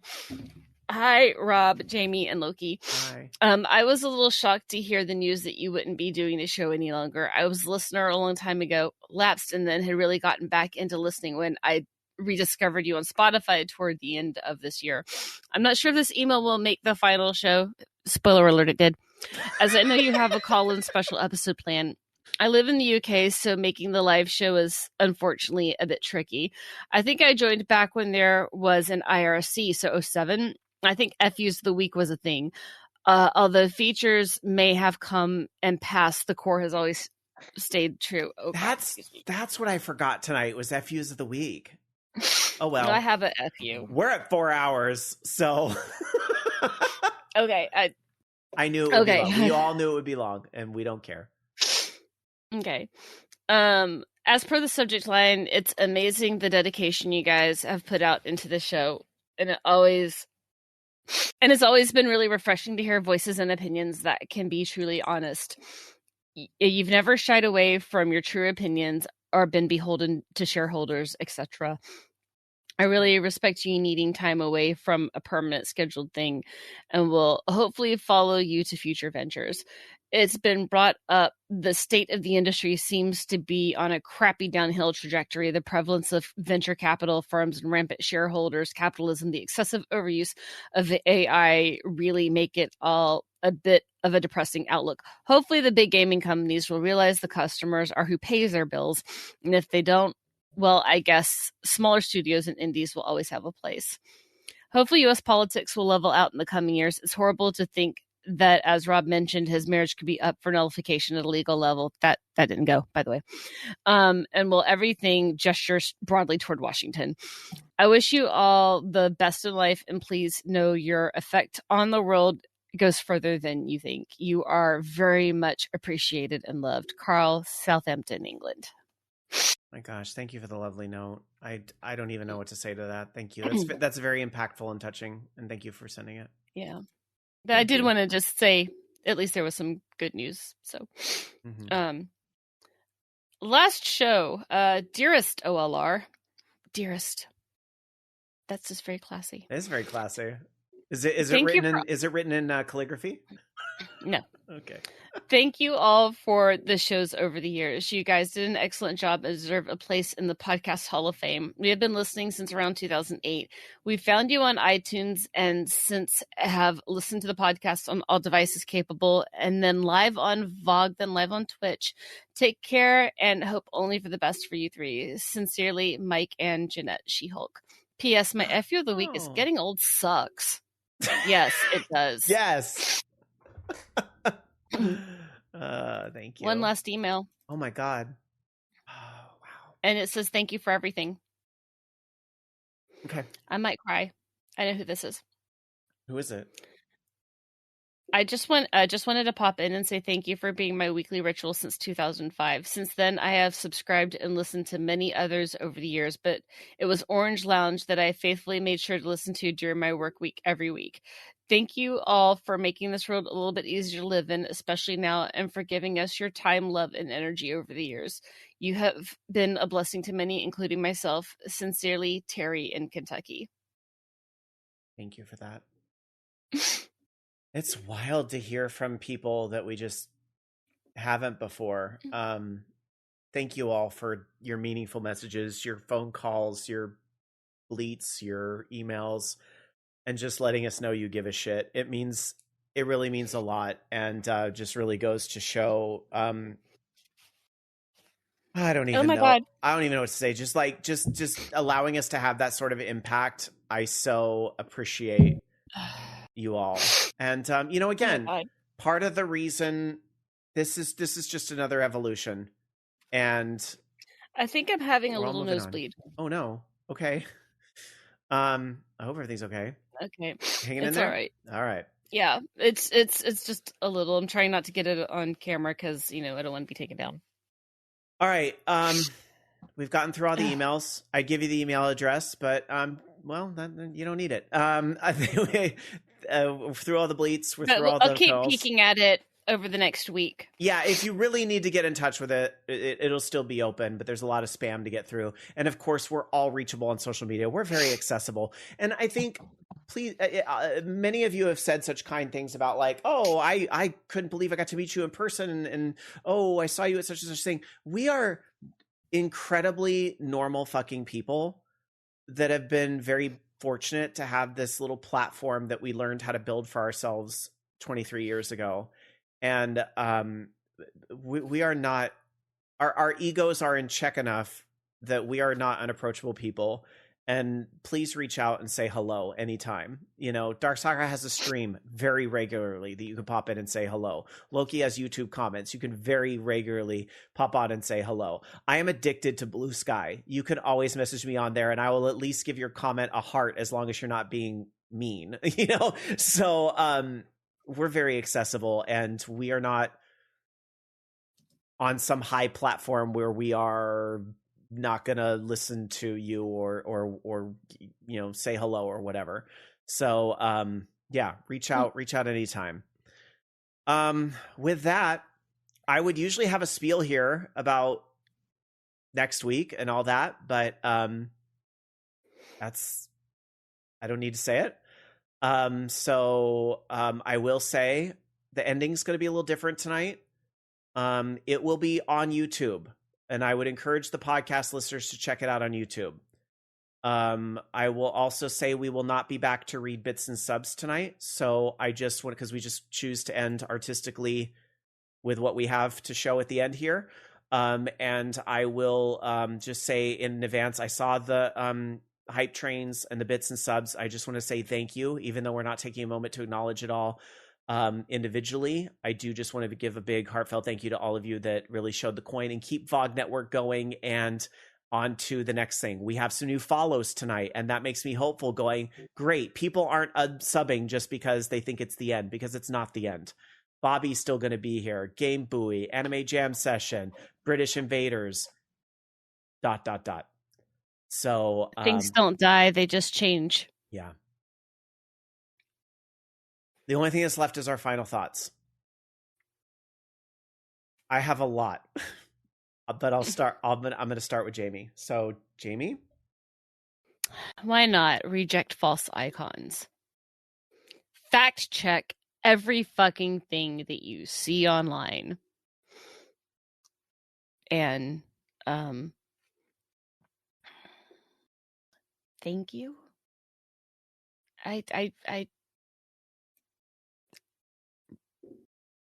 Yeah, thank you. And you're welcome.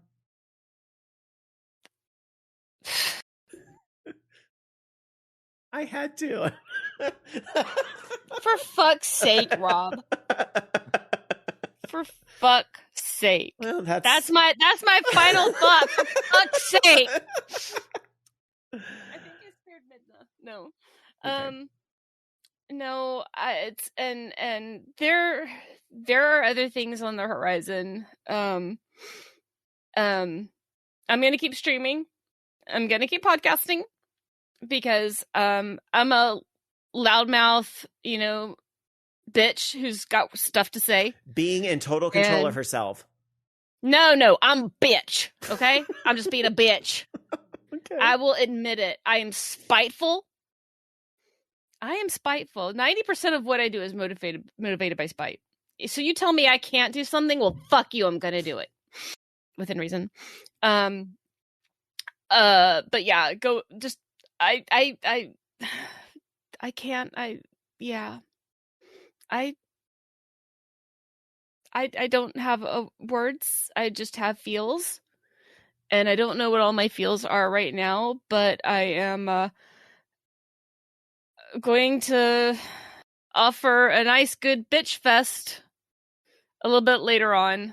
So if you need to come and vent, I'll be here to listen. In other words, you are streaming after the show tonight, so. Well, yeah, because if I don't stream after the show, I'm gonna go drink. Okay, I'm gonna drink. Streaming's better, and it's gonna be ugly. And then I'm gonna watch the second season of Tokyo Ghoul. I just finished the first season in 2 days. Please check chat. There's a lot of kind words for you in there. I saw. That's why I'm getting more. God damn it! Stop it. Actually, don't stop, because I love you all. Loki, your final thought. I don't know. I'm gonna try to get through this. Let's see.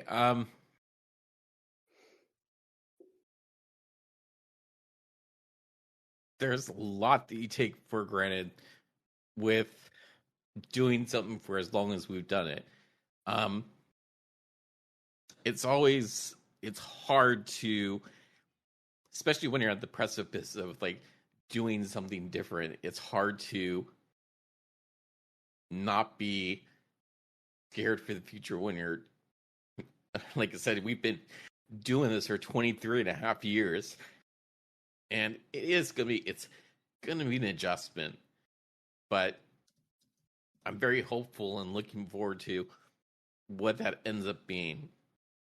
But really, I mean, I don't think I say it enough, but really thankful to all of the listeners, those in the podcast, those who come here every week live.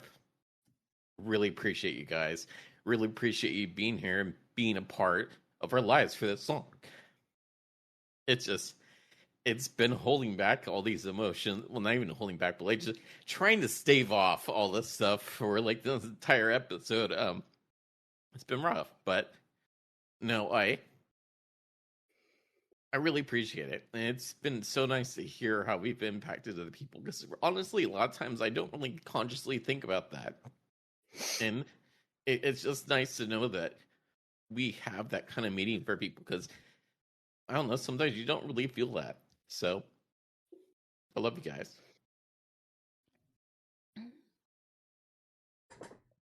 All right. I'm trying to put I wrote a lot, and I am not one to be succinct, so I apologize in advance. You think? We're allowed to give you some shit, Rob. You are. January 1979. All right. I am going to leave someone out of this, but I'm going to try anyway.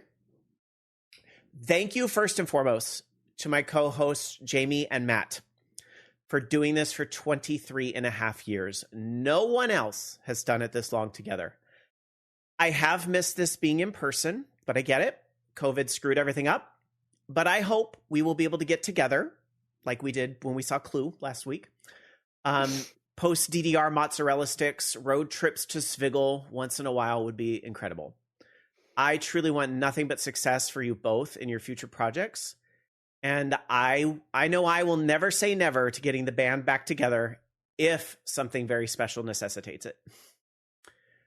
Thank you to VX Jason XV, the fifth co-host of this show after the chat room, for the technical and the hosting help for many years, and for the dedication to do voiceovers every week. This show would not have survived this long without Jason's support. That is facts. Thank you to Bobby Blackwolf.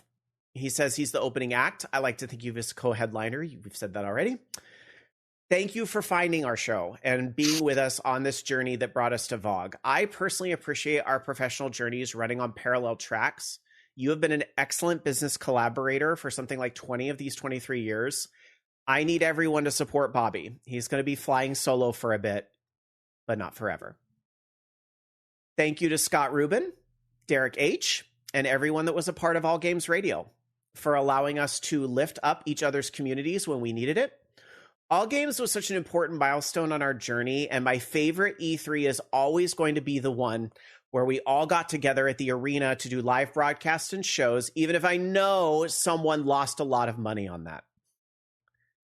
Thank you to all of the other shows on the Voice of Geeks Network, in addition to Bobby, that continue to pave the way. British Invaders, GameBuoy.org, Anime Jam Session. Thank you to the contributors in the past as well. Yes, that would include Starboard Power Coupling. It's a real pleasure to work with grown-ups. I know that sounds rude, but when I hear about what drama has done to many other collaborations over the years, I'm really glad everyone has been on board with this vision of doing the thing and being professional about it and including as many voices as possible that want to come along for the ride. And I look forward to seeing how I can contribute in a different way to VOG in the future. Thank you, of course, to my pod daddy, Travis Donovan, for showing me that any idiot could podcast. In all seriousness, we have never hidden that this show is a spin-off of sorts of Understation Live. And while the show we are now is a very different format from where we started, USL set a large part of that template to get us started. And on a personal note with Travis, I also have to thank Travis in large part for connecting me with Dragon Con. Bobby was a part of that too, but Travis was the one that said, "You're fucking coming," basically. And that has been such an important part of my personal journey at this point. And while, Travis, our internet paths don't cross every day, please know that I think about and I appreciate you often and what you've shown me through this. Travis had surgery this last week. It was something planned. He's going to be fine.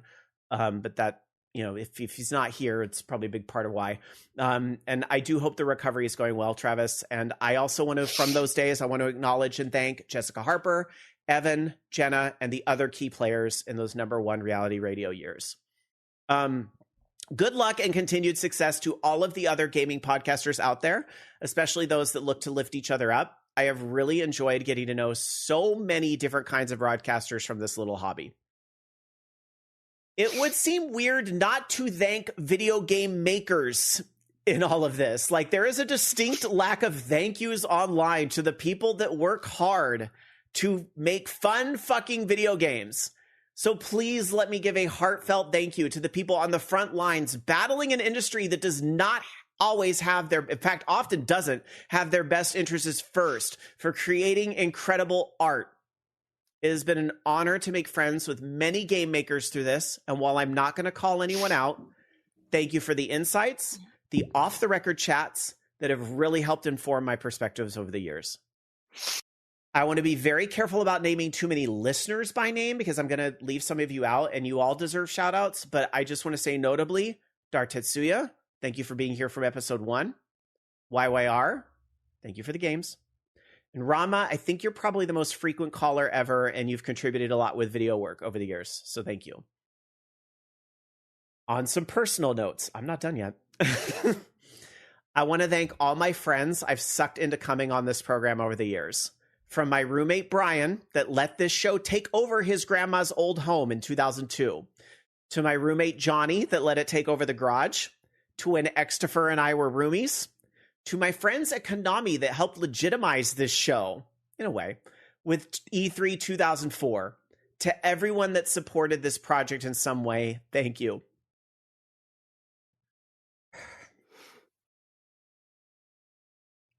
I knew this would be the part.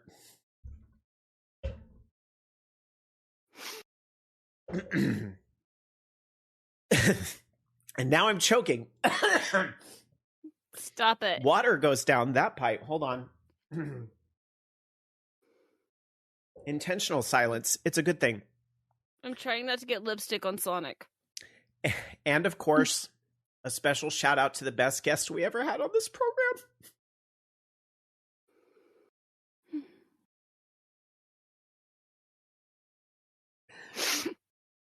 My mother, especially that episode where she commented on Mortal Kombat 9. I'm glad I got to meet your mom. Fuck. Ooh, January 1979. January 1979. Although I try very hard to keep my work and personal life separate, that hasn't always 100% been the case. Thank you to my old boss, Pippi, for being one of the first people in my day life to recognize the adaptable skills that this show could bring to what I do for a salary. You pushing me to use this nerd stuff and get into this e-learning development set me on the trajectory I'm on now in my career. Thank you. Thank you to my current boss, Carol, for being a listener and not telling the rest of the team how often I say fuck on the internet and making it literally impossible for me to quit podcasting altogether. I know it's cliche, but from the bottom of my heart, thank you to all of you in the community. You have been the lifeblood of this show for so many years. Everyone who has ever reached out to send some love, thank you. It's a surreal thing to be able to show up in any city in the nation and likely know somebody here thanks to the podcast. And the stories I could share about some of those visits, but maybe if I ever write the book. I have been so fortunate over these years to receive the very occasional email where someone has thanked me for being being my authentic self on air. In the very early episodes of the show, I didn't really discuss that part of my personal life, but as things went on, I opened up and I shared openly the ups and downs of being a gamer in the LGBTQIA+ community. That really resonated with some of you, and I've been told me being open about myself help some of you in your journey to be your most authentic self. And I really can't put into words how meaningful this has been to me. Fucking look at me. And made all the work and nights I was really low on spoons, but pushed myself to work that puss and do the show anyway worth it. I'm really just a normal guy with his own struggles that figured out how to throw together a small platform with his friends. The fact that this could ever impact someone's life that deeply is the biggest compliment I will take from 23 years of this show. On that note, my final thank you, wake up, is to my husband, Alan. to jump off the live journal pages. This show really helped in bridging a physical gap we had early on in our relationship. This show has taken over your life as well as mine, and we've had to carve out our Sundays for many years. And without getting too sappy disgusting, I am very lucky to have a husband that has put up with all of this for the entirety of our relationship. Anything else then? And to Dan as well. Mm-hmm. Yeah, Nelly. Because, yeah, and I mean, I have many words that I can't make right now because of reasons. I'm a little overwhelmed. Damn it, slag kick. And I tried, you guys, but my kids didn't want to take over the show, so I'm sorry. Well, there's... every time Dark Tetsuya says fucking Joga, I'm thinking of Bjork instead. I just think of Bjork. Which is a great song in her discography. It is actually my favorite Bjork song. All right. Yeah. I don't think that things have sunk in that we're not doing this next week. And I think that's kind of why I planned the marathon next week as well, to distract myself from the fact that we're not doing this next week. Does that make sense? No, and, definitely on board with that. But what's the phrase? So long and thanks for all the fish. All right. I have one thing left that I'm going to read, and then I'm going to roll the credits. You better work. I'm kidding.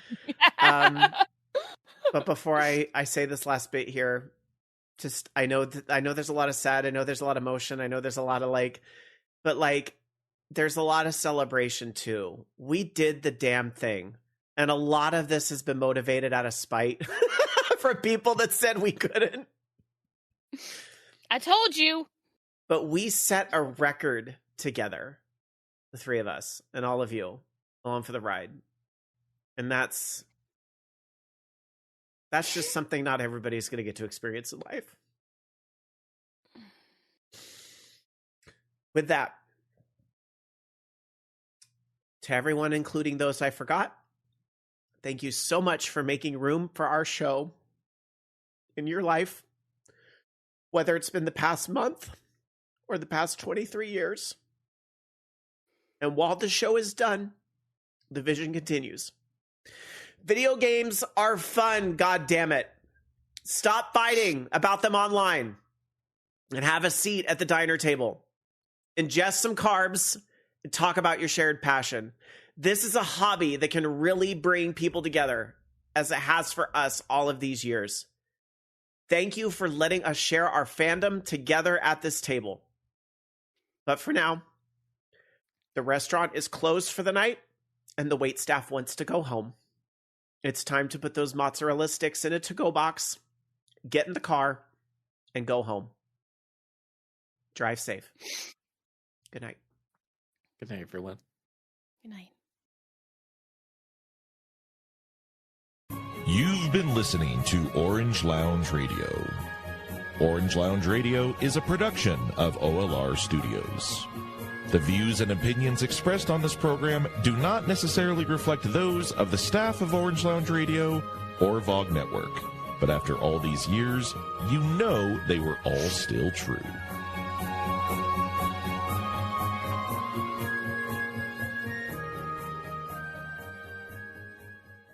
For an extended video credit sequence that was played live, please visit Orange Lounge Radio on YouTube.